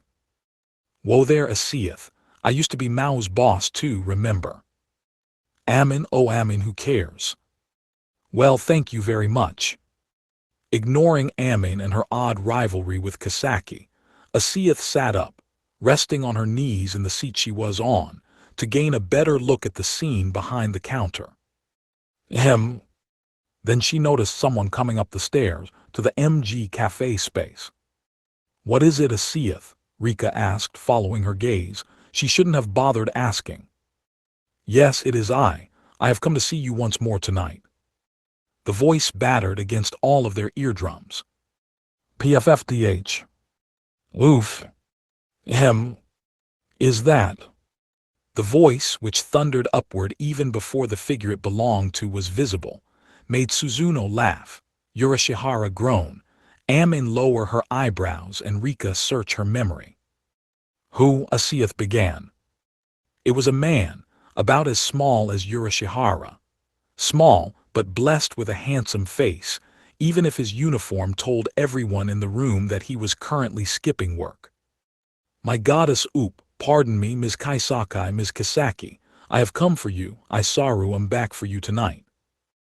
It was Mitsuki Saru, better known to certain people seated at the table as the Archangel Sariel, former nemesis to Maō and Emi, and current manager at the Kentucky Fried Chicken across the street from this MG Ronald. His lethal weakness against feminine beauty led him to fall into a deep love for Mayumi Kisaki upon first sight of her on Earth, enough so that he abandoned the heavens, and his heavenly post, to live in Hatagaya permanently. He had been banned from the location once thanks to a litany of inappropriate actions against MG Ronald's staff, but now he was back, with less fervor than before, but his once-every-other-day pace was still doing great things for MG Ronald's sales figures. Chiho's face stiffened behind the counter. Maō, on the other hand, already looked resigned to his fate. Only Kisaki, a relatively friendly businesswoman's smile on her face, was ready for him at the counter, as far as Suzuno could tell. Oh, this man I have seen. Only Asiath continued to conspicuously stare at Sariel as he turned to the side, still unable to shake her initial surprise.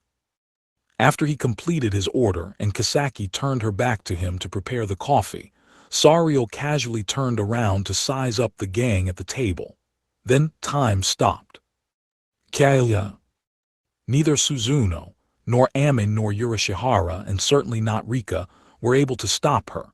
Asiath had a good look at Sariel's face now, and faster than anyone could act, she shot to her feet and made a flying leap for Sariel.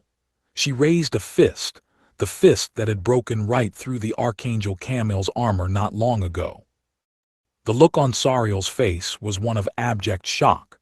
Asiath had completed the entire motion in a single instant, faster than Kisaki or any of Asiath's boothmates could have seen, and the pure vengeance oozing out of every pore was palpable.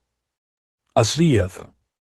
No one was able to react except Maō, who flung his right hand toward the thin arm that even now was making its way toward Sariel's body. Maō's. With a scream of protest, Asiath disappeared in a puff of purple light, just like Emi dematerializing her holy sword. What was that? Kisaki had just turned around, totally oblivious to the tense half-second that just passed as she placed a coffee cup on the counter.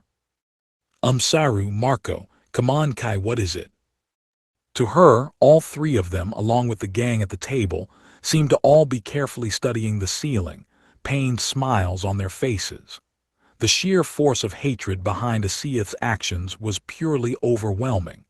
Chiho was used to stuff like this, but it still cowed her into submission, just as it did Maō and Sariel. Sariel found his voice first. No. He looked at Maō, then Chiho, then the table with Suzuno and the rest. I apologize, Ms. Kisaki. Could I make that whole order to go, actually? Sure, but what's up? That's unusual for you. Saru's normal practice was to sit down, then come back for a few additional orders before he was done. The surprise on Kisaki's face at this request was obvious to everyone else, but the customer was always right. She took out the relevant bags and containers. Indeed, Sariel said in a near whisper, I just remembered that I have some work I still need to tackle after this, so, for a moment, he gave Suzuno and Yurashihara a look. I'll be on my way then. What's with him? The astonished Kisaki said as he left without another word. Did he eat something rotten or what? Maō and Suzuno had no response to this. All they could do was watch him carefully make his way downstairs. "Well," Suzuno near shouted, "we'd best be on our way as well." She rose to her feet, Yurashihara, Rika and Amin joining her as they stacked their trays above the trash can. Each one gave their farewells to Kisaki as they filed away. "My apologies for the extended stay," Suzuno said. "Thank you very much," Rika said. "Yeah, thanks," Yurashihara grumbled. "I'll beat you someday," Amin mouthed. "Thank you all very Kisaki stopped herself as she saw them off, and not simply because that last farewell didn't sound much like a farewell to her. Wasn't there one more of them? "Oh, I think she went to the bathroom ahead of the others." "Oh, I must have missed it." Whether Kisaki bought Chiho's hurried explanation or not, the manager shook her head. As weird customers went, she was still on the harmless side as far as she was concerned. Then something else came to mind. "Oh hey, I'm going downstairs for a second, guys." "Hello, sure." "What for?" "I'm gonna check our surveillance cameras down there. Something's bothering me about how Saru just left out of nowhere like that." "Oh okay." Sario may have been allowed back on MG Ronald premises again, but that didn't mean Kisaki had so much as a shred of trust in his behavior. She must have feared that he was picking up chicks downstairs instead of dealing with her tonight. And when she finally, blessedly left the MG cafe, Maō and Chiho breathed a long yearned-for sigh of relief. What was that? A seeth just out of nowhere. "I dunno, but I'd have to guess it was because she saw Sariel's face. Hey, will you shut up already?" Asiath must have been raising a royal hue and cry inside Mao's head. But Maō had to stop her, or else that fist that smashed through Camel's thick armor like so much papier-mâché would have struck the completely unprotected Sariel. The two of them shuddered. They didn't care that much about Sariel's safety, but the sheer force of the blow could have caused untold damage to the building itself. "Guess Asiath's just like a Las Ramus, They both have it in for the angels in the worst way possible. It's just that Asiath likes taking matters into her own hands a lot more, I suppose." Iron seemed pretty chill, though. "Yeah, well, let's just hope Suzuno and the gang can get the whole story out of Sariel. For Christ's sake, just zip it." Maō looked exhausted. The screaming in his head showed no sign of abating, and covering his ears did nothing for it. Now he understood completely what drove Emmy to seek permission for a Las Ramus to visit Devil's Castle. The crying at night must have been traumatic. Suzuno and her companions walked through the front door to find Sariel standing there, take-out bag still hanging from one hand, a weirdly humbled look on his face. He did not greet them. "Rather calm, are you not?" Suzuno began. "I thought that experience would have shaken you a little." "No," he sniffed. "I am surprised, yes, but not shaken." He turned to Yurashihara. "Was that the child again, the one who fused with Emilia?" "They're kinda alike, yeah, but it doesn't look like it. Two peas in a pod, though, it seems." "Is it because she's one of those, then? Another shard?" "You know more about that than I do, dude." Yurashihara shook his head. "I don't know jack about how to handle Sephiroth. I skipped out of heaven a zillion years before you started messin' with that crap." "Oh, did you?" "Hey, Suzuno." Rika prodded Suzuno as the two men continued talking, both stern-faced as could be. "That's the guy from Kentucky, isn't it?" "Ah, yes, you have seen him before, have you not? That is precisely the man. In Japan he is Mitsuki Saru, manager at the Kentucky Fried Chicken. But in the heavens above in Ta'ila, he was known as Lord Sariel the Archangel. Man, what is up with this neighborhood? Why are all these biblical figures so obsessed with fast food?" Rika looked exasperated. Suzuno took that as a good sign. Slowly but surely, she was starting to accept all of this. "But Sariel mused. "Indeed, I think I know why Gabriel came here on the day of that big storm now." "They'll?" This stopped the other 3 onlookers in their tracks. "So he's an archangel, though?" Rika asked. "Like the same as Gabriel?" You were with Emilia before, weren't you, when you visited my store?" "Oh God, don't remind me about that day again." Rika and Sariel had met only once, briefly, several months ago. On a day that, now that she knew the truth about Nta'ila, provided nothing but major trauma to Rika's mind at this point. "I will admit to being out of the loop, but have you become aware of our circumstances?" Sariel asked. "Like Chiho Sasaki." It's not like I wanted to. It's just that your friend or whatever went and—" "Gabriel, what did he do to you?" "You are not aware, my lord?" Suzuno inquired. Sariel shook his head. "Nope. He had a team along with him to attempt my repatriation, so I resisted a bit. Just a bit, mind you. But thanks to that, our sales for the day went down the toilet."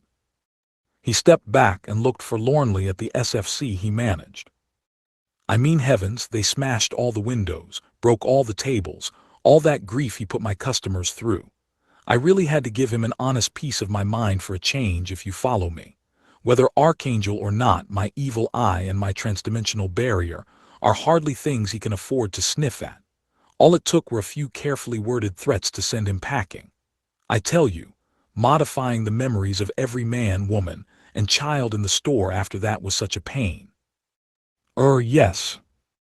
Dude, why are you sounding so much like Mao now?" Neither Suzuno nor Yurishihara could believe how much Sariel, their former enemy, cared about his apparent new career in the world of quick-service chicken. When he first arrived in Japan, he couldn't have seen the franchise as anything more than a front to hide his true intentions with. "Actually, can I ask you a question, Lucifer?" "What?" "Why did you leave heaven?" "Because I was bored, that's all. I think I was just asked that a bit ago, too." "I think I am starting to understand your feelings a little then." "What do you mean?" Before he could answer, the previously silent Amin stepped toward Sariel, a grim look on her face. He eyed this unfamiliar woman carefully but continued speaking. "The thought never even occurred to me when I was still in heaven, but once I started working in this city, and once I encountered my goddess, Mayumi Kisaki, for the first time in my existence, I started to expend labor for something besides myself. And the strangest thing was, it didn't feel bad." "Ooh, that's a little bit different from my ex, MPH." Suzuno stopped Yurishihara mid-sentence. "I expended labor for the sake of someone else, and they were thankful for it. I had never experienced such a thing in my existence before. I suppose it comes as a shock to you in particular, Belle, but—" "No, I have long passed that point in time. Only a truly devout follower of the Church of Nta'ila would understand the portent behind Sariel's words. They meant that this race, these angels, never gave a second thought about contributing to the world of humanity. That the prayers offered to the Church and its holy scriptures never had a remote chance of reaching the ears of divinity. I have no desire to return to that world obsessed with protecting itself, where keeping the order of things takes precedent over everything else, and you can forget about my becoming involved in any sort of conflict. For now, my sole interest lies in how I can have Mayumi Kisaki recognize me for who I am, how I can walk hand in hand with her in my life. Did you see her now? The smile has returned to her face every time I haunt her doorstep. If I had followed Gabriel back at this point, it would have been all for naught." Kisaki was currently looking over the camera footage to check if Sariel had done anything illegal on the first floor before leaving. Everyone on hand silently agreed that what he didn't know wouldn't hurt him. "So no matter what you do, know this. I have no intention of helping you, nor of getting in your way. My sole path in life involves me and Mayumi Kisaki and the future we are destined to share forever." "That is so lame." Amin's harsh judgment had no chance of reaching the completely self-infatuated Sariel's ears. "Thus I care not whether Lucifer is in cahoots with Belle or not. And while I do have my concerns for the two beautiful women who have been open to the world of Isla, I will not allow myself to worry over them. You have concerns about them, dude. It would be impossible for me to ignore such ravishing symbols of beauty. Now, this leaves the other girl, the Yesod fragment, and, well, considering what we've done in the past, it is not difficult for me to understand why she took such action upon first sight of me. Yeah, let's talk about that. About what, Lucifer? That's the part I don't get, dude. What the hell did you guys do up there? Alas, Ramus and that girl couldn't even stand the sight of Gabriel, or, really, of any angel pretty much. What you do to the Sephiroth tree after I was gone? Urashihara's question struck at the root of Alas Ramus's, Asiath Allah's, and even Eron's existence. These shards, which bore no ill will toward people, demons, even the fallen angel Urashihara, possessed murderous hostility for all archangels. Well, Sariel said, I wasn't the Sephiroth's guardian angel. I was in no position to do anything, if you will, to the Tree of Life. Not directly, that is. But I can, at least, tell you what the angel's motivation was for reaching out to it. Sariel leaned his body against a nearby tree on the sidewalk, as if this conversation was starting to tire him. He looked up at the sky, face serene. We were trying to interfere with the birth of a god in Isla, a real one. That was the ultimate aim. This was not enough to make Urashihara, Suzuno, and certainly Rika understand what he meant. Only Amin seemed to. Well, that was a pretty stupid idea, she said listlessly, a trace of pity to her voice. I don't know where you guys came from, but do you think any mortal being has a chance against the full fury of nature? Sariel gave Amin a quizzical look. Suzuno and Urashihara seemed just as lost. It should have been clear to Amin that Sariel was from Isla, from the heavens above that planet at least.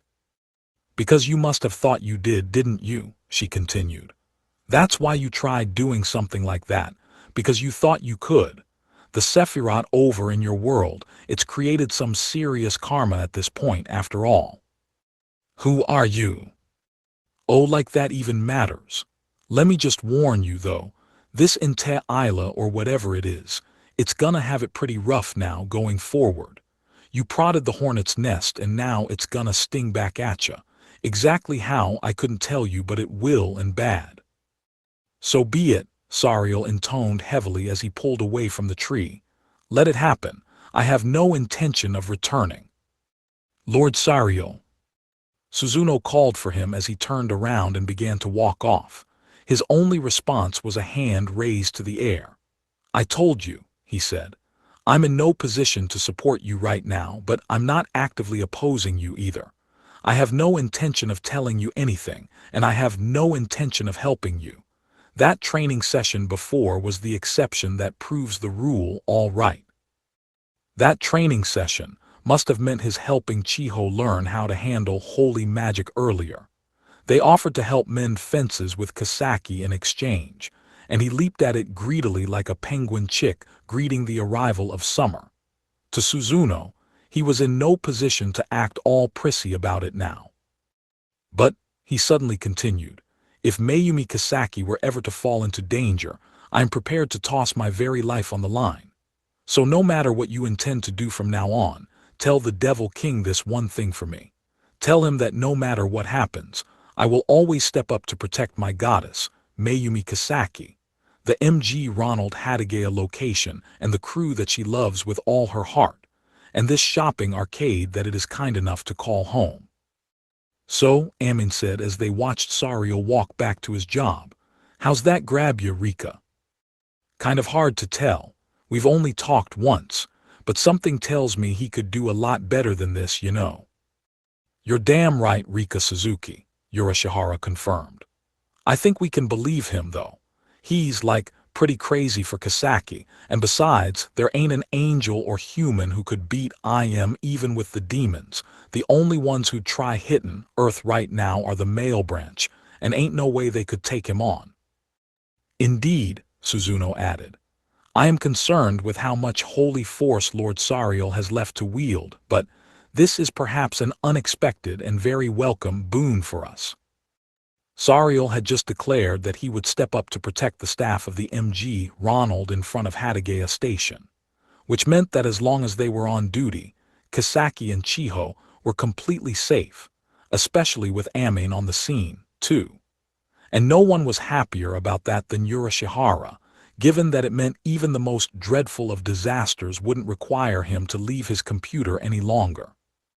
Okay, so, I guess we kinda stormed out of the restaurant, but what'll we do now? Rika's question made Suzuno turn back toward MG Ronald. I had thought we would wait until the end of their shift, she said, but perhaps we should return home and travel to Ueno later to prepare.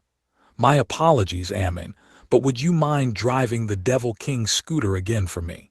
To Ueno this time. No problem, but what for? What other reason could there be? A somewhat irritated Suzuno spat out as she glared at the second floor. That idiot Devil King never acquired his license. If I let him drive it there and a police officer stopped him, he would be summarily arrested for driving without a license. As it stands, he would never agree to drive one right now.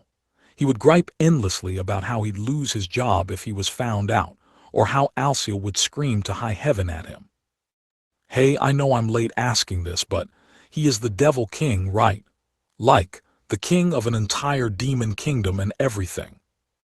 Rika remained not wholly convinced. This was a Devil King afraid of traffic citations, and a so-called church cleric showing genuine concern about what should have been the personification of evil in her religion. He is, a deflated Suzuno replied. This man who upholds the law, respects mankind, loves his career, and shows concern for the woman who wanted him dead, is the king of all demons and invader of Inte'ila. And that is exactly why Emilia and I have so much trouble with him. The emotions behind that statement were so deep, dark, and conflicting that Rika never would have had any chance at fully comprehending them. It was 1 in the morning at Uenoanchi Park, in a corner of Tokyo's Taido Ward. Admittance into National Museum of Western Art grounds would normally be forbidden at this hour, but there were 2 people there, walking along a tiled path in the front lawn, watching carefully for guards or cameras as they pushed along a pair of roofed motor scooters packed with camping equipment. Hey, you sure we're good? No one's gonna see us. Look, are you sure you're a Devil King? Rika had already asked Maō that what seemed like 1 billion times. It didn't exactly put Mao's mind at ease. I'm just saying, this is totally trespassing, what we're doing right now. Even this late at night, there's gotta be someone here in this park. Indeed, there are quite a few drinking establishments in the area. Many of the clubs around here remain open until dawn, in fact. Indeed. Look, Suzuno, can we just do this and get out of here already? What if someone spots Kai and starts asking questions or whatever? Hey, Maō. It was Amin who finally voiced her complaints over Mao's excessive paranoia. This is supposed to be the Devil King's triumphant return to his homeland, ain't it? Aren't you supposed to act a lot more stately about it, or whatever? Acting stately isn't gonna help me if I get arrested doing it. I so wish I had gotten my license before this. I know it's in Te'ila we're going to, but... You're so anal about the smallest things, seriously, she continued. Look, if something happens, I'll fix it for you all right. So snap out of it. Do you think Chiho wants to put up with all this? Oh no, I don't really mind, or... Dude, I'm about to fall asleep. I can't stay up all night like this while I'm still hurt, okay? So can we get moving with this, Belle? Honestly, you people. For the grand departure that it was sorely lacking in tension, something that drained the strength from Suzuno's face, even though she needed all the strength she could muster right now. Right, she began. I need all of you to be quiet. Gate magic requires intense concentration. Then, without hesitation, she walked past a placard reading Seismic Isolation Platform, "Do not stand on base," and stepped up to the platform their gate was situated on. Suzuno, by and large, had one worry at the moment. The gates of hell was a sculpture of great portent, to be sure. Vast history was chiseled into it, the story of earth, mankind in all its permutations, writ large upon its surface. Whether that meant it'd serve as an amplifier powerful enough to open a gate with was another matter entirely. The gate's potential was strictly guesswork on Maō and Ashia's part. The bronze doors that formed August Rodin's masterpiece loomed above her now. Flanked on both sides by statues of Adam and Eve, it was meant to depict the entrance of hell from Canto III of the Inferno from the Divine Comedy, which described a certain famous inscription written on its arch. "Abandon all hope, ye who enter here." Abandon all hope, is it? What was that, Suzuno? Chiho asked. Suzuno smiled. Oh, just recalling the past. Never in my dreams did I expect to savor those words shoulder to shoulder with the Devil King. I've a feeling we might just be able to do this. She took a bottle of 5 Holy Energy Beta out from her sleeve and gulped it down in one shot. We never had any hope to begin with. Slowly, Suzuno walked up to the gate, eyes fixated above. At the very top was a seated man looking down upon her. It was the Thinker, Rodin's other masterpiece, and it formed both the keystone for the gate's door frame and the artwork's representation of Dante Alighieri, author of the Divine Comedy. Suzuno gave it a sincere nod, took a deep breath, and extended both hands toward the door. The next words out of her mouth were none of earthly origin. "Holy soul, connecting life and time, divine our transient world from the yawning heavens." As she pronounced each syllable, particles of light began streaming from Suzuno's fingertips to the gates of hell. Who? Chiho couldn't help but gasp in awe. Her own magical training enabled her to understand just how much energy was coursing through Suzuno's body right now. She couldn't even fathom the sheer quantity of force this stroke of magic required. Not even 100 Chihos could have been enough. Wow, this really looks like magic. This ain't CGI or anything. Despite having seen the light of iron and a Seath's disappearing act for herself, Rika, eyes darting between Suzuno and the gate, couldn't be blamed for blinking more than a few times at the display. The light particles grew thicker, soon forming 2 bands of light that enveloped Suzuno's body and began to waver in the air. And amid the sound of her flapping kimono and the trees rustling in the wind, the sound of Amine muttering, "Huh, weird," went unnoticed by everyone. All eyes were on Suzuno, of course, so they couldn't have noticed the fog that was billowing up from her feet and surrounding the entirety of the gates. As the show continued, the bands of light around Suzuno began to emit what looked like lettering in the air. And an NGH almost. The moment the letters appeared, Suzuno's expression clearly grew more pained. Chiho was struck with an impulse to lend a hand, but if she distracted her now, the entire spell would disappear in a wisp. It was absolutely massive, nothing on the level of an idea link. "It's opening," Maō shouted. The gates, being a sculpture, weren't literally opening for them, but now they could see the light dancing across its borders, and the air within was warping within itself. We okay," Yurashihara shouted. He sounded anxious. The wrinkle in space was forming, but it showed no sign of opening for them. As if something was snagged on it, it began to close just as it seemed ready to burst open. If I open it, that'll stabilize it, NGH. Suzuno's face was in anguish until she looked up. The man at the top of the gate looked blankly down at the cleric from another world. Was this cleric incapable of opening the gates of hell? No. This was Krestia Bell, the Scythe of Death herself. What would be a more suitable fate for her than hell itself? She took a deep breath, then another step forward. "Do not retain hope, proceed forward."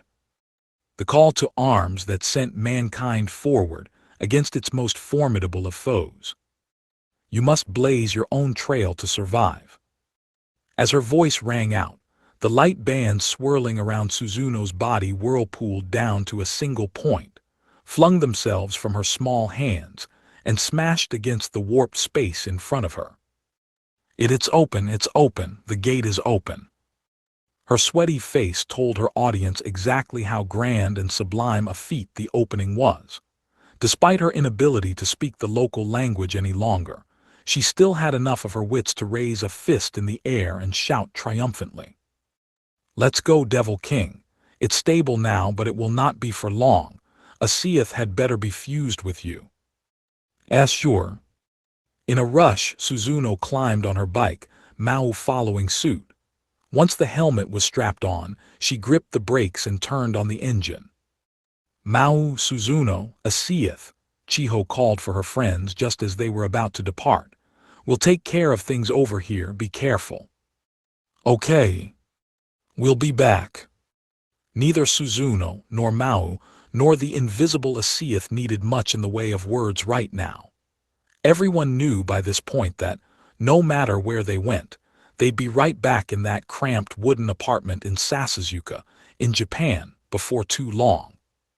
The two scooter engines revved up, plunging Maō and Suzuno straight into the swirling light that spun in front of them. Then, "They're gone." That was all a dumbfounded Rika could say. Like the end of a grandiose magic trick, Maō and Suzuno disappeared with neither a sound nor a trace the moment they touched that crack that opened in front of the gates. All that remained was a small rift, an eerie light emanating out from it. "Be careful," Chiho whispered once more. The ring she was clutching, the one with the yesod fragment inside it, glowed softly. "Okay, so now what?" Rika asked, still clearly bewildered as her head bobbed between the gate and Chiho. "We wait. That's all we really need to do. Just wait for Maō and Suzuno to get Yusa and alas Ramus and Ashia back." Unlike Rika's wavering voice, Chiho's was fully resolute. It was so sure about what the future held for them all that Rika was taken aback by it. But. "Well, okay, I don't mean just wait. I need to go to Ms. Kasaki during my next shift and ask her which location I can start my delivery training at."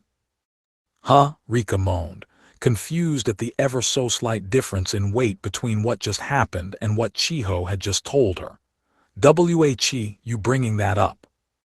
"Because Maō said he wanted to do it," she cheerfully replied. "I want to tell him everything I learned during my training session once he gets back.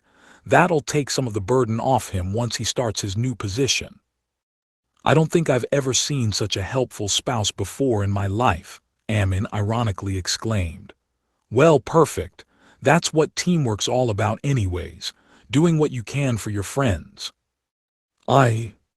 Rika still didn't know how to parse Chiho, so much younger than her yet so much more put together. Brave, even. You're still just a beginner at this, Rika," Amin advised. "Just try to picture Yusa back here safe and sound, all right. Try to mentally prepare for that and stuff." "Prepare for it." "'Kay, I'm outta here," Urashihara characteristically muttered. But what about that rift?" Just as Rika pointed at the gate hole Suzuno had opened up, it gradually shrank into a single dot in the air before disappearing completely. Beyond it, the gates of hell loomed, just as it did during opening hours. Nothing had changed to it. The only evidence Maō and Suzuno had been there at all were the fresh tire tracks they had left on the tile as they peeled off. "Well, shall we then?"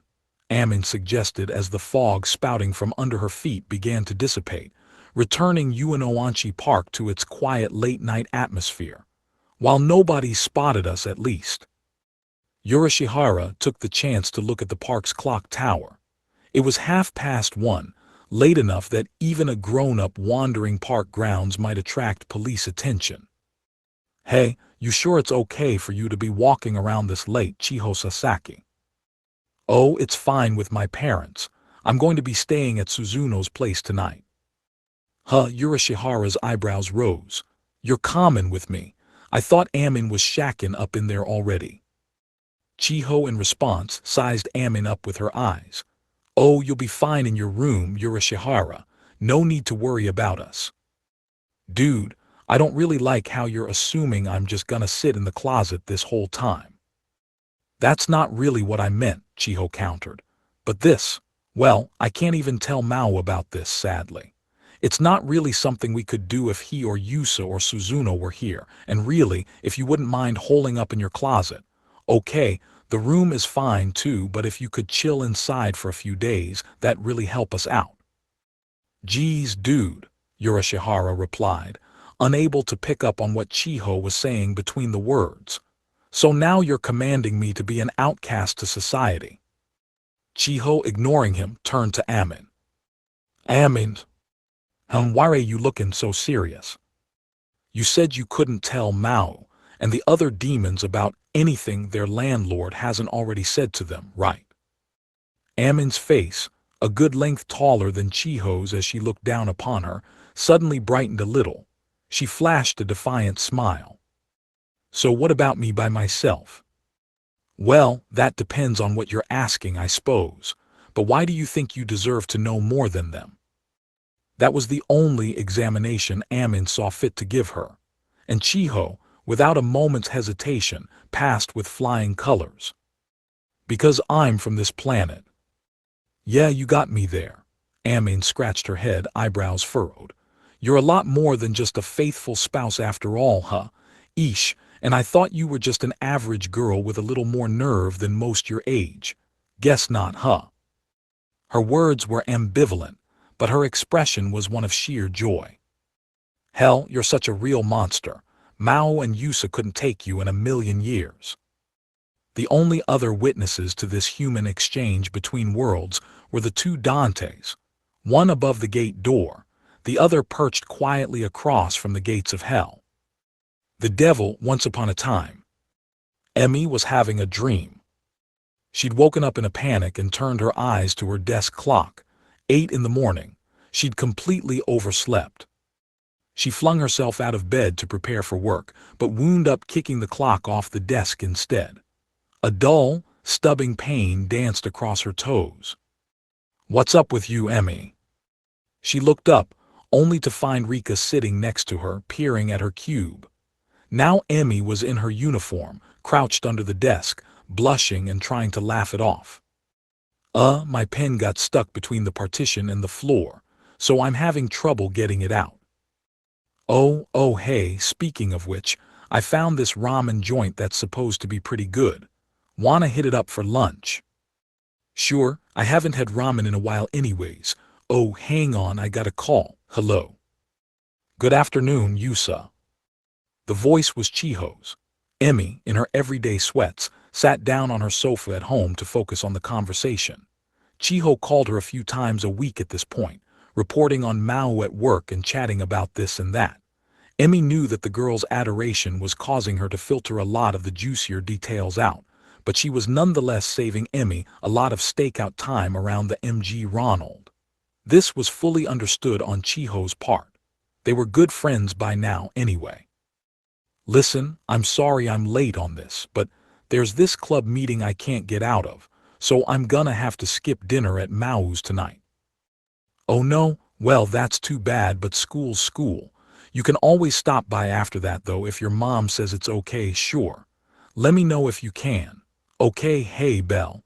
Chiho said she might not be able to make it today. When she hung up, Emmy was in room 202 of Villa Rosa Sasasuka, talking to Suzuno as her friend busily attended to kitchen duties. Oh, a pity. I was hoping she would try the rice omelet she taught me how to make. Suzuno opened the refrigerator door. What? Heavens, look at me. I've gone and forgotten to purchase any ketchup. Oh, I could run out and get some for you if you want.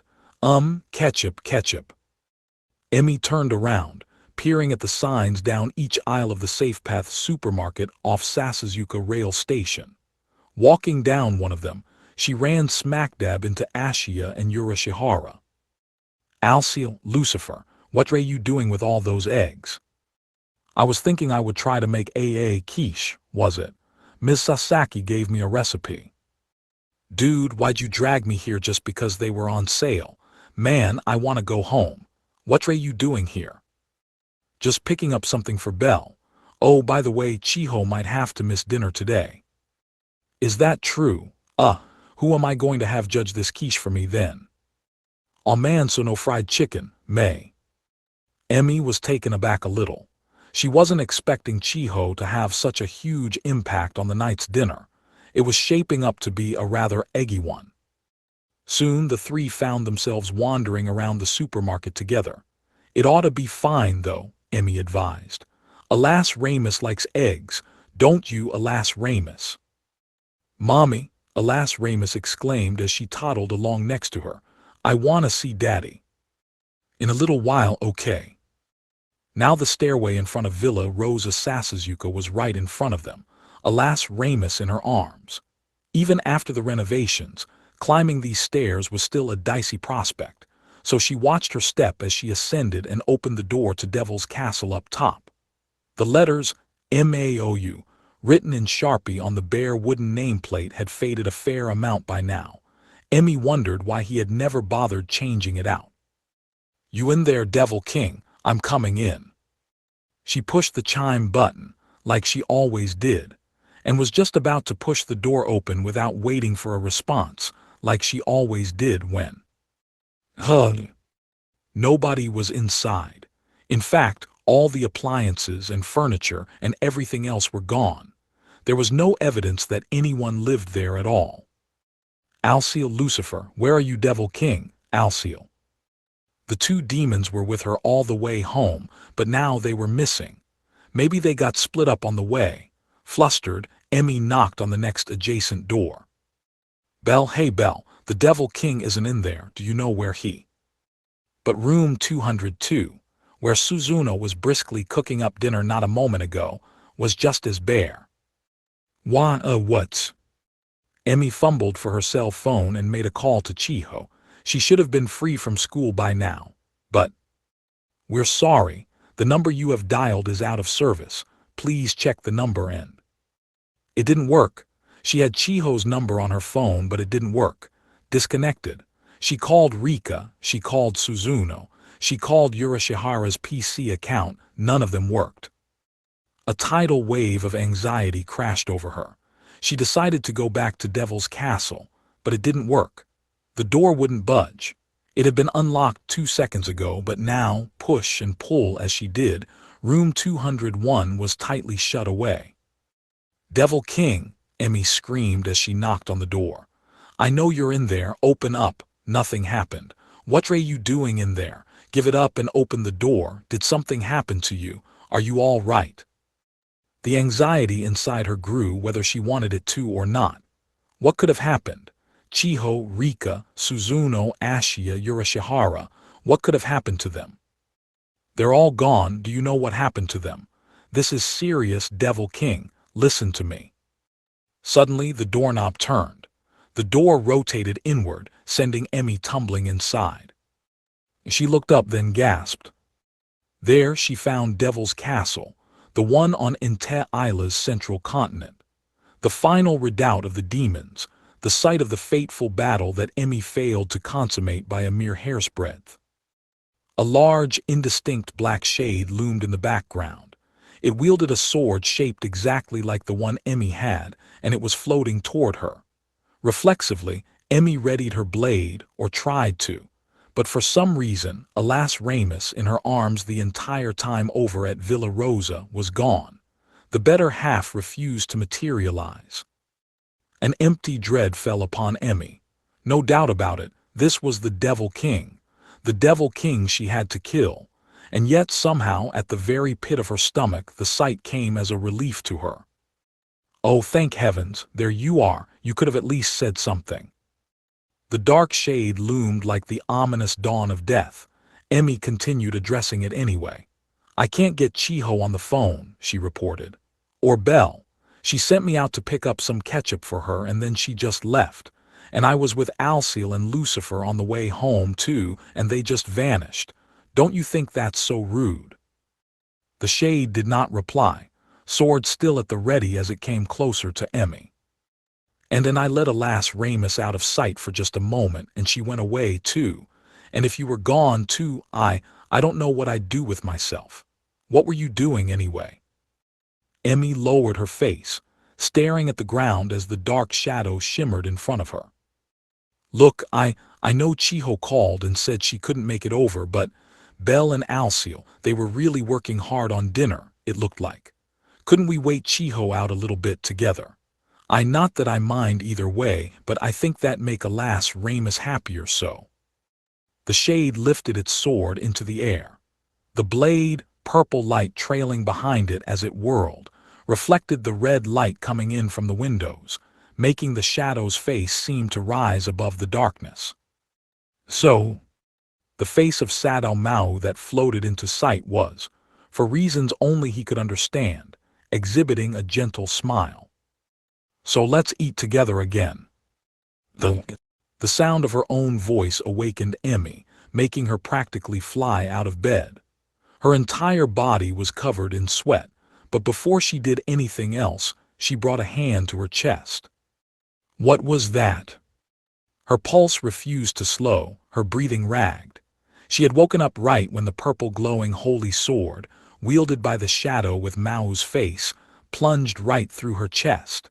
It was a raw dream, one that filled her with fear and the kind of painful exhaustion only a nightmare could produce. They had all showed up in it, her, and Rika, and Chiho, and Suzuno, and Ashia, and Urashihara, and alas Ramus, and at the end, they were all yelling at each other, sweating it out with each other, annoying each other, and yet just a few weeks ago this was Emmy's everyday life, one that long ago made her dismantle the armor covering her heart. That was the dream. How, she glibly whispered to herself, could I be so stupid this whole time, so oblivious? She dreamed of Inte Isla and her father all the time back in Japan.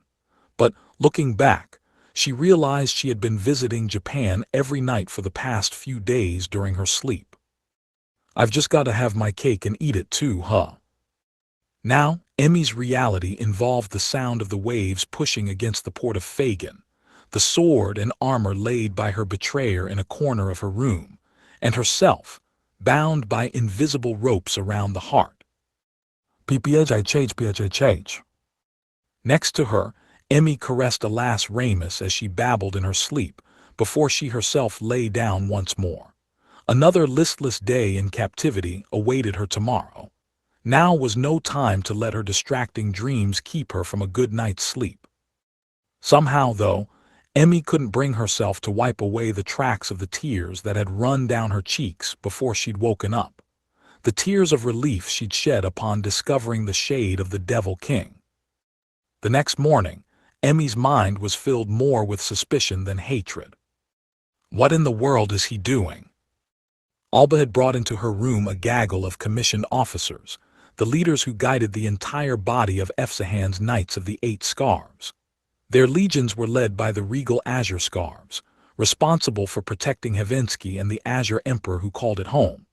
They were joined by armies known respectively as the Inlane Azure Scarves, Regal Jade Scarves, Inlane Jade Scarves, Regal Citral Scarves, Inlane Citral Scarves, Regal Crimson Scarves, and Inlane Crimson Scarves.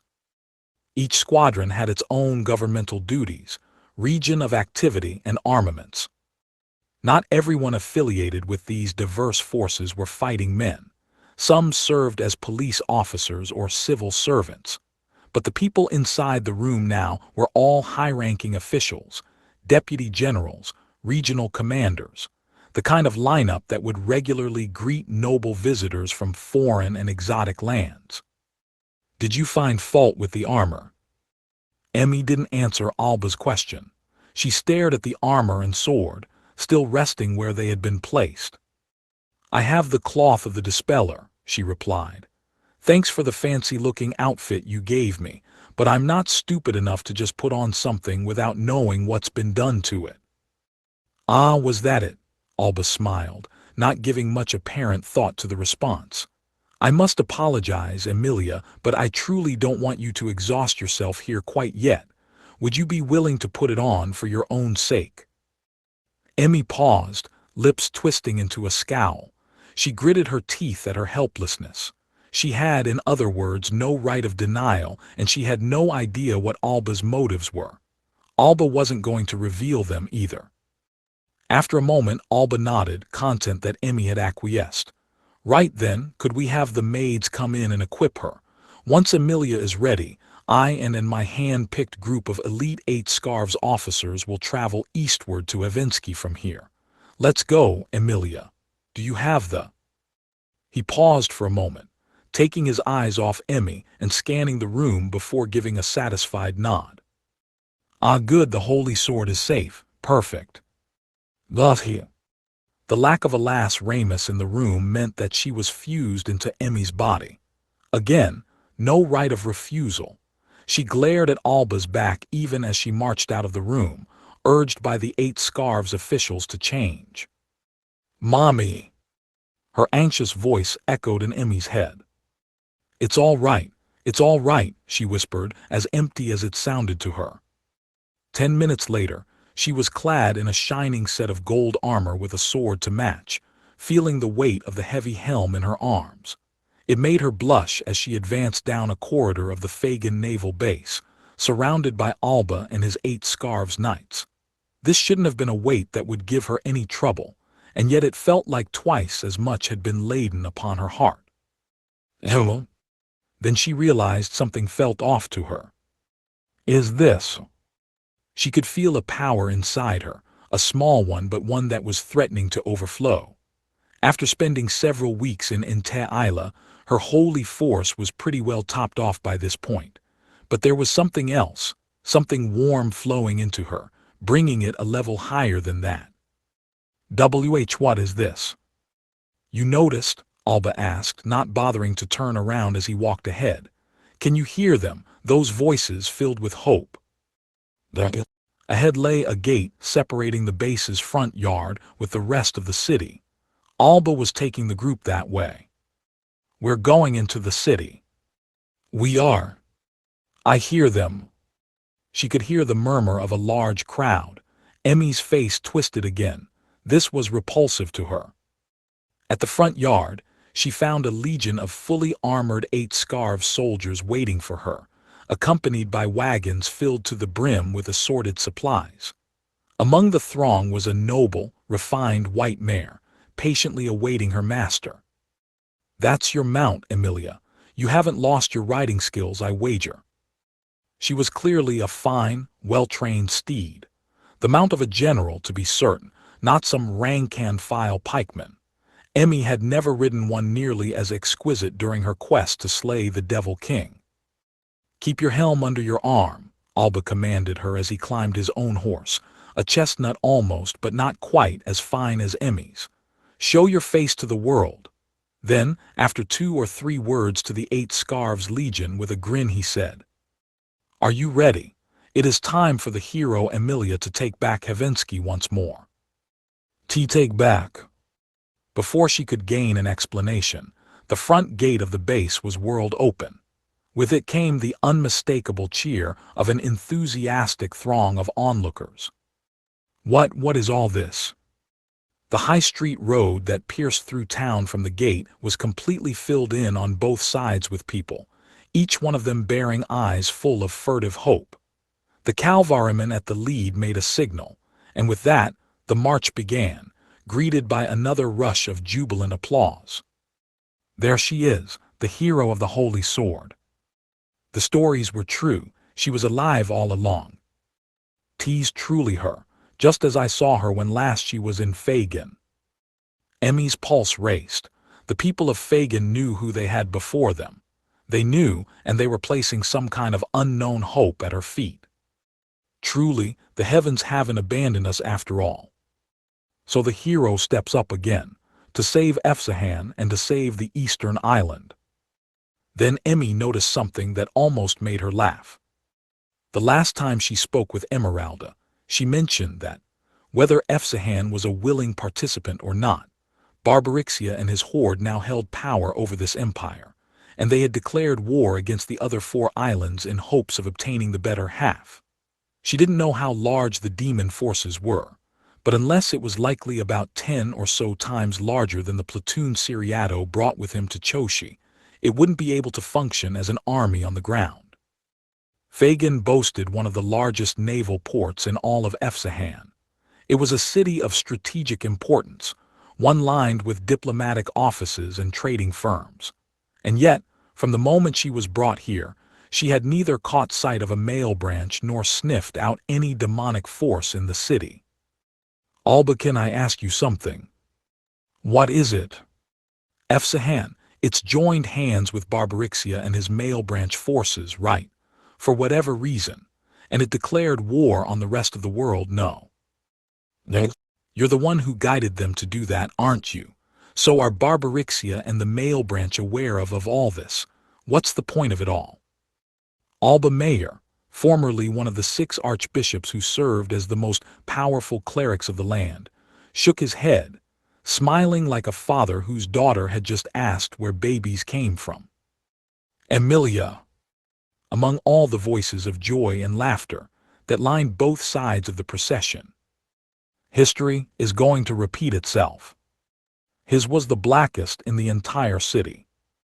That was quite the nice little refrain, wasn't it?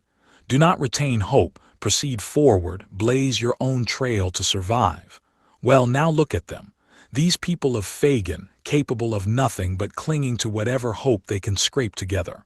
Why, it is like. Alba looked to the sky. It was a pale shade of blue, the red moon just barely visible at this afternoon hour. It is like the male branch, back on that very day. Those foolish male branch leaders, who believed every word of it when I told them they could gain revenge against the foe who slew the Devil King and his generals. I know you can hear them, Emilia, the rapt joy in their cheering, the cheering of these sad, sad people who have pinned their hopes upon you in an attempt at salvation, without raising a finger themselves. Alba, you. The anger, sadness, and hate welling up from Emmy's heart made her voice harden. She was afraid for a moment that her welling emotions would reach out to Alas Ramus, too, inside her. And now that you've exposed your face to the people like this, all their hopes are upon your shoulders.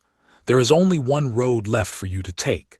You, the hero Emilia, are the icon we will reach out to as we save the empire of Efsahan from the Devil King's army that has taken it over.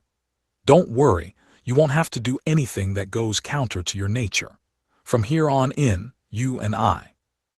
The desperation and emptiness behind the words' meaning made them dark in her mind, just as his words felt on that day back in the village. We are going out to hunt the horrible demons that have eaten their way into the core of Efsahan. Suzuno, Maō asked, eyes wide open in disbelief. What? You don't see anything wrong with how you look right now. Wrong how? Forget it. Just try not to move around when you're in eyeshot of me, all right. Rather rude of you. What is so unacceptable about this? It's not about being acceptable or not, it's just, never mind.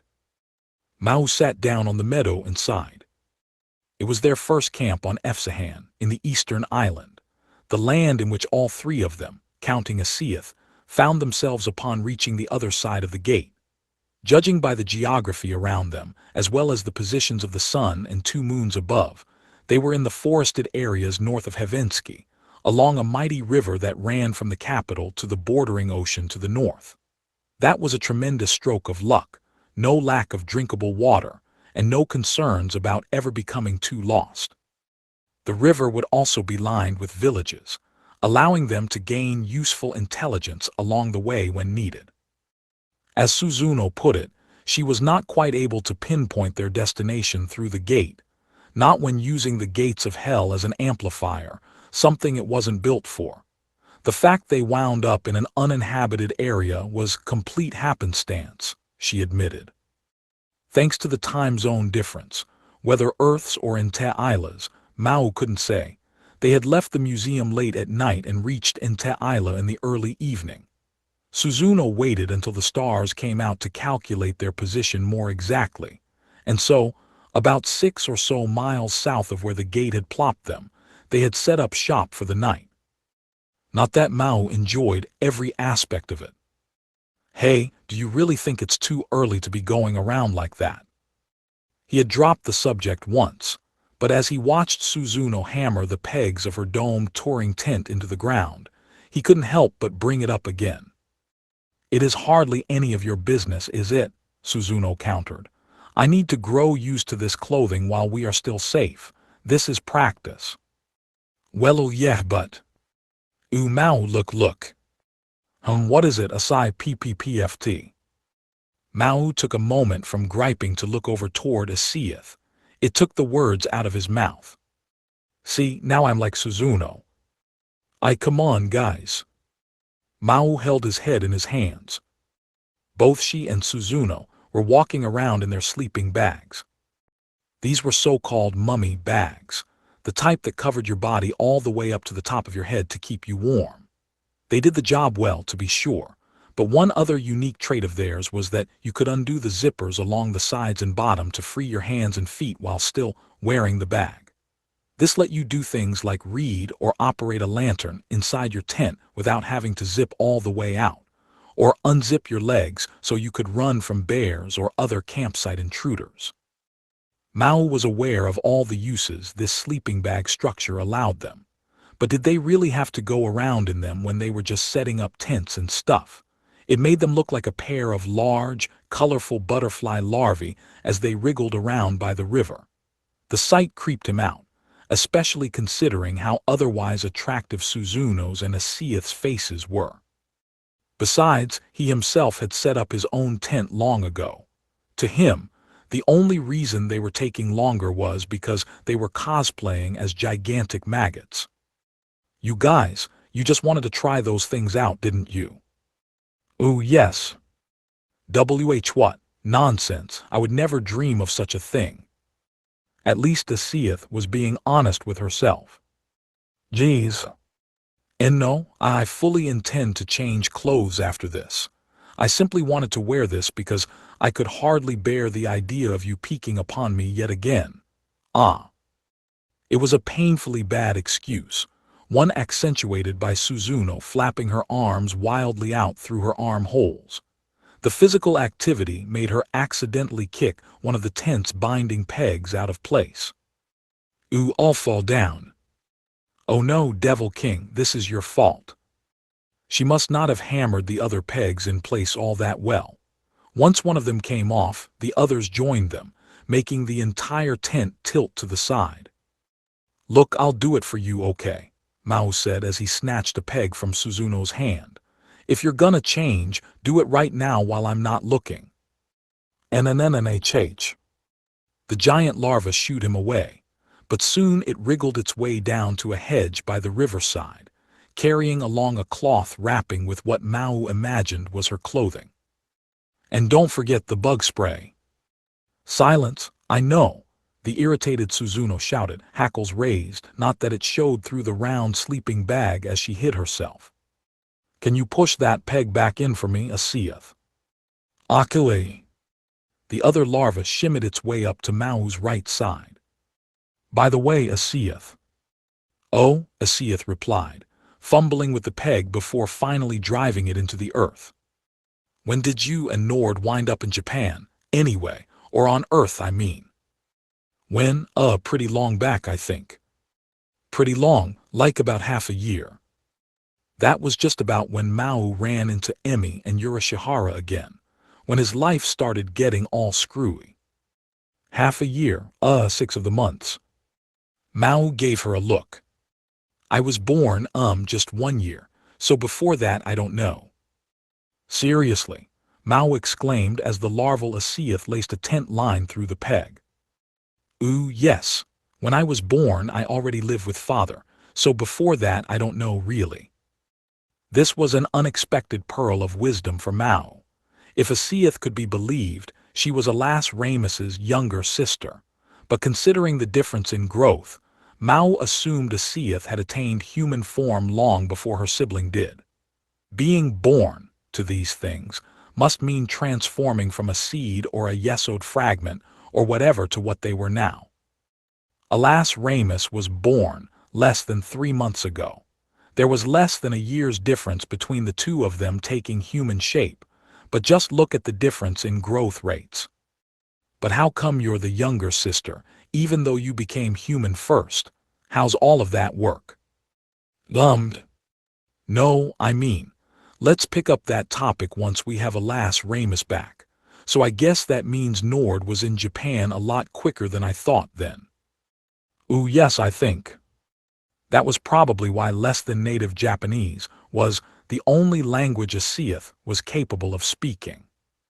Man, what a pain. What is the pain?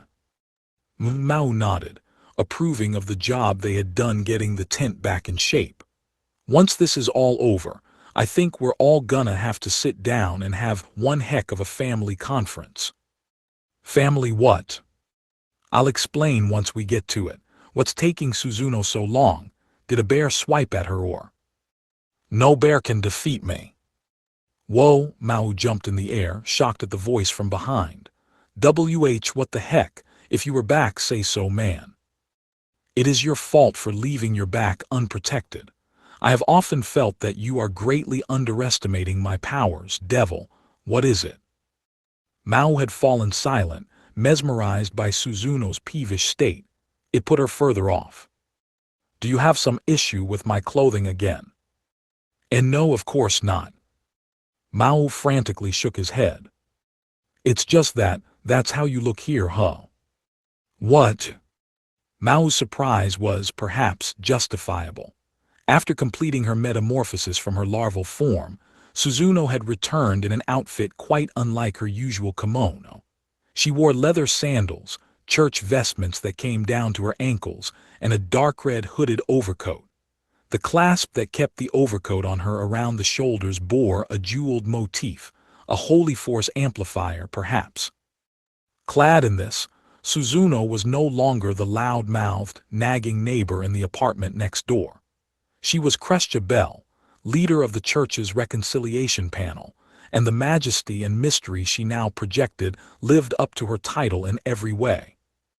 This is the garb of the church's diplomatic and missionary arm. We have many monks and proselytizers working the lands of Efsahan, and the nature of my previous work means that few people would know my face. With this outfit, we would never arouse suspicion in any of the villages we. Why are you looking at me like that? It was perhaps unfair to say, but while this holy garb would go perfect with a holy scripture or the like in her hands, pairing it with the deflated mummy bag shell draped across her arms largely ruined the effect. Did you just like molt or something? Maō, what is molt? Devil King, you dare compare me to a snake or some lowly shellfish? And no, stop picturing creepy animals like that. You're a girl, aren't you? You could have said butterfly or something. Suzuno gave him a blank, confused glare. Butterfly. Then, as she digested what he meant, surprise spread across her countenance. Why you call me a butterfly? Well, of all the things a devil king could ever. Maō, what is molt? Seath interjected, still in larval form, before the flustered Suzuno could ask what he really meant. Oh, so molting is when a snake or a crab or something sheds the skin or shell it was living in and grows bigger. That and butterflies and cicadas make what's called a cocoon that they grow inside of. By the time they come out of it, they've transformed into something completely different. That kind of thing. Enough of this. Suzuno sounded hurt, strangely enough, at Mao's biology lecture. She began to roll up the sleeping bag in her hands. Ooh, a butterfly, boy, Suzuno is the beautiful molting. Well, perhaps yes. Suzuno, Seath raced up to her. Maō said you are beautiful. Ah, did he? A pitiful joke of a devil king indeed, Suzuno replied, taking a neutral philosophical approach to it all. Whoa, what's that supposed to mean? Maō said, feigning shock. I'm being totally serious here. Like, didn't Emmy and Kai say as much to you at first? Your kimonos and stuff are fine and all, but you should try putting on something more modern. I think those robes look good on you. What did you? Suzuno's eyes opened wide, unprepared for this sudden bout of serious talk. No, I mean, I just never see you in anything except kimonos, so it's kind of fresh to me is all. Regular clothing's a lot easier to put on, though. Cheaper, too. I think it'd work on you. Why you think so? Suzuno stammered. Huh? A concerned Asiath turned to her. What is wrong, Suzuno? To be honest, I was at my clerical post for so long, I had grown rather used to these long, heavy robes. The shorter, more revealing articles of clothing Emilia and Chiho wear, I had my qualms about them, one could say. Even after I realized it was no longer the norm, I liked kimono because they resembled my vestments in all of the dimensions, perhaps, but... Maō lent Suzuno an ear, as she nervously rolled up and unfurled the sleeping bag in her hands. You think it. I think it. Suzuno, your face is red, MNG.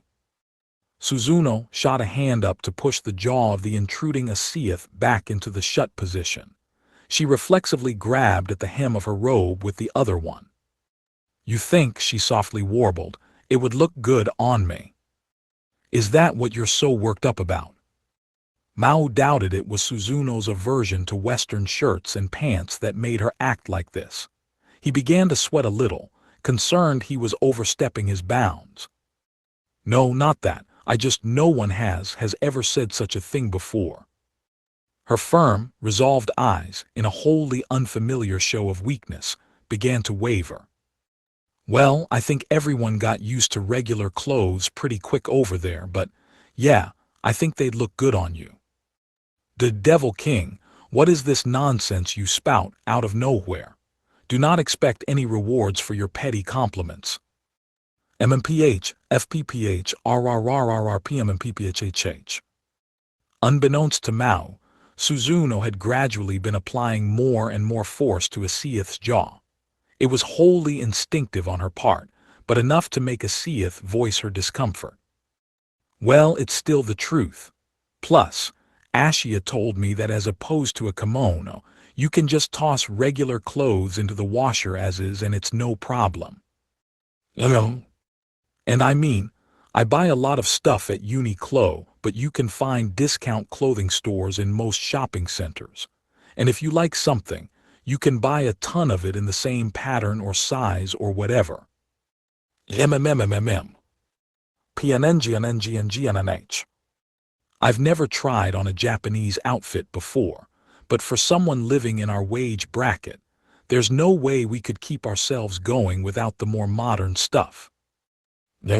Plus, isn't the thing with kimonos, like, you're only allowed to wear certain kinds on certain seasons or occasions.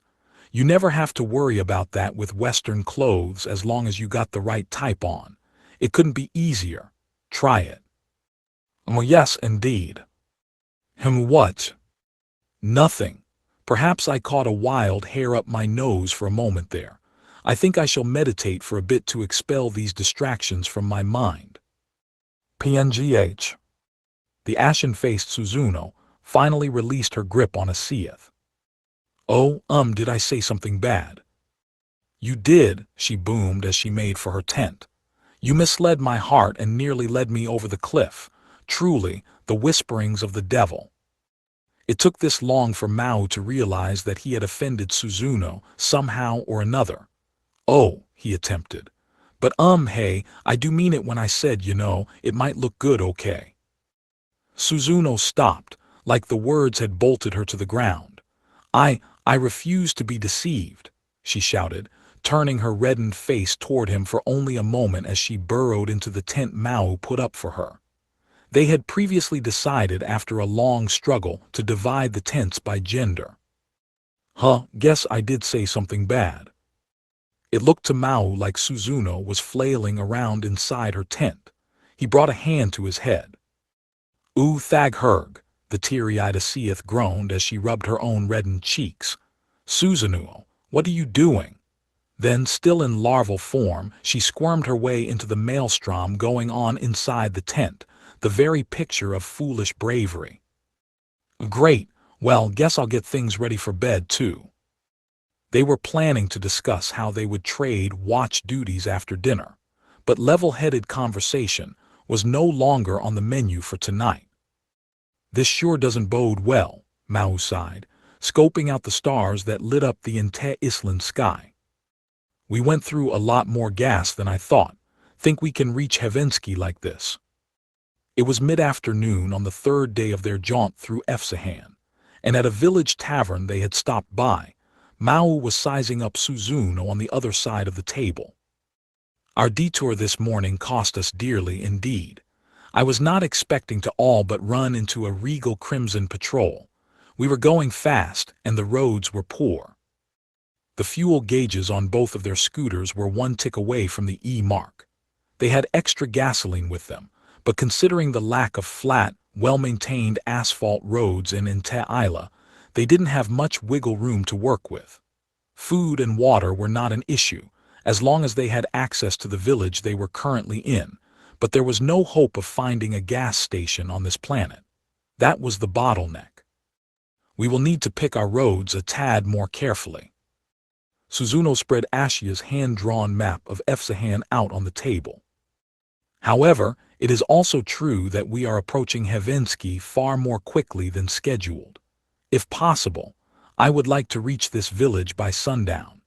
We are more likely to encounter 8 Scarves men the closer we come to the palace, but I would like to stay on our scooters for as close as we can bear to reach. Yeah. For once they agreed on something. As long as they had gas to feed them, they wanted to hang on to their scooters. Not that I should talk, by the way, but things seem pretty peaceful around here. Looks like they've rebuilt a ton of stuff already. I thought it'd be a little rougher around the edges still. No, you should not talk indeed, but I had noticed that myself. Let me ask you, Devil King, how strong a force is this male branch within the demon realms? How strong a force? Well, they certainly numbered a lot, is about all I can tell you.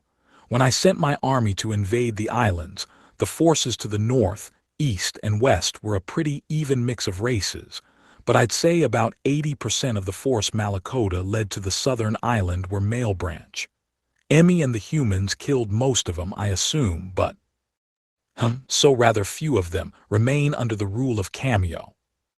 I can't give you concrete numbers. It's not like we had a census bureau. Suzuno nodded as though Mao's words were backed up by some theory in her head. Actually, she said, I was of the same mind as you. This land is peaceful, recovering. By which, I do not mean to say that your army's carnage has been wiped away by time. I mean to say that, considering the male branch have infiltrated the imperial government and declared war on the entire world, it hardly seems like a nation in wartime. I sense nothing in the way of demons near us, despite the fact our map puts us squarely within jurisdiction of the Efsahan capital. That's a good point, Maō realized out loud. Considering all the BS Siriato and Farfarello and Libicacco gave us, you'd think the demons would be throwing their weight around a little more. Indeed, and I do not like it, especially now that I have seen what the angels are for myself, Gabriel in particular. It sticks in my craw. You said it. It struck Maō as odd, too. If it weren't for Gabriel whisking Ashia and Nord away, their understanding of Emmy's disappearance and the political situation on Inte Isla would have remained rudimentary at best. As far as they knew, Alba had convinced Barbarixia and his second Devil King's army to turn Efsahan into a puppet regime so they could declare war on the world, a second ploy by the demons to conquer the human world anew. But now, several angels had become involved, and both they and the demons had used Efsahan's military to take Ashia and Nord away. Maō began to suspect that little was as it seemed around here. We had best examine the people of this land a tad more, Suzuno suggested, if we wish to come closer to the truth. Yeah, it's not exactly bustling around here, but it's not like we're being subject to invasion or anything. The two of them looked out a nearby window to the village's main street. According to Ashia's map, the village they arrived at after camouflaging their scooters in some high brush was named Hanfa. It seemed fairly humble at first sight, but enjoyed a decently sized population nonetheless. Its security was handled by the Knights of the Inling Crimson Scarves, each one of their ranks bearing a red wristband bordered in white. They spied a few of them here and there on the streets. "Maō, can I have more? This is yummy." "I'm glad you're enjoying this." As he and Suzuno assessed the situation, Asiath had been silently nibbling away at his side. Before he knew it, she had scarfed down a sizable basketful of bread. There was an empty bowl and plate in her hand. They formerly held some chicken and vegetable soup and freshwater fish done up in a pie with breadcrumbs, apparently a local favorite, and she was already showing them to the nearby tavern keeper. The eastern island enjoyed a surplus of water, much of it as pure as one would find in Japan. Maybe that was why they were all enjoying the local food scene so much after spending so long over on Earth. "You okay with seconds for her, Suzuno?" He didn't have the authority to allow it by himself. Suzuno, after all, was Maō and Asiath's sole source of economic support here on Inte Isla. She had yet to bandy around words like debt and interest, the kind of thing that struck fear in the Devil King's very heart, but treating Suzuno like an ATM was bound to have consequences later. In fact, to Maō, who had to keep a whole family of sorts fed on his own salary, being wholly dependent like this made him feel miserable. Like a plaything, as he put it. "That is fine. Would you like another one of those fish pies? I was just thinking I would like to try a bit more of those udon-like noodles they had." "Madam, one more of those freshwater fish pies and another bowl of stew for the girl, please. Myself, I'd like to have some more of that rice noodle soup, and if you have a recommendation for a nice after-meal liquor, I'd love to see it." Suzuno's gifts in Yawan, the official language of Efsahan, were commendable. Her missionary experience preceded her. I'm glad you're enjoying it," beamed the tavern keeper, a burly-looking middle-aged woman. "Fair to say I wouldn't have the sort which a church minister would favor much, though." "Wait, did you just order liquor, Suzuno? You could get probation for DUI, man." Having personally dominated the lives of its native speakers in the past, Maō had at least a passing knowledge of Yawan. "Oh, shut up," Suzuno replied, expecting this. "I am not looking to drink it. We'll be backing up a new pie for you right shortly. Want something to drink in the meantime? This is about all we got, I'm afraid." The woman came back with 2 bottles of fruit-flavored distilled liquor of some sort. Suzuno checked the labels, then nodded. "I see your distribution channels are healthy as always." "Beg pardon. You brought those out because you knew I was a Western Islander, no? Both of those hail from there." Suzuno looked up at the quizzical tavern keeper. "If I could ask you a question, is it true, the rumors I have heard about Havensky, that it has fallen under demon rule again?" The tavern keeper's face tightened a bit, conflicted. "Well," she offered, "if it's a yes or no question, then yes wins the day, it does." It was odd, though. To Suzuno's ears, it sounded as though the keeper wasn't afraid of this terrifying development so much as she was doubtful of it. "Course, if you're asking whether anything much has changed as a result, then it sure hasn't, no. We were all running around like chickens with their heads cut off at first, mind ya. Thought it'd be the great demon General Alcil all over again."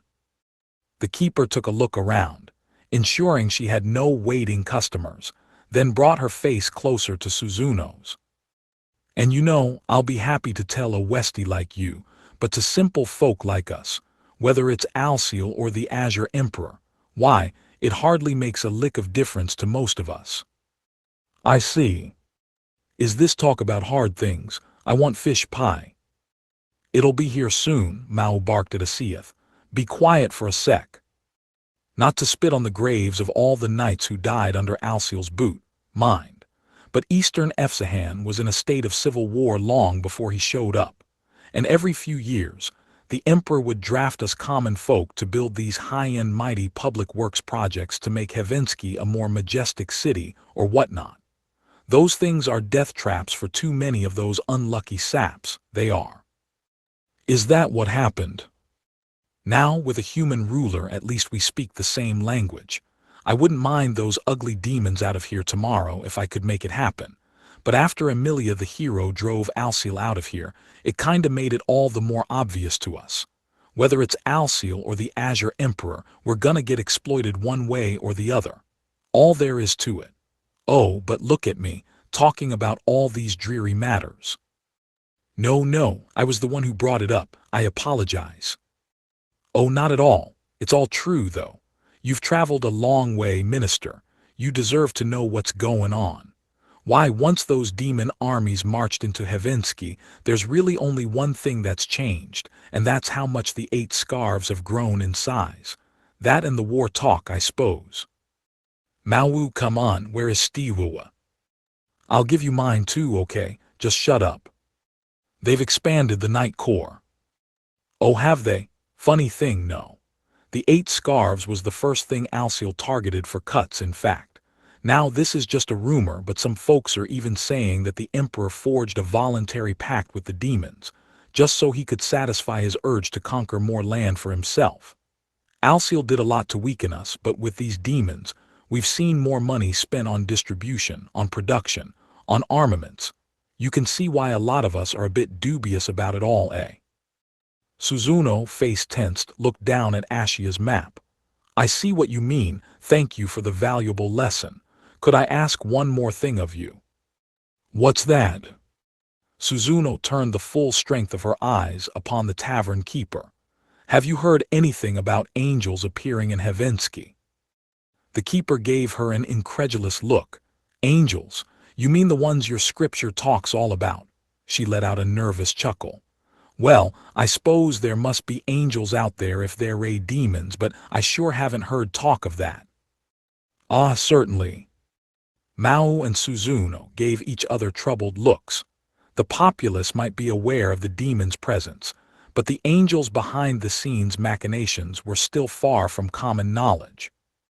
Well, that little girl looks like she can't hardly wait any longer for some grub, eh? That pie should be done by now. Did you have anything else you wanted to ask? No, that is all, thank you, I appreciate it. It's fine, well also. The keeper fell uncharacteristically silent, wavering over whether to continue. Suzuno nodded at her. It is fine, she said. By my honor, I promise I will not tell anyone else about what you told us, good tavern keeper. I would certainly appreciate that, yes, the woman replied. She seemed a mite relieved, but then she anxiously looked at Maō. Do not fret. This is my attendant, a devout follower of the church faith. He fully understands the sanctity of a confessional. Dude. Maō had no intention of interfering with their chat, but he still used his wide-open eyes to semi-voice his discomfort at this hasty excuse. Who's an attendant of whom, huh? Maō was still protesting the afternoon's events inside forested land, 7 or 8 miles from Hanfa, nearby a marsh. You took that seriously, Suzuno coolly replied. I would think you would understand how that smoothed over the conversation for both sides. I will remind you that I am bankrolling nearly this entire expedition. Allow me to say what I like at least. J. Maō had no response to that. Suzuno smiled at him as he silently squirmed. I do not intend to joke about this, though. If Alciel's map is correct, we will no longer be able to avoid settled lands before reaching Helsinki. If we started to be examined more closely by the authorities, it would be easiest for all of us if you and a Seath pose as the hired attendants of a missionary cleric. Yeah, the question is whether she'll hold up her end of the bargain. Better roll her back inside if she starts acting up. Don't want to treat her like I own her or anything, but... Maō looked over to the larva sleeping soundly in her bag by the campfire, stomach full after purchasing several more freshwater fish pies to go from the tavern keeper. We can consider the matter after half a day's drive tomorrow, Suzuno replied, looking at Ashia's map. I would like to bring our scooters as close to Helsinki as possible, but if worse comes to worst, we may need to abandon them somewhere. Maō flew to his feet. What, no? What do you want from me? The closer we travel to the capital, the more likely we are to be exposed. We have to avoid being conspicuous. But I was just getting used to driving my mobile Dullahan III. I can't just abandon my mount after that. What is the meaning of that mobile whatnot? Suzuno knew Maō well enough. She all but expected that he would give his scooter a nonsensical name sooner or later. It is fine and well that you have an affection for it, but that could inadvertently put Emilia's life on the line. I have full ownership over both scooters, and I make the final call on what we do with them. NNNNGH. By the way, I was wondering, why do you name whatever you are riding at the moment Dullahan? The Dullahan is a creature that appears in Earth's mythology, is it not? A headless horse pulling a chariot with a headless warrior on it. Oh, you know that. Indeed, and I have never heard of such a presence among the demons who invaded Inta-Isla. Perhaps I am simply not aware of it, but... Nah, there's nothing like what gets called Dullahan on Earth in my realms. It'd be kinda weird if someone could carry his head around under one arm and still stay, like, living, you know. Like you are one too, but enough of that. Why Dullahan? Well, there's nothing deep to it, Maō shrugged. I mean, before I made it to MG Ronald, me and Ashia kinda got fired from a couple of part-time jobs. Did you now? Suzuno exclaimed. By the time she had arrived on Earth, he and all his demon compatriots, along with Emi, were indistinguishable from any other Japanese person on the street. She had assumed they were comfortable from the very beginning. Yeah, sometimes companies would go out of business on us, so it wasn't entirely our fault. But before me and Ashia divvied up our duties between work, chores, and research, I can think of at least 2 I got booted out of. He made it sound as though he was reciting bitter memories of harrowing times. For a native in Island, the idea that being laid off was the worst thing to ever happen to the Devil King's life was rather hard to swallow. So I started working at MG Ronald after that, and once Kai signed on, she told me about some place that sold bicycles for cheap. So I bought one of those and a couple of other big things. That wound up whittling our savings down to practically nothing. Man, Ashia was pissed. Suzuno wasn't around to witness it, but she could easily picture it. But that would really suck, wouldn't it? Like, if I bought too much and got fired without any savings to fall back on. Certainly, but wait, no. Suzuno gasped, conjecturing the worst. So I kinda put a prayer on the bike, Maō continued, flashing an embarrassed smile. So I wouldn't get fired again. The Dullahan's got his head cut off, right? I didn't want to lose my head at the workplace any longer, so that's how the name stuck. Suzuno, unable to look at him any longer, cradled her head with one hand. Just awful. Oh, come on, you're the one who asked. What are you laughing about? She was. Her face was still covered in her hand, but softly, deep down in her throat, she was giggling. He. You could have at least lied and said you named it Dullahan, because it sounded nice and demonic to you, ha ha ha ha. That would just make me look like some preteen fantasy nerd. What a laugh. I do look forward to telling Emilia and Chiho about this shortly. Hey, no, don't, man. Kai's one thing, but Emmy's gonna torment me for the rest of my life if you tell her. And how dearly I would love seeing that in person. The hero, berating the Devil King for giving prayers to household objects. Oh, goddammit. Maō turned his back to her, face flushed. It made him miss what Suzuno whispered next. Indeed, I would love to be there for it, to see it happen on and on. What was that? Nothing, there is nothing to be so worked up about. It just seems so human of you. Laughably so. Will you shut up already? Stop making fun of me. Now Maō was fully angry. His back was completely to the fire now as he tossed the stick he was using to prod the embers deep into the darkness. Suzuno found something oddly lovable about the sight. Then she picked up Ashia's sheaf of papers again. Devil King. Why did you come to Inte Isla? Who? Mao's face on the dark side of their little campfire circle twisted a bit. Suzuno could see it. I am not talking about now. Before you drifted to Japan, when you, Alciel, and Lucifer attempted to conquer the 5 islands of Inte Isla. Oh, back to that right now. I thought I told you long ago. I wanted to rule over Inte. That is why I am asking. Suzuno played back in her head the conversation with Chiho.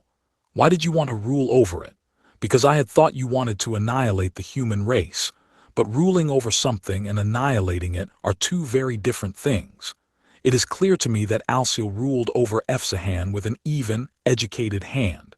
That much I can tell from the way he practically memorized this nation's geography and its norms. But why? You yourself asked me once, if I truly cared for Chiho's safety, why wouldn't I immediately erase her memory? Well, allow me to return the question to you. Why do you insist upon having Chiho by your side? You're making it sound like I'm some bad guy stalking her or something. You never respond to Chiho's boundless courage. She fully accepts you, warts and all, and you string her along, never providing an answer. The very epitome of a bad guy. I'm not trying to do that, but... Mao let out an anguished groan. It was all Suzuno's fault, of course. She just had to be there when Chiho decided to reveal her feelings to him. The way you have been acting as of late is a complete mystery to me. And by you, I do not mean Sadao Mao. I mean Satan, the Devil King. Suzuno sighed softly, staring into the campfire.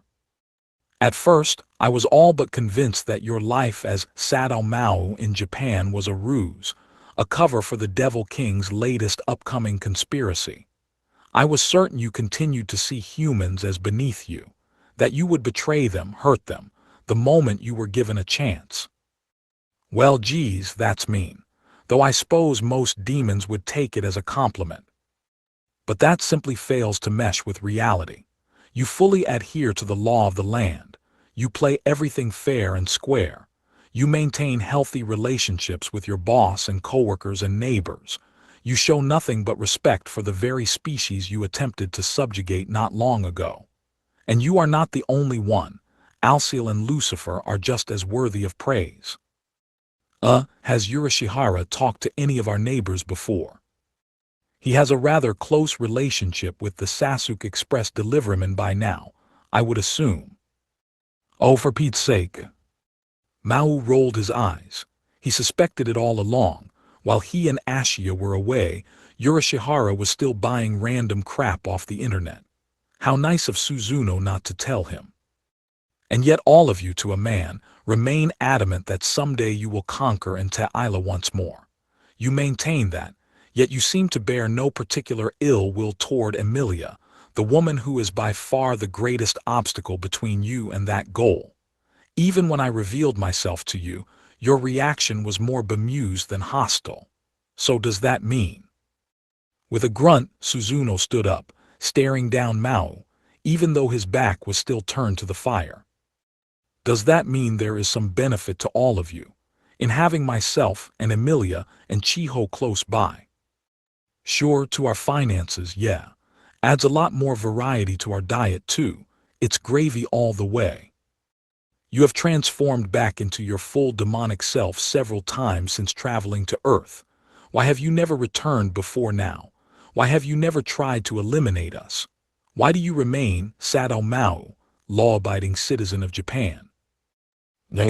This journey of ours, would it not be the greatest chance you've gained yet to destroy us? You should have enough force to overpower even the archangels at this point. You have Alciel close by, as well as a seemingly infinite army of loyal demons. You could have killed me any time here on Inte Isla, forgotten all about Japan and Earth, and returned to your home realm. Emilia is no longer free to act. The humans here can no longer forge a united front against your forces. What better time to make your move? You want me to do that? Of the Devil King Satan pictured by the populace of Inte Isla, Suzuno bluntly replied, I would expect nothing else. But instead here you are with me in this forest. You fear for Emilia's safety. You took action to calm Rika's nerves. You promised Chiho you would return to Japan, and you asked Aming to keep the land safe in your absence. Fear for her, nothing as big as that really. Suzuno sighed again. Maō must have already forgotten what he'd blurted out inside his apartment before they'd left. If you add it all up, it looks to me that you say one thing, yet act the exact opposite. But over the past few weeks, I've come to formulate a theory. A theory that, assuming I am right, explains everything about your inexplicable behavior. Can you knock this off? This ain't a science lab. Save your theories for someone else. Suzuno ignored him. Devil King Satan. I said. Her voice softened. Nothing has ever changed in you from the beginning, has it? Knock it off. Truly, Chiho is wise beyond her years. Or perhaps being exposed to you with no previous knowledge let her see what I could not. Devil King, you. Ah, shut up, Maō shouted, covering his ears. I don't want to hear it. Allah la la la la la la la.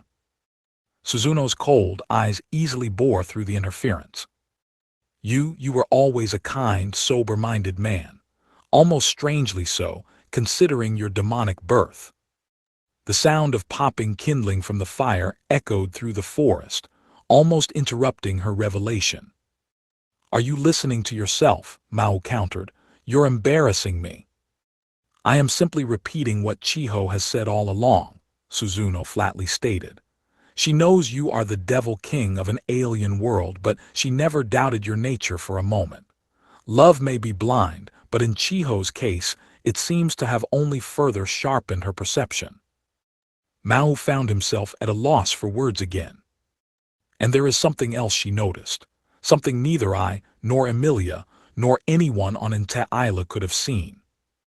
Their small argument at the Shinjuku electronics store replayed itself again in her mind. He said it himself back there. You are at the core a true king, one who leads the people of the demon realms. Yeah, Maō sulked back, still turned. That's part of my title, Devil King. What about it? And what's my past got to do with right now anyway? We're both trying to get Emi and Ashia back to Japan with us. What's so bad about that? Everything. Why? To put it simply, it worries me. You may decide to have my head any moment you wish. You may decide to betray me the moment we regroup with Alcil and Hevensky. There is certainly a non-zero chance you will seize that moment to launch a new Devil King's army. Look, girl, aren't you the one who's saying one thing and doing the exact opposite right now? I have made a career out of suspecting others, remember. Shouldn't a cleric believe in people a little more? Maō glowered to himself, facing the dark forest before him. Behind him, Suzuno smiled softly. Indeed, she said, they should. I may be a former inquisitor, but before that I am still an acolyte of the church. Oof. Whoa. Maō turned around at the sensation of something pushing against his back. Perhaps a few inches below his eyes was the sight of Suzuno's head lit by the fire. She was seated right behind him, back to back. What the hell? Maō protested, a bit offended at the invasion of space. A church minister, Suzuno quietly began, never reveals what is stated to them during confession. Her voice was the picture of calmness. This way you will not need to see my face. If you like, you are free to tell me, O king of all demons, why did you lead your people on a conquest of Ente Isla? What has gotten into you tonight? Maō buried his face in his hands and sighed deeply. Look, it's not like I haven't talked much about this to anyone because I have some grandiose dark secret I'm hiding or anything. It's just that nobody asked me in particular. That's all. He lowered his voice a level. It's gonna sound all too familiar to you humans, too. You've probably heard it 1,000,000 times before. So don't start whining if you think I'm just giving you a line, all right. I'm not treating this as some huge bare my soul thing for your sake. Very well, duly noted. This is so stupid. Maō let another sigh out into the forest, feeling the warmth touching his back. Where should I start? Then, as if recapping the past day's work to his friend, he started to speak in a natural, relaxed voice. I forget if I told you this before, but back when I was born, the demon realms were a real piece of shit. Violence was the only rule. If you were strong, you got to torment the weaker demons to death and bask in the gory results. That kind of place. I wanted to change all of that, so I started up an army. And once people like Cameo and Alcil joined me, the ball really started rolling, you know. And after a while, we had an actual civilization going. A kingdom led by me. Got all that so far? Yes. So that pretty much put an end to the weaker demons being doomed to a life of torture at least. We put together a formal system of demonic magic too. That made the kingdom stronger and a hell of a lot more efficient too. But that whole time, there was something that neither I, Cameo, nor Alcil ever picked up on. Suzuno could sense Mao's breathing quicken a little through her spine. Like you know, demons can siphon off people's fears and desperation to gain magical force.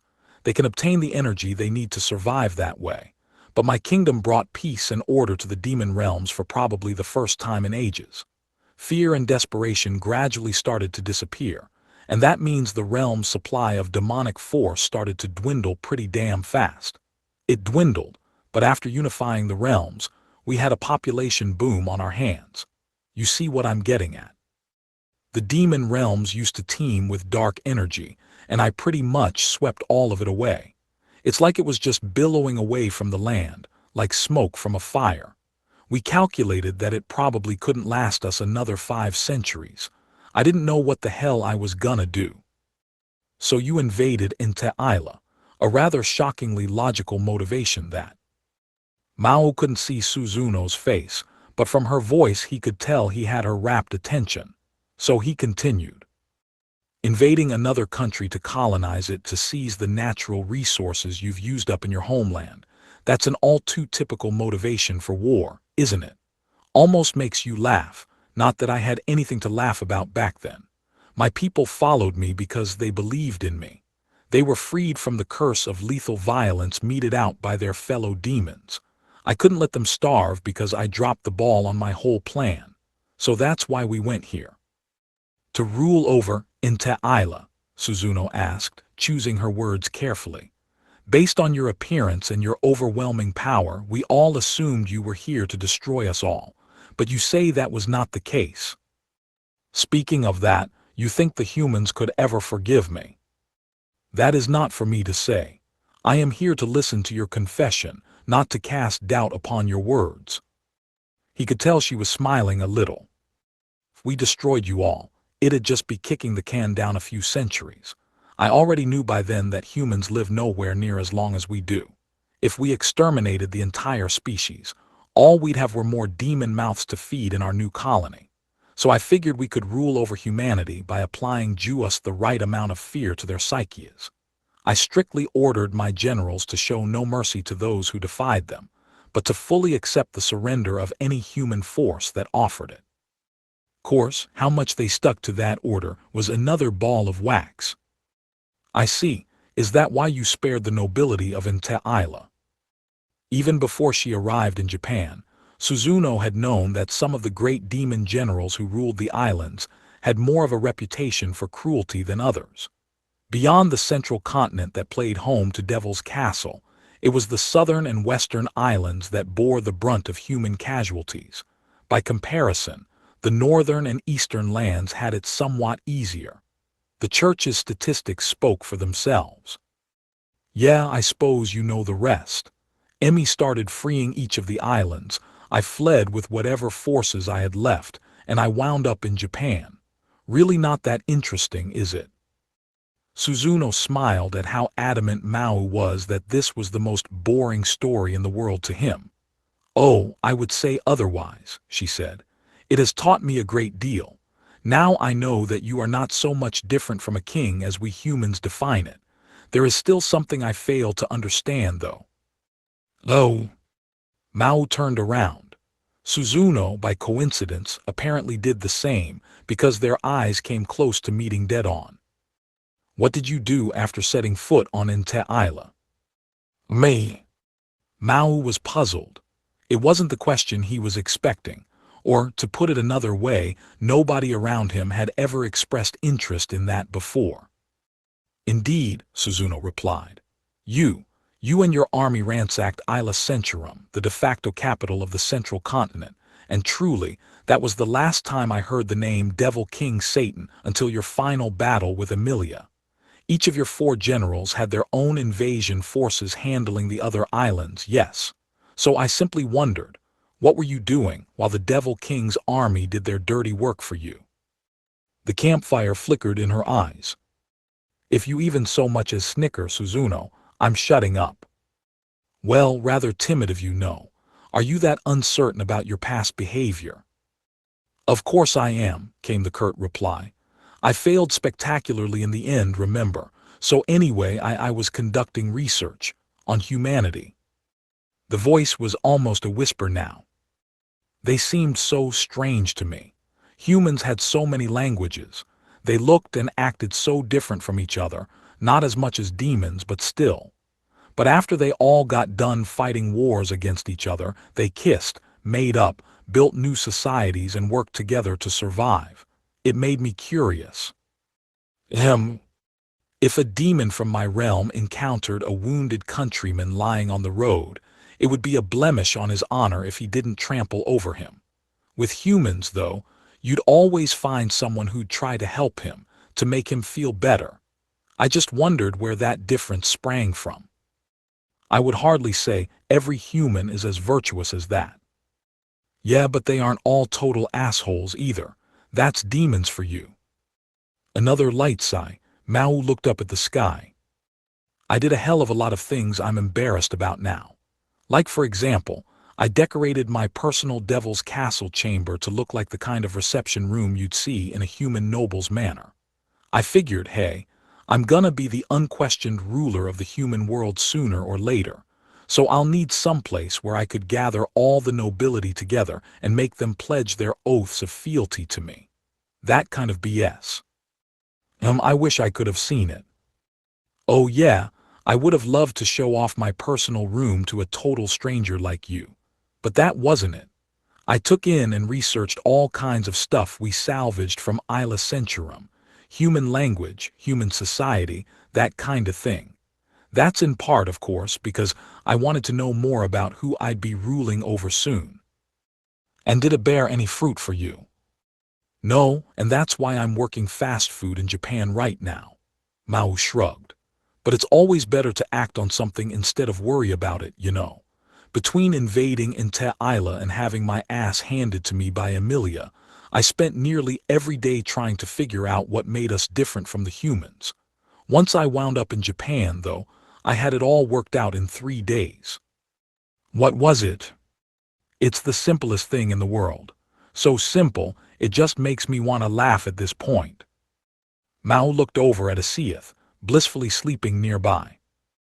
It's whether you have to eat or not, period. Suzuno lifted her head to face Maō again. Food. Yep. He deeply nodded. He doubted he would ever forget his 3rd night in Japan, when he fell asleep on the ground and then woke up staring at the ceiling of the hospital he was rushed to for dehydration and malnutrition. We demons didn't need to do anything to gain the dark force that kept us going. Sometimes demons devoured the corpses of their enemies, but that was more for their own amusement than anything else. There was no reason at all for us to eat anything, but humans can't get away with that. No matter how rich you are, you can never live by yourself. He turned to face Suzuno, deliberately this time. I'm not talking in some kind of spiritual fashion, Suzuno.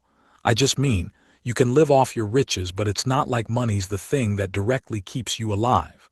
You turn money into food and that's what does it. With money, you can have some total stranger make you something good, something healthy, something you like. You want to eat, so you work to make money for it. That's how all of human society works. It's completely different at the core from how demons worked. And I had no idea the whole time. Devil King. I had no idea, and that cost the lives of so many people who believed in me. I was so shallow. I thought I could rule over humanity through sheer force of demonic power. His back shivered against Suzuno's. Wait, are you? Suzuno attempted to turn around. Maō sidled his body to one side to stop her. I'm not crying, man. You know who should be, though, are all the Devil King's army men who followed that idiot. That and Emmy and all the other humans who got killed or traumatized by that moron. I messed up. I was king and I messed up. He was bent over now, his back now feeling very small against Suzuno's. The awe-inspiring force he wielded to crush both angel and demon after he breezed into the fray in Sasahata, North High, seemed like a long-forgotten lie. And yet, Suzuno offered in a whisper, you still had to take action, no, since you were king. Maō shook again. You had to balance the human world against your own people, did you not, Devil King? She looked up, staring at the back of Satan, the Devil King. What is the sin that bedevils your heart? My sin? Is it all the humans you killed, the Ente-Islan land that you invaded? No, Maō sharply replied. So what is it? Suzuno pressed. It's the way I betrayed my believers, the way I led them to their deaths, how I made the wrong move as king. If that is what you regret, what must you do next? Maō paused, letting each of Suzuno's words settle into his stomach. I need to keep living, keep surviving as king no matter what, until the moment I'm not. Precisely. Suzuno smiled, then slowly stood up and away from Mao's back. She looked up at the starfield above, choosing to ignore the face of her confessor. It is just as you say. A king must constantly strive to discover the path he deems to be just as he leads his people. He must pull his people ever forward until another, newer king takes his place. And you will become king of not only demons but humanity as well, no. Oh right, this is a confession, huh? Mao's voice sounded about ready to break. Whether because he was laughing or crying, Suzuno couldn't venture. You think the god you worship's willing to forgive a demon's sins? I imagine not, strictly speaking. Certainly not a demon king's, at least. Wow, thanks a lot, Maō jabbed. After all that, this is what you give me. Suzuno flashed a calm smile and shook her head. I, on the other hand, do forgive you. Suzuno. Maō reflexively turned around. He found a robed figure slowly turning to meet his gaze. Her smile was among the gentlest sights he had ever seen. Satan, ruler of demons, I have heard of your royal isolation and of your royal sins. I recognize it all to be the holy truth, and by the name of Kreshjabel, my very own, your sins are now forgiven. Whether my God or anyone else on this world believes it or not, I am impressed you could tell me all of that. Maō gaped at Suzuno for a moment. Then, regaining his senses, he winced. Oh, come on. What the hell was all that about? Did you put something in my fish pie this afternoon or something? Perhaps. I am feeling rather out of sorts at the moment myself. Suzuno's face, lit by the dancing light from the fire, looked ever so slightly flushed. But it is a simple matter. I have already been saved multiple times by you, whether you meant to or not. I felt I needed to repay you for that, and also, quite likely. What? No, never mind. She shook her head lightly, shaking off the tension, and stepped away from Maō, settling down at the other side of the fire. If I went any further, I would simply be spouting nonsense. It would hardly do to throw the confessor into further confusion, and if it were to come out, we risk incurring the wrath of Chiho. Chiho. I can only imagine how much more anxiety it would put upon her. Her voice seemed strained, but her face in the firelight was still smiling. I have become quite the believer in Chiho as of late, but enough of that. I do not have the conviction that Chiho does or the bravery. Maō fell silent, befuddled and unsure of where to go from here. Devil King. Now what is it? It might have been his imagination, but there seemed to be a twinge of sadness to Suzuno's face. No matter what you may think, I swear by my pride as a church cleric that I have accepted your story. I do not intend to relay it to anyone else, but I think you should tell Emilia. When you forget it, are prepared to, Emmy's the last person I'd tell. Suzuno blinked. He sounded so decisive about it. Like how would that even be fair? He said as he shook his head, his voice just as resolute. Fair? One thing I've learned over the past few months of dealing with her, Maō rattled off, is that despite all that hero crap, she's got the mental toughness of a block of tofu. She's just barely recovered now. If she starts up with that wayward little girl act again, it's gonna drive me crazy. He looked down, spitting the words out. To Emmy, I'm the king of the invaders who screwed up her life, and I'm fine with that. But that, whether her dad's alive or not, what I did robbed her of some of the best years of her life. I put her and the rest of the humans on the balance against my own kingdom's people, and I chose my own kind. The words came slowly, as he chewed over each one. I don't really care to dwell on what I did to her. I don't want her to forgive me, and it's not like I got any right to be forgiven anyway. If I asked for it, she'd have no idea what to do. She's already putting us through all this besides. Devil King are you? This whole thing's involving me and Ashia and alas Ramus and Asiath and Nord too. I appointed Emmy one of my great demon generals. I'm helping her because I have a responsibility to. That's something totally different from hero or devil or whatever. He gave Suzuno a rueful glare. So even if we all get out of this in one piece, you know Emmy's probably gonna be all whiny about failing to live up to her, whatever. You think she'll be in any shape to listen to my dumb old story too? God, she'd never let me hear the end of it. Suddenly coming to his feet, Maō turned his back to Suzuno and headed for his tent. If she gets all sarcastic with me when she sees me here, fine. That's perfect. Anything more than that, it's gonna throw me off way too much. Devil King. Oh, and that counts as part of my confession too, okay? He shouted as he crouched by the tent flap. No telling anyone. Then, before any response could arrive, he crawled in and closed the entryway. Suzuno, without thinking about it, hugged her body. The body that had felt Mao's heat a moment ago. How gentle do you have to be, she said, a self-chiding smile on her face, and yet how cruel. She looked up at the red and blue moons decorating the night sky. Emilia, how are you planning to live going forward? MPPH, Ham and Melon MHH. Crestia Bell, a mere human, involved with only a tiny footnote of the massive demon battle that changed her world, found herself lost. There was no telling what lurked beyond the truth behind that war. Shrimp chili dumplings, sunny-side-up egg and toast. I doubt you have ever eaten those things before, have you? That was why the night babblings of the innocent little larva, so honest and faithful to her urges, were just the coolant Suzuno needed to calm her soul. For that matter, what will happen to me going forward? She felt the speed of her pulse as she kept her arms close to herself, and sighed once more. The surrender of the trade city of Gwenven was nigh.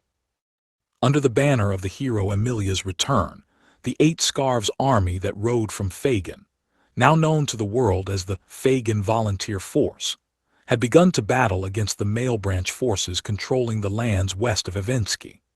They had seized the initiative, conquering town after town under the control of the Male Branch officers who formed the new Devil King's army upper brass, and now they were at Gwenven, second only to Hevensky in size. The volunteers had the clear upper hand. As a city of commerce, Gwenven had no stout city walls or defensive installations.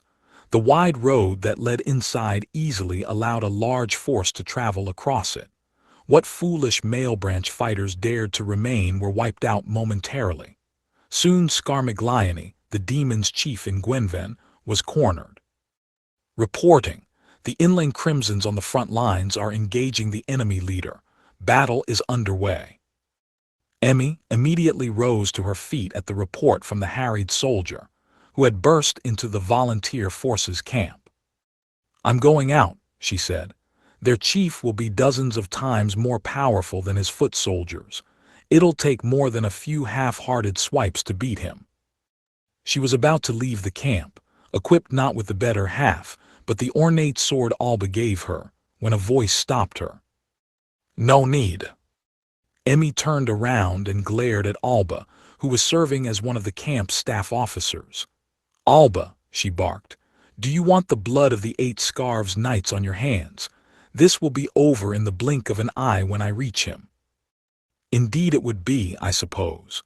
But it is not the role of a general to simply stroll into battle at the drop of a hat. If we were struggling, that would be one thing, but the general appearing when we have such a clear advantage is far from advisable. It could even damage our soldiers' morale." "But," Emi trembled, the grip of the sword in her hand. "Emilia, you are both the supreme commander of this volunteer force, and its most powerful symbol. Please do not engage in such rash behavior. That courage of yours is instilling all of us here with the will to go on." "GNH." Emi sized up the 8 Scarves generals stationed in the camp, the ones who traveled with her from Fagin. They greeted her eyes with hope and bravery, unaware of what she held in her heart. "Can I at least provide some advice, then? Victory is ours, that much is sure enough. There's no need to sacrifice any more than we must by now. We need to ask the male branch forces for their surrender. We seek to free the town of Gwenven, not commit a massacre of." It was a faint hope Emi clung to as she pieced the words together. Unexpectedly, the suggestion seemed to surprise Alba. "Emilia," he exclaimed, "are you telling us to let the demons live?" "I was." All eyes in the camp were on Emi. She failed to form an immediate reply, and before she could figure out why, another messenger stormed into the camp. "I have an urgent idea link report from the front." It had been less than 5 minutes since the last message, but the pale grin on this soldier made Emi emit a desperate gasp. "Reporting from our frontline force. After fierce combat with the male branch leader, our forces have successfully defeated him. The leader's death has been confirmed. The city of Gwenven is free." "NNNGH." Emi's face couldn't have been more tightly wound. None of the generals around her, overcome with joy and relief, managed to notice. The jubilant words the messenger brought to the camp were exactly what Emi feared the worst. It's just another demon gone, another enemy of mankind." As the frenzied celebrations began across Gwenven, Emi sat in the officers' conference room in the camp. She was bent over, clutching her knees. They're just getting what's coming to them. The demon stragglers who tried to follow in the footsteps of the Devil King's army, the horrid demons we have to kill, it's just another one down. There was no color to her voice, no sense of human emotion. It was like she was reading the words from a slip of paper. "The demons are our enemies, my Inte Isla's enemy. If we eradicate them, we'll have peace in the world." "What do you think the demons truly are?" "NGH." She shivered at the voice coming from inside. She balled herself up even more tightly, shrinking at the weight she felt pushing down upon her. "The enemy, our enemies, the enemy of mankind, the fearsome foes that threaten our way of life. It is like the male branch, back on that very day. Those foolish male branch leaders, who believed every word of it when I told them they could gain revenge against the foe who slew the Devil King and his generals." "NNH." Emi grabbed her head, groaning. She should have known the whole time. For the past year or so, she had seen mankind and demonkind from a completely different perspective. "Why, that demon is dead, and why am I so?" She couldn't bring herself to say that the enemy had their own motivations. She was lost, certainly, but she still had enough confidence to state that Maō and his demons were enemies to her. and yet her guilt at the death of a single anonymous male branch leader racked her with torment. If the male branch hadn't been defeated here, Gwenvan would be under demon control forever. They were freeing the people of Gwenvan from them. It should have been the right thing to do. Mommy! Emmy's heart was so exhausted with emotion that not even Alas Ramus could reach it, inside. She listlessly stood up, none of the feelings swirling within her resolved at all, and returned to the canopy bed prepared specially for her. She threw herself in, not bothering to remove her armor, and then began to sleep the sleep of the dead. Alas Ramus materialized next to her, looked at the pained face of the sleeping Emmy. She gently patted the cheek of her thoroughly spent mommy. Ooh! Suddenly the child felt something near, something familiar. Who's there? But it was for just a moment, and just as quickly it disappeared into thin air, like a grain of sand in the desert. It was still enough to make Alas Ramus bring a hand to her forehead and sit up in the darkness for a while, eyes darting around the room. Ooh man, what a mess. You heard me, didn't you? I tried to stop him. Hey, can we try to make this more of a back and forth kind of thing? It's not like we're strangers, yeah. What are you trying to do? Ooh, he speaks. The Azure Emperor of the great land of Efsahan would normally be sitting there, on the throne that gilded his vast main chamber in Havinsky Keep. Instead, the chamber was chiefly populated by piles of bodies, the bodies of the so-called elites of the 8 Scarves. Their adversary was watching over them. Well, Ashia, or would you prefer Great Demon General Alciel for old time's sake? How do you like Havinsky Keep's throne room? It disgusts me. Alciel's forked tail twitched in the air distractedly as he sat atop the throne, dolefully glaring at Gabriel gleefully leaning against a column near the entrance. Even with the ripped-up pieces of cheap Uniqlo clothing still stuck to his body, he yet struck a fearsome presence. Archangel Gabriel, what are you trying to do? Me? Oh, nothing. You remember from back in Japan about how we angels aren't sittin' with the humans, right? He flung his arms open wide in a feigned show of joy. Besides, just look, you're finally back in Te Isla. All your demonic force is back. All those days of scoping out supermarkets to find the cheapest box of laundry detergent are behind you now. Isn't it lovely? No reaction. All right, I'll quit with the jokes. Eesh, tough crowd. This is truly Havensky. Mem wanna see. HMPH. Alciel stood from the throne and walked past Gabriel. As if following him down the aisle, the fallen knights began to wail at him. And then HHH. Oh, will you guys grow a pair? I thought y'all were supposed to be the baddest hombres Efsahan could dish out, yeah. I told you he was too much for you guys to handle, but then y'all freaked out so much over his transformation that I didn't have time to stop you. Hey, thanks for not killing them at least. They have no value dead, Alciel called out from the throne room's balcony. It would be meaningless. The sight of Ashia regaining his original form as Alciel had sent the 8 Scarves knights guarding him into a frenzied panic. The demon showed no particular sign of attacking them, but the knights had stepped up to subdue him anyway. This was the result.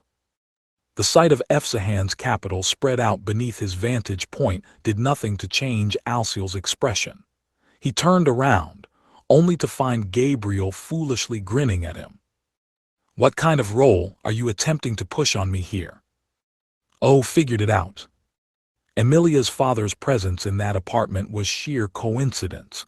Hatching a distraction in Chiho Sasaki's school would naturally cause Belle to rush to the scene.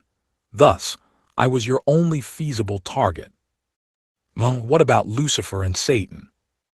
If you wanted them, you would have appeared when they were present. You are hardly so tactless that you'd strike without making sure your target was there. Haha, okay, fair enough. Your role here is pretty simple, actually. Just sit back on that throne and stretch your legs out. Take a load off. Everyone else will take care of the rest. Alciel fixated his eyes upon Gabriel's frivolous grin. Then he closed them. This is ridiculous. Why in that case did you show me the scene outside? Oh, was that a problem?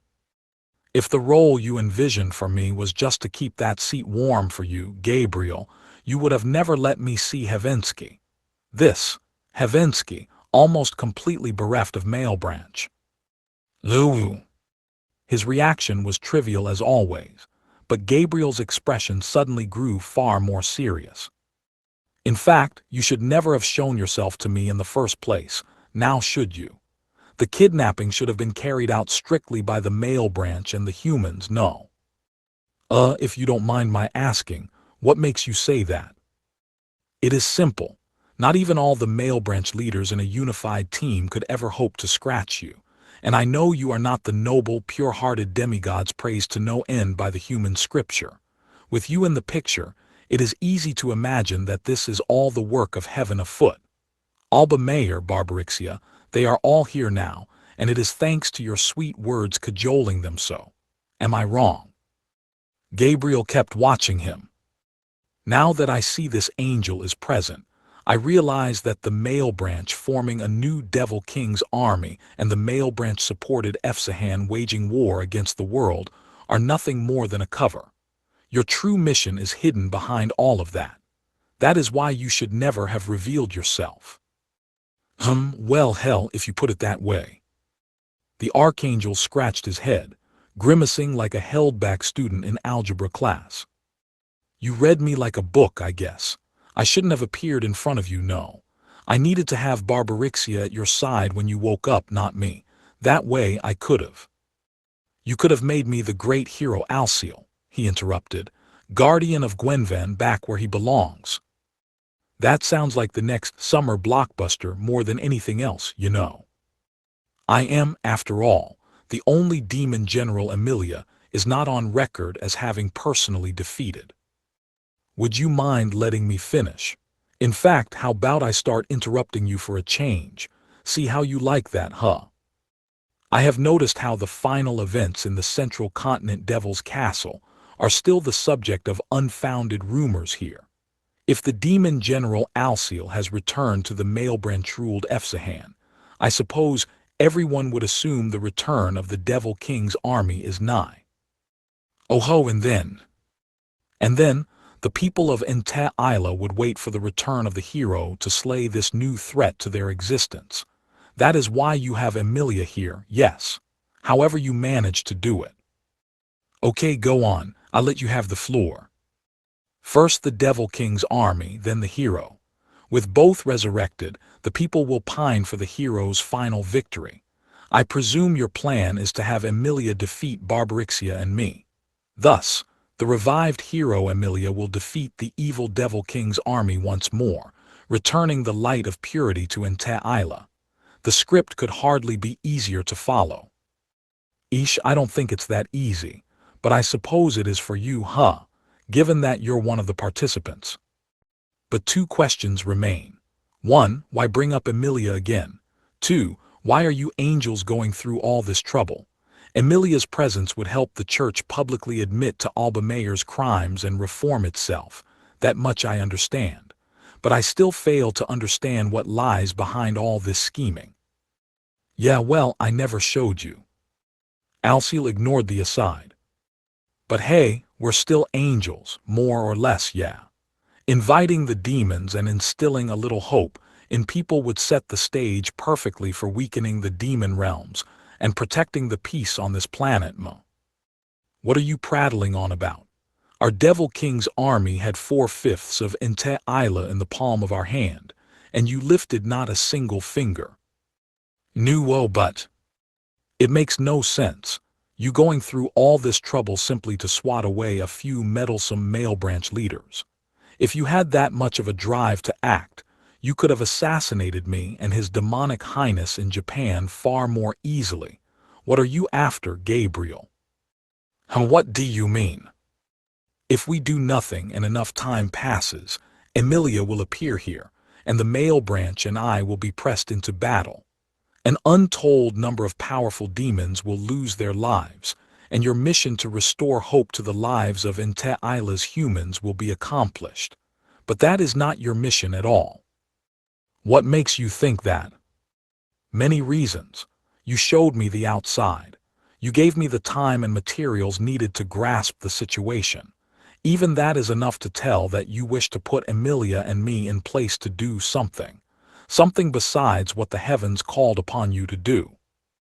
Guess you're more than just a guy agonizing over what grade of eggs to buy at the store after all, huh? Where did you see me doing that, you dirty little rat? That, for some reason, was what made Alciel's formidable presence crumble.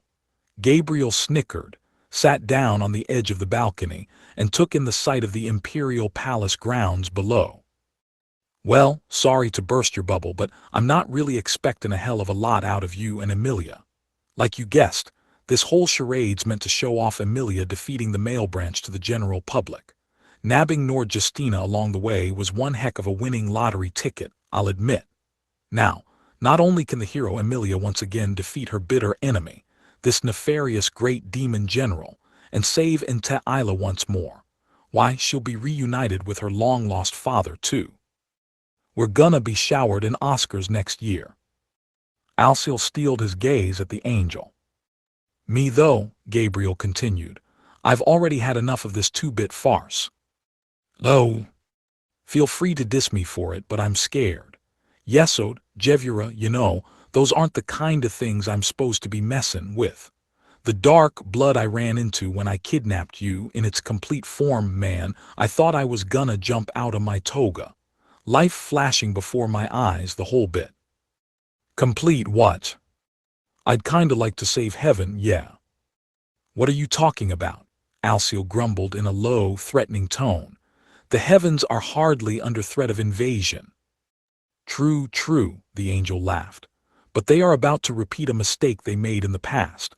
They had a single chance, and you know what? They had to play it off as a cataclysm when it was all said and done. Also, they can enjoy this lazy, listless peace they have. Sad to say, though, there ain't much I can do by myself. As intelligent and handsome, and did I mention modest, as I am, not even I can fend off that kind of rabble up there. A pause. You were supposed to chime in with one of your bonds-mos right then. Like, personally, I know that rabble's beyond saving, but they're my friends, yeah. I don't want to lose 'em for nothing. No matter how stupid and lazy and arrogant they are, they're still the gang I spent the past 10,000 years with, You are truly the worst straight man in the world. Gabriel exploded in joyous laughter. It made him fall off his balcony stoop. He stood up, stretching his legs out. There's really only thing I want from you.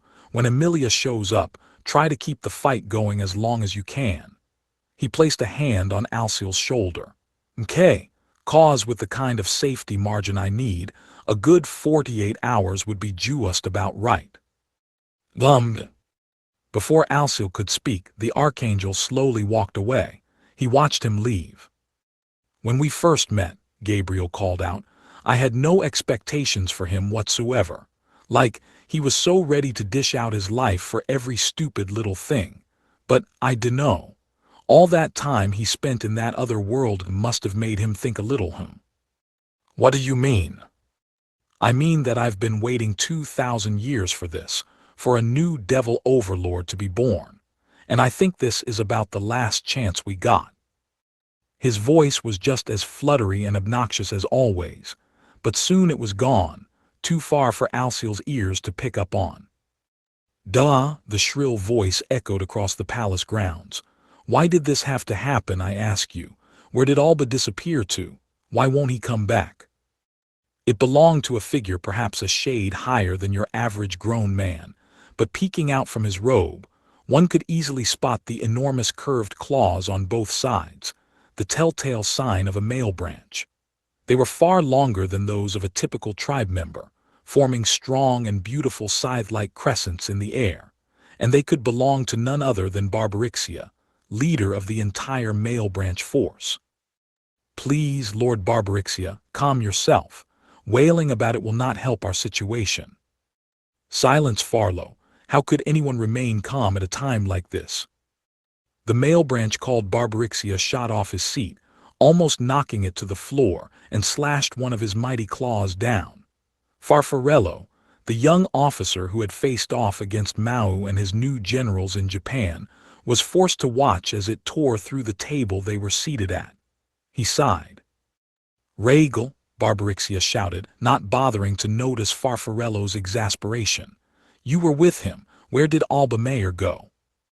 "Can't say I know," replied the man with the afro cut, not letting his superior officer's glare faze him.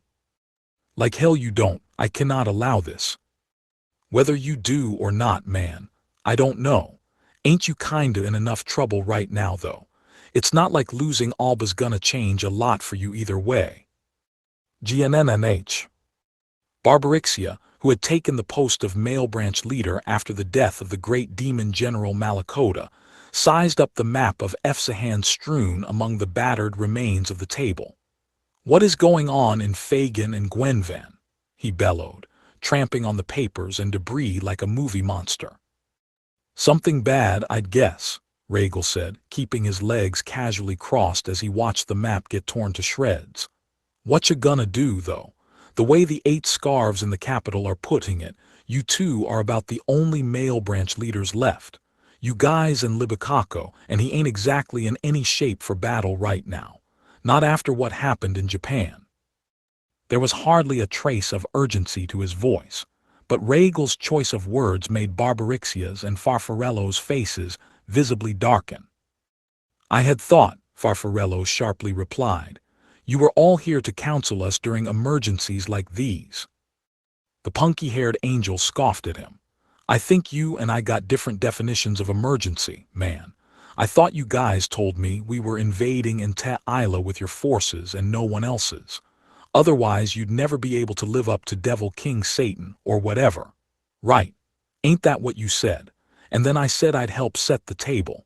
I don't remember ever saying I'd come galloping in to the rescue." "Yahoo! Besides, haven't I earned my keep enough already? Alciel could wind up being your supreme commander by the end of this, and now he's right here. Right alongside Emilia's father, the guy with the other holy sword. I set everything up perfectly for you, and you're still crying about how you can't do anything by yourselves." The mention of Alciel's name, in and of itself, helped soothe Barbarixia's frayed nerves a little. It only made Farfarello feel even more depressed about his fate. Perhaps we should have listened to his demonic highness after all. "What, Farlow?" Nothing." "So be it. Our first order of business, then, is to confirm Draghignazzo and Scarmigliani are alive. That, and find out what we are dealing with in the force invading Havinsky from Fagin. Farlow, fly over and examine the front lines for me and—" It was perhaps just as well that Barbarixia's not-so-well-thought-out orders were interrupted midway. The ponderous doors of the meeting room opened, revealing a figure that immediately made he and Farfarello sit straight up in their seats. It didn't affect Regal's stance at all, although his face did stiffen a little. Lord Alciel." "Give me the situation," his low voice rumbled. "Be concise." He raised a finger, and instantly the smashed table and ruined map were returned to perfect condition. "Ah, Lord Alciel, I have heard the particulars of your run-in with Farlow in the alien world of Japan. I certainly empathize if he has angered you in any way, but I promise you, we of the male branch would never dream of interfering with." I said, give me the situation concisely. Mown down by the demon general's sheer force, the leader of the new Devil King's army fell dumb. "Let me present it, my lord," said the young Farfarello as he stood at his end of the restored table.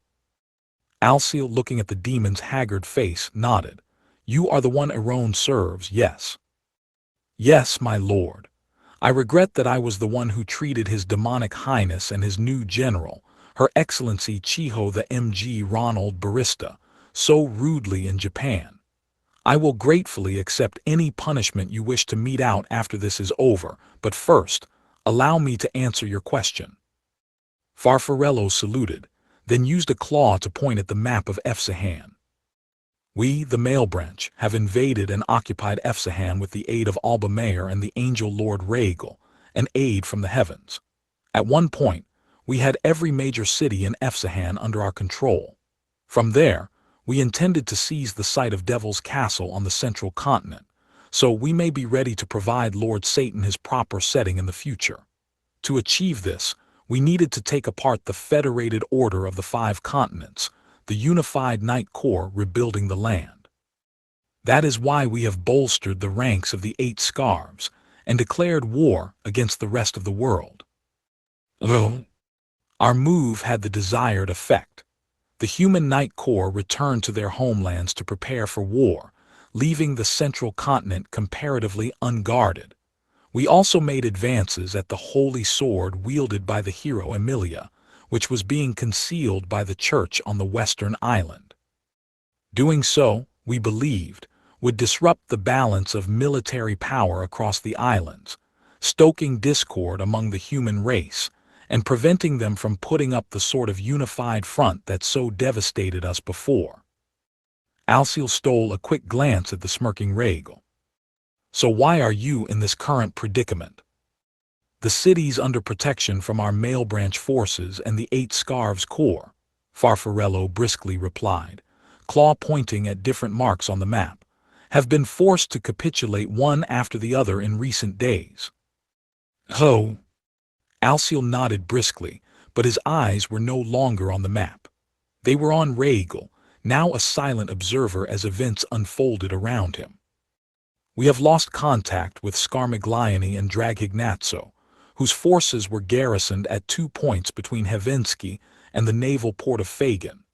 The lands under the control of Libicacco, currently recuperating in Hevinsky after being wounded in combat in Japan. I fear their seizure is a matter of time as well. I see. Another emotionless nod. Alciel crossed his arms, eyes still on Rhaegal. So you fools let Alba and these rats from heaven sweet-talk you into ravaging the lands I worked so hard to conquer. And not only did you fail to take Devil's Castle, you let the lives of his demonic highness's people go to waste for little to no benefit. I have no defense, my lord, Farfarello meekly replied. Why yes, but Lord Alciel. Silence, Barbarixia, you damned fool. There is no point in criticizing you for raising your forces at this point. You had every right to be stoked to anger after the cruel humiliation we were dealt. But why did you refuse to faithfully carry out the orders his demonic highness gave to you, Farfarello? He specifically instructed all of you to return to the demon realms. Barbarixia remained silent. I apologize for this disgrace, my lord. Aw, don't be so pissed off at 'em, man. They just kinda stuck their necks out a little too far, you know. It was looking pretty good for a while there, too. This is exactly what you wanted all along, no doubt, you scurrying little rats of the sky. Alciel had no time for Rhaegal's advocation for his fellow demons. Rats, come on, bro. If anything, we're on your side here. I set the table for this whole thing. I have had enough of you angels. You and your false pretenses. I have yet to discover what you are using us for, but I, Alciel, am not the sort of obedient demon willing to wag my tail and do as you say. Just as he finished, Alciel disappeared into thin air. The next moment he was behind Rhaegal, claws poised to strike his head. Not that he needed to be too careful with his aim, what with all that hair. NGH. But another arm stopped him, stopped the most powerful body in the demon realms. And the person doing it was as small as a child. Why you? Alciel exclaimed as he turned around to see the ashen-skinned boy behind him. His hair was black, save for one streak of red. You, Aaron, the one Farfarello used. For a moment, Alciel thought the male branch were rebelling against him. Rhaegal quickly set the record straight. I was kinda lending him to the crew for this effort, so that guy isn't backstabbing you or anything. No worries, right? Lending him, NGH. The physical strength of Aaron. The boy born from the Jevura Sephira who sent Suzuno flying and deflected the Alas Ramus, infused better half, proved too much even for the fully powered great demon general to resist. Stony-faced, the boy pulled Alciel down, then threw him straight into the wall behind them. Lord! Alciel managed to avoid plunging in head first, but the incalculable amount of force applied to his frame shocked him. Rhaegal breezily stood up before he could recover. Yeah, you can see how borrowing this kid for a bit kinda made him a little too big for their britches, huh? So go easy on him. Can you blame him? He gave Iron a pat on the head, nonchalantly walked up to Alciel, and there, his afro-crowned shadow covering the demon general, he smiled an evil smile. Not like the demon realm's got any future, no matter which way you go. What? Course, that's not necessarily true, either, assuming you fight well enough in the battle common up. Just as the words echoed against Alciel's eardrums, Rhaegal and Iron were enveloped in a soft light, only to blink out of sight the next moment. Thing is, though, the demons have to die sooner or later. It's for our future, you know. Best of luck out there. All Alciel, Farfarello, and Barbarixia could do was lie there and watch as the viciously conniving angel left. What is the meaning of this, Rhaegal? We will have to let go of Efsahan if this continues, to say nothing of seizing Devil's Castle. What it means, is that the male branch were exactly the sort of dupes the angels needed. Alciel sighed as he rubbed the wrist Iron just wrestled behind his back. I have yet to ascertain how many of them there are aside from Rhaegal, but even one of them might prove too much for us. You were deceived, from start to finish. It was clear from Gabriel that the heavens wanted Alciel and Barbarixia to do something for them. Barbarixia's forming the new Devil King's army in the first place was likely all part of their scheme. None of the surviving leaders could even hold a candle to the late Malakota, and given how readily they had danced for the angels in the face of their overwhelming force, Barbarixia's fate was likely sealed from the beginning. But Lord Alciel, Barbarixia continued to plead, we were fully aware of the angel's power. The Holy Sword, if only we could obtain the Holy Sword, we would no longer have to accept orders from anyone. But that accursed Rhaegal, he rounded up this simple man off the street and claimed he was the father of the sword-bearer, Emilia. To Alciel, however, the mere idea of demons attempting to possess a holy sword was, in itself, unthinkable. Fool, he began. The better half Emilia wields is far more than merely a weapon.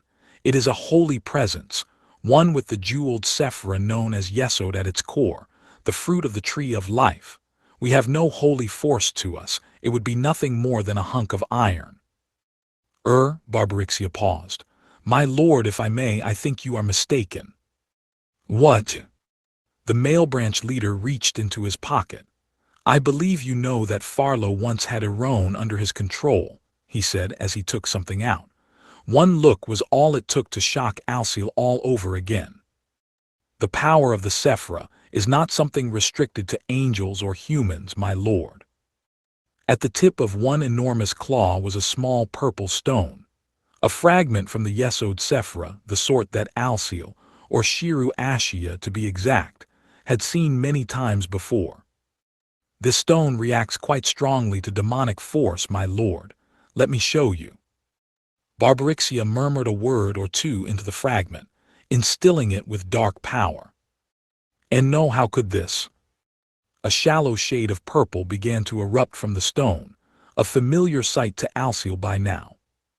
When we first sent Siriato's forces to the land of Japan, Barbarixia quickly explained, we attempted to use this fragment and a link crystal to search for Emilia's holy sword. Siriato failed to return in the end, sadly, but when we infused this fragment with dark power, it resonated with another fragment for a single instant.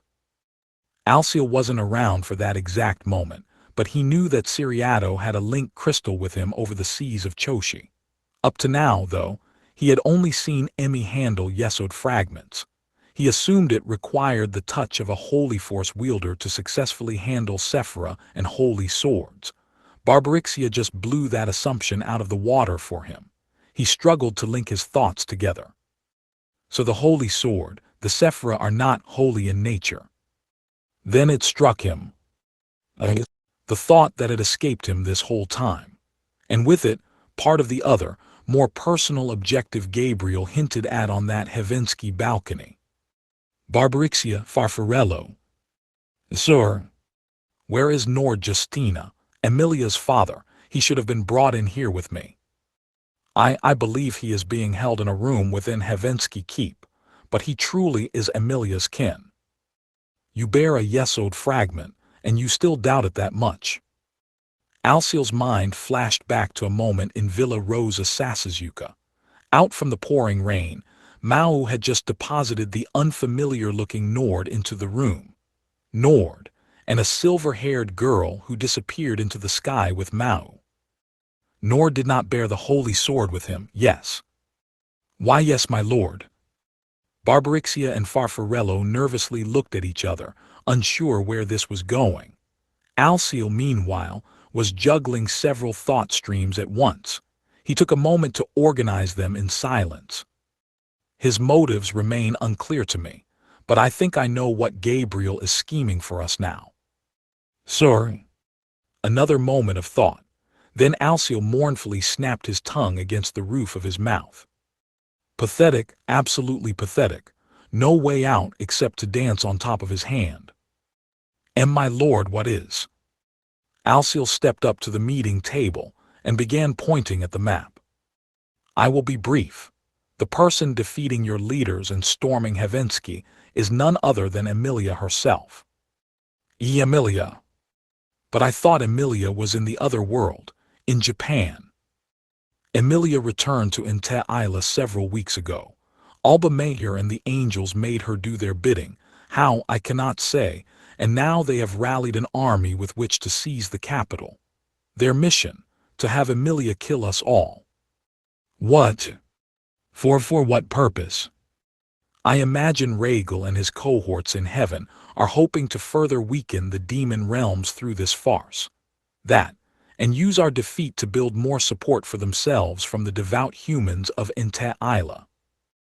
Alciel used his eyes to trace the path of the mystery force that had made its way across the map of Efsahan, slaying every male branch leader it came across. Curse you, Emilia, acting so grand and self-important and letting yourself be caught in this repugnant crisis. Lord Alciel. Barbarixia, how many days has it been since my return? Approximately 7 days by this land's reckoning. 7 days, Alciel did some quick mental calculation. Regardless of the wild card that Gabriel was proving to be, if Regal and Alba wanted Emmy to defeat the great demon general for the public's edification, they would naturally have no reason to attack Hevinsky until he had turned into Alciel. Now that he had, though, Regal must have informed Alba about it and sent Emilia's forces their way. As long as Alciel had no idea how many other angels were part of this conspiracy, not even he could afford to make any rash moves. And judging by now Emmy seemed to be meekly joining the cause, she must have been in a similar position, all the power in the world but no will to exercise it. And despite himself, Alciel couldn't help but direct his thoughts toward another objective entirely, a way out. How could he escape the clutches of heaven and get himself and Emmy back to safety? Lord Alciel. Farfarello's worried eyes began to gauge the silent general. Alciel felt compelled to address his male branch comrades, but he used an unexpected language. My demonic highness's shift schedule last week had him leaving early on Monday. Tuesday was a night shift, Wednesday was all day, Thursday he had the afternoon covered, Friday noon till closing. He has Saturday off, works all day Sunday, has off the following Monday as well, then handles opening on Tuesday. Farlow, do you understand our Lord's speech? Barbarixia whispered. And no, sir, it appears to be from the other world. The Sunday shift would be the main bottleneck then, that, and finding a shift supervisor for Thursday. I believe they were low on staff on that day to start with. I must assume my liege could take action Thursday afternoon at the earliest then. Even before the confrontation at Villa Rosa Sasasuka, Alciel had made full preparations for Maō to follow the trail of Emi and alas Ramus.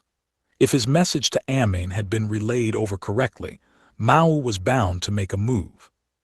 So all that remains for us is to survive every second we possibly can, as naturally as we can. Barbarixia. Why yes, my lord. Barbarixia straightened up his posture. Where is the Azure Emperor? He is alive, is he not? During his entire stay in Hevinsky Keep, Alciel had yet to set eyes upon the theoretical font of all power in Efsahan. Yes, sir.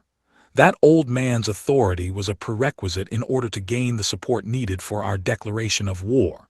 We are holding him in the Cloud Retreat, a smaller keep on the premises. He is being guarded by Regal Crimson Scarf's holy magic wielders to prevent anyone from casting demonic spells upon him. HMPH, a rare intelligent decision on your part, Alciel nodded. Bring me to him, I wish to speak to him. But. Do not worry about the angels, Alciel ordered, the confidence clear in his voice. I will dance just as they wish me to. If he wants my choreography, he will certainly get it. Gabriel, listening from the keep's roof, as the two conflicted male branch leaders guided Alciel to the Cloud Retreat, stifled a laugh. Your choreography, Fair enough, fair enough. Just make sure you start dancing when you get your cue, yeah. Then he clapped his hands and disappeared into thin air. Extra chapter. The devil blows chunks. The next morning, Suzuno awoke to the sensation of someone slapping one of her cheeks. She opened her eyes, concluding that a Seath had flopped over to her side of the tent yet again. But when it was Mao's face she saw through the dim darkness, her heart almost leaped out of her throat. Mao-mngh. Mao immediately put a hand over her mouth to stop the screaming. Her eyes turned into dots, her face flushed red at this sudden threat to her well-being. She knew she wasn't quite herself last night, but had she really driven him to do this? Panic began to set in, and Mao bringing his face close to her ear almost drove her to asphyxiation. Don't say anything, someone's close. But those few words were all it took for her blood pressure to fall back to normal. Mao's eyes had deep rings around them. He must not have slept much, but that mattered little to her. Pickled meat chocolates, microwaved in oil and thawed sashimi mngh. Then Mao leaned over to quiet down a Seath, the dreams of whom he could no longer imagine, as he used his eyes and a finger to point out a direction to Suzuno. She was still cocooned in her sleeping bag, but a few quick zips, and her arms and legs were free. She took out her hairpin, waiting, her long hair spilling out from the top of the colorful bag, making her look more like a carnivorous plant than some insect larva. Either way, she was ready for battle. Mao peeked out from a slit at the entrance. Enemies? Suzuno whispered. If it's a friend, I'd love to know right now. I would have no idea who it is. A passing traveler, I would hope. Doubt it. Suzuno grasped her hairpin, ready to summon her magical hammer at any moment. The sound of footsteps was unmistakable now. Somebody, through the morning mist of the forest, was approaching. A single person at least, but few travelers would be curious or foolhardy enough to wander this far into the forest from the main path. Does a Seath work while asleep? Apart from having her whine at me afterward, I think so. Mao seemed no more optimistic than Suzuno was. The owner of the footsteps made no attempt to hide the sound of their boots against the underbrush. They were making a beeline for Mao's camp. There would be a fight soon, no doubt. The scooters and most of their camping equipment would have to be abandoned, if their luck ran out in front of the capital. Then a familiar rumbling voice muttered to itself. This they call it a scooter, yeah.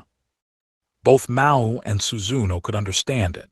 It was an Ente-Island language, scooter being something of a recent new loanword. Alahum, who's there? Then, after clearing its throat, they found themselves being greeted in clear Japanese. The Devil King, or Alciel or Lucifer, that Sasaki lady perhaps, or maybe even Crestia Bell. What? This surprised Suzuno even more than having Maō violate her personal space first thing in the morning. Not many people on Ente Isla or Japan could name those 5 people in the Japanese language. I have no idea what this is about. Maō must have thought the same. He leaned away from a seath, relaxing his body. But shockingly, I guess you're friendly, huh? He stood up and walked out of the tent, Suzuno hurriedly following behind. The morning intruder was as broad and stout of body as the trees that surrounded them all, his skin tanned by the sun. They had to crane their necks upward to see his face, but when he looked down at Suzuno, his face scrunched up. "Whoa, what's that?" the figure asked. "Some kinda new race of demon." "A new race of what? How dare you?" Maō rolled his eyes. Suzuno was still in carnivorous plant mode. "Yeah, I can't blame you. Freaky, ain't it? But you didn't just happen to run into us though, did you? Think we could have a friendly little exchange of information to start out, Albert End?" "Indeed, and you are sure she's not a demon?" "I am not." To Albert End, mountain sage from the northern island and one of Emi's companions on her Devil King conquest, the sight of Suzuno in a modern zip-up sleeping bag was far more bizarre than encountering the Devil King himself. "But how did you home in on us with such pinpoint accuracy, anyway?" After slapping a seath awake from her dreams of transforming into fanciful dinner menu items and yanking the sleeping bag off Suzuno's frame, Maō turned to face Albert once more. "It wasn't that difficult, I'll tell you," Albert replied as he carefully eyed the newly awake larva in front of him. He pointed at the scooters hidden under the shadow of a nearby oak. "I heard tell of a woman in church robes riding some strange manner of wagon, and I tracked them down to here yesterday." We're already the subject of rumors." Maō and Suzuno exchanged glances.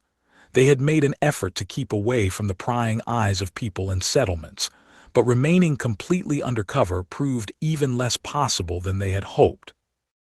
"I wouldn't be too concerned," Albert assured them. "Y'all aren't standing out too much. There are thousands of rumors flowing across Efsahan at any given time. I just happened to pluck out the right one, you see. Besides, everyone here's on the edges of their seats right now, far more than when you were invading Devil King.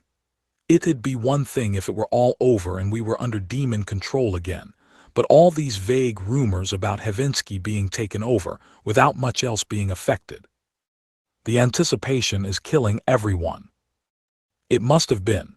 The tavern keeper from yesterday confirmed as much." "The most common stories are eyewitness accounts of this or that demon, I'd say. Mostly animal sightings if you ask me, or cover stories for criminals. But that tale of the strange wagon being driven around, it reminded me more a bit of what I saw in your land. Japan, I mean. And since I had business in Hevinsky anyway, I thought I'd just poke around to see what I could find, you know." Albert settled down on a nearby fallen tree trunk, sizing up his audience. "So," he said, "y'all here to help Emilia?" "Indeed," Suzuno nodded. "But before we discuss that, I need to ask you what is happening to Emeralda. I sent an idea link to her the moment I lost contact with Emilia, but she never replied.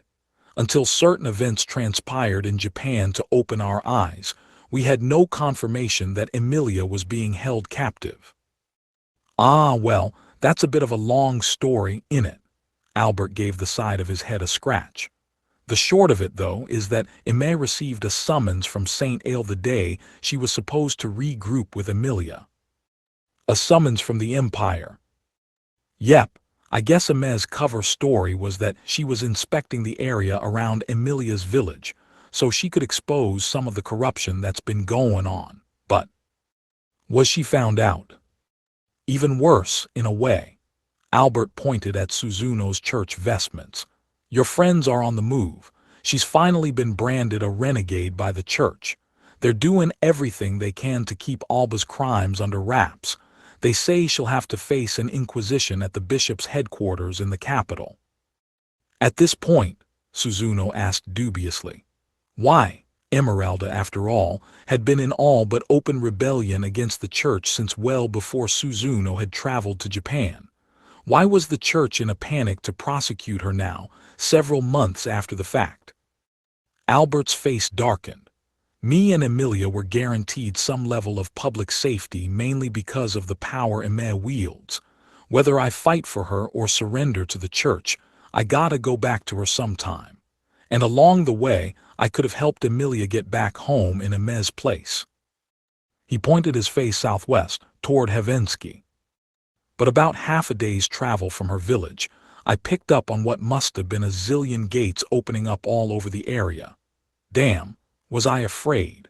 So I made my way to the village, and I saw all these weird guys messing around with Emilia's village and fields and such.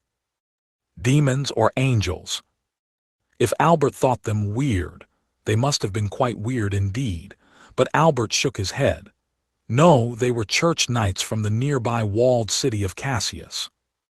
Cassius? Suzuno jogged her memory. There's a cathedral under direct control of the bishops there. What would their knights want with Sloane? Albert shook his head again. That's what I want to know, but I'm certainly in no position to act hostile at all toward the church knights. I asked them why they had activated so much holy force to open all those gates, and they said it was for a land survey. Part of the rebuilding work or whatnot. It made no sense at all to me.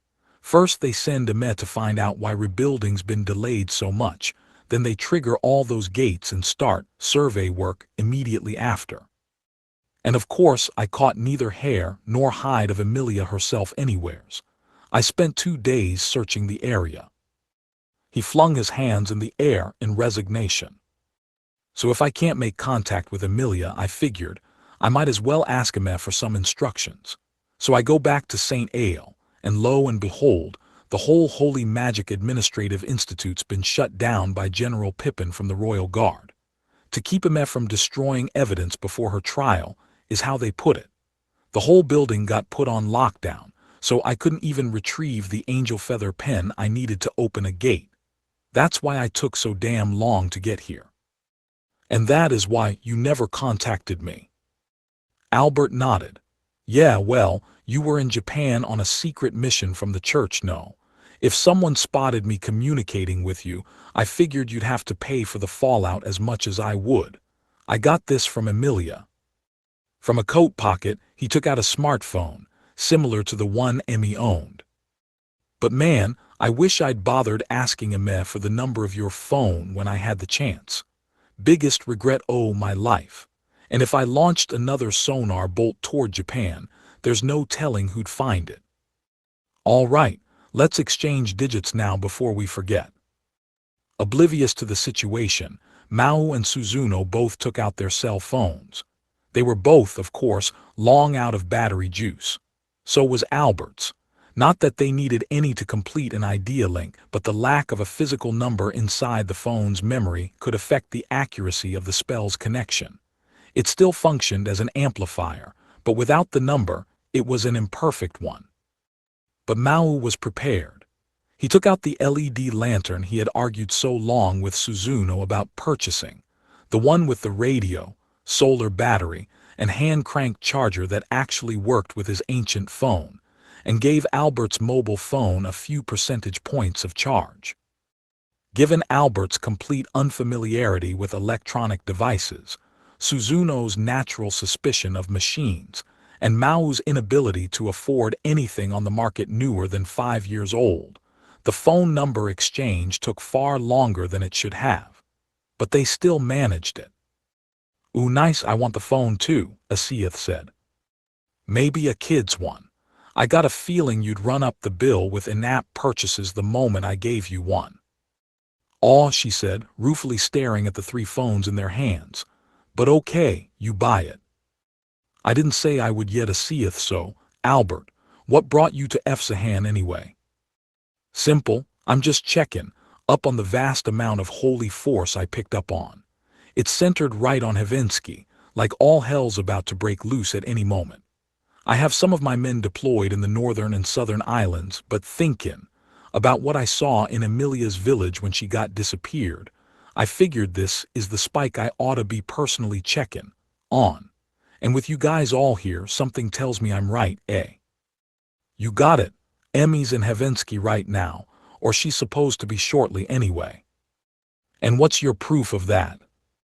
That's kinda rich, isn't it? After traveling the length of Ente Isla on a hunch.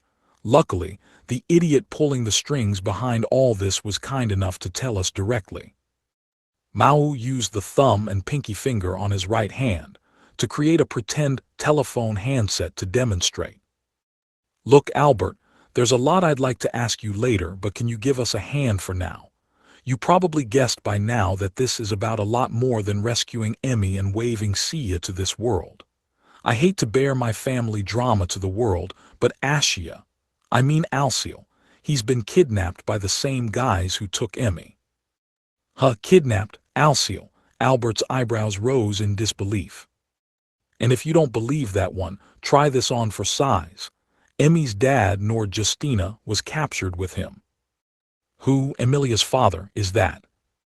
Oh, and you know that kid over there, who's ready to steal my cell phone the moment I let it out of my sight.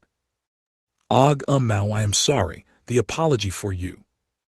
Maō grabbed Asiath by the sleeping bag just as she made an attempt at the phone in his hand. She hung her head in shame, feigned or otherwise, as Maō thrust her toward Albert. Well, guess what, Maō proclaimed. This is another holy sword. Who? Ailey. There was Asiath, the colorful insect larva, hanging from Mao's hand as Albert stared intently at her. Suzuno sighed. I was hoping this could be a more solemn event. If my hunch is right, Maō continued, the bastards behind this show are using Emmy and Ashia to make the world go the way they want it. And let me tell you, I hate people who aren't willing to do the dirty work themselves. Maō, I want to go down Noah. We have kind of a tough road to hoe by ourselves, but it'll be a hell of a lot easier with you around, Albert. How about it? Wanna mess around with this little farce before they make our friends do anything else? Sounds fine to me, but is that the girl Emilia said she fused with or whatnot? No, she's separate from Alas Ramus. She's the core of a completely new holy sword. A human forming the core of a sword. Yes. Well, let's just hope you go into a little more detail on that later, all right. If there's a second better half here, that's all I need to know. But come on, Devil King, you can't use that, can you? Are you handling it, Belle? No, I.U.M. The question from Albert was sensible enough, but it still threw Suzuno off enough that she looked to Maō for guidance. It was natural to expect that this so-called second better half would run off holy energy, which was exactly what the Devil King didn't have. But Suzuno had seen it herself, Maō wielding this sword with power that was neither holy nor demonic. He was fused with her, and there was no doubting that by now. Wait, this makes no sense. What, Suzuno? No, I think I have been missing something important. Maō winced as he saw Suzuno bring a quizzical hand to her forehead. Well, how about I just show you? Asiath, let me see the sword. Okay, but I feel not too good. How it works I don't know. Not too good? What, you eat too much? No, not that, so mean. But since I come to this country I feel hungry a lot. Maybe I will not do so good. She craned her head, still in the larval cocoon in Mao's grasp. But nothing ventured, nothing lost. I will go back. That's not how that saying goes, Asiath. Asiath's contours were already starting to glow before Maō could finish. The next moment, she turned into a swarm of purple light particles that streamed back into his body. Oh, Albert leaned forward, surprised. Emilia would do that too, no? Maō imagined how much more surprised Albert would be in a moment, as he raised his right hand into the air. Bring it out, Asiath. He focused on his palm. The particles from before formed around in his hand, and then... Huh! Maō, in his dramatic pose and everything, was the first to voice concern. "Wow, you call that a holy sword?" Albert asked, eyes upturned. Asiath, what the hell? "Ooh, I don't know what happens," Asiath replied in his head. She sounded just as lost as he was. "I was using almost the full power, too." "You can't be. It was this huge thing back at the school, this huge thing." "What is wrong, Devil King?" Suzuno asked, still musing over her thoughts. All Maō could do was give her a simpering look, which was understandable, because the holy sword in his hand looked to be just large enough to slice up an apple or an orange. None of the sheer power that shone from every atom of the second better half at Sasahata North High was there any longer. Even worse. "Verp!" Mao's face twisted. He covered his mouth with his free hand.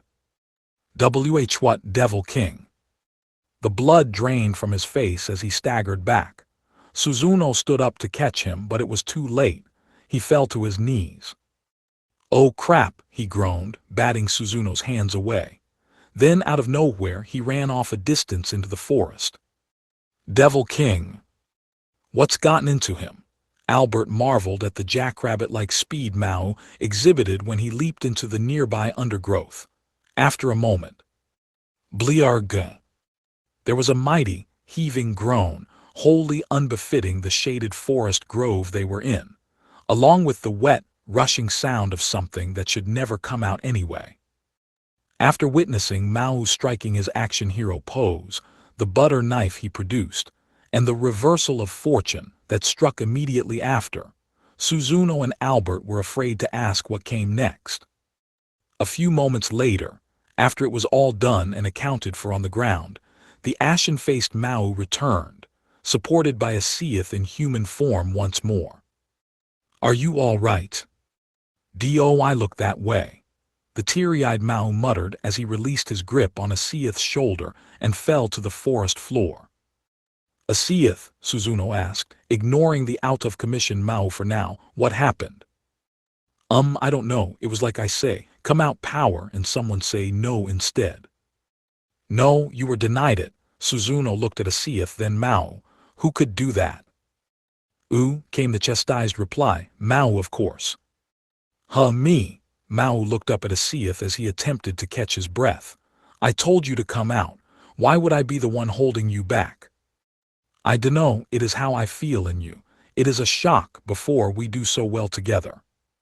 "You Maō was about to lunge at the none too concerned Asiath, but his stomach wasn't done with him yet. It sent him back to the ground, hand over mouth. "So I suppose," a pained-looking Albert commented, "we can't count on this holy sword at all, huh?" "It would appear so," Suzuno said, "which puts me rather in a bind." She had been going under the assumption that Maō, paired with Asiath, was all but invincible on Ente Isla, at least as powerful as the angel-dispelling Emi, if not more so if the times called for it. With that out of the picture, they could find themselves underpowered if the archangels of Efsahan decided to push the issue. It didn't make sense to her. He harnessed the sword's full power at first blush back at the school. It had no ill effects on him after that.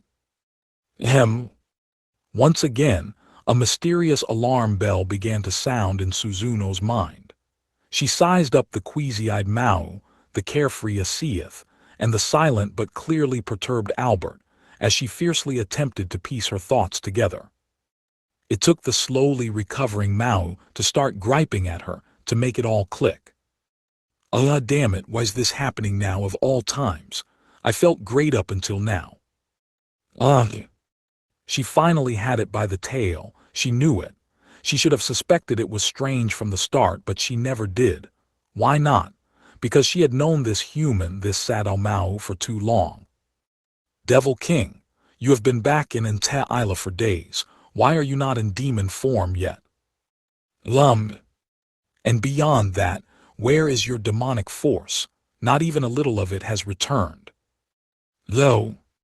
Maō gulped nervously at Suzuno, increasingly shaky voice. Yeah, I should. Wait, what?" His face went pale once more. Now he realized it, how important this was. The demonic force wasn't returning to his body. Ente Isla was a human realm, yes, but it was a world with enough dark energy that the Devil King Satan never had an issue retaining his demonic form upon it. If it was there, Maō wouldn't have to think about it. It'd flow back into him, and pop, horn and hoof time. Maō grabbed at his head and legs, double-checking to make sure nothing had changed. It hadn't. He was dumbfounded. Is this because of Vasiath's power? I dunno, came the out-of-hand reply. Maō didn't appreciate the attitude, but either way, it was apparently nothing she was doing consciously. Then, watching him fall into full-blown panic, Suzuno realized something else. Something just as important. Devil King, you fused with Vasiath on Japan, did you not? Why, yeah. The question Suzuno posed next had the potential to shake the core of every human and demon involved in the Devil King's army invasion of Ente Isla. Why was the Devil King with his demonic force able to fuse with a holy sword, with a Yesod fragment? The author, the afterword, and you. Have you ever asked someone, or been asked, what you'd bring with you to a desert island if you were only allowed to pick one thing? I, Wagahara, have always had an issue with this question. When most people hear the term desert island, they probably picture a small, sandy little thing with a single palm tree growing in the middle. Maybe a little jungle, maybe a few animals or whatnot, but that's it. But wait, what if the island has a volcano? That would limit the plant and animal ecosystem pretty drastically. If the island was on a reef, securing a steady water supply could prove to be challenging. And they have desert islands up or down, I suppose, in the polar regions too. They're just as deserted as what you'd be picturing from the equator, but the conditions are completely different. All these question marks, and I'm only allowed to bring one thing with me. That's kind of an unreasonable thing to ask, isn't it? You might say that I shouldn't be such a nitpicker over what's really nothing more than a fun way to strike up a conversation. But if you seriously think about this desert island issue, it winds up morphing into a question more along the lines of, if I'm tossed into an unknown land, what should my priorities be? What I'm getting at is this. If all of you, my readers, were thrown into another world, one different from your own, what would be the most important things to you? It's a topic I had to give some honest thought to when writing this volume. If the conditions of this world, the atmospherical makeup, the non-human creatures that lived on it, the composition of the ground soil, weren't suited for the tastes of earth dwellers like us, we wouldn't have much to look forward to apart from death.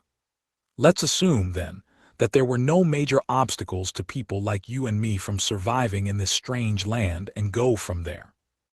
The first thing you'd want to do is find out where you're located. It's surprisingly difficult for people to travel in a straight line, in any direction, if they have no landmarks to count on. In whiteout conditions on snowy mountains, we'll famously travel in circles without any idea we're doing so. Gaining a grasp of directions and climate grants us a basic indicator of where we are and where we should go. Once we have this grasp of north, south, east, and west, the next item on the agenda is sustenance. Not every body of water is guaranteed to give you something drinkable. You'd prefer to have a spring or clear stream handy, or at least some kind of flowing water. Rivers provide another guidepost for directions, and people tend to live around them, giving you a chance at finding someone to help you. And that's not even counting the plants and animals that gather toward them, providing potential food sources, and the chances of encountering predators. But let's not make this too complicated. So assuming you manage to live long enough in this world to seek help from others, that's where the adventure really begins. Much like the term desert island can be defined in a lot of ways, your starting point in this other world can be on the tundra, in the desert, or up in some alpine region. Even if you find a path to take in these areas, that's gonna make your survival rate plummet big time. The level of civilization and the people you encounter in this world matters a lot, too. Even if you run into a large, concentrated area of humanity, if we don't share a common simian ancestor, dark clouds might start forming on the horizon. So if your daily lifestyle commonly opens you up to the chance of being whisked to an alien planet, don't be so focused on bringing only the one thing. Wear pants and long-sleeved shirts at all times, with a coat if possible. Have a compass handy so you can gain your bearings, and always have bug spray and some mineral water in one of your pockets. That alone puts the odds overwhelmingly in your favor. Long sleeves protect your body against both the freezing cold and the searing desert sun. The compass and water are self-explanatory, and there's no telling what kind of instantly lethal diseases the local insects might be carrying in your new home. Having these basic tools on hand helps ensure that, even if you're in a world with a civilization of creatures evolved from otters or iguanas or whatnot, there's a pretty good chance they'll recognize you as an intelligent being. Note that Wagahara takes no responsibility for any curious stares you receive for carrying this stuff around in our world all the time. My clients are responsible for their own extraterrestrial travel preparations. Considering how my daily thoughts are filled with questions like these, it was only natural that the story of the devil is a part-timer would eventually take me to the setting of Isla, the land of the Holy Cross and birthplace of Emi and Suzuno. Or, to be more accurate, I had to get there sooner or later. This volume tells the story of a litany of humans, demons, and angels, all struggling to live through their daily lives, but often having a rough go of it as of late. I do have to apologize to readers hoping to see what ultimately happens to Sadao Mao, Emi Yusa, and Chiho Sasaki, as the Devil's story delves into a new stage of development. Sorry to make you wait once more. This volume is still just a checkpoint along the way, and the next volume, the 10th, is a major turning point for the series, both because it's a nice round number and because our heroes still have this new world to fully explore. I hope you'll be kind enough to join the hero, the Devil King, and all their companions for the trip. Here's hoping I see you in the next volume. Until then.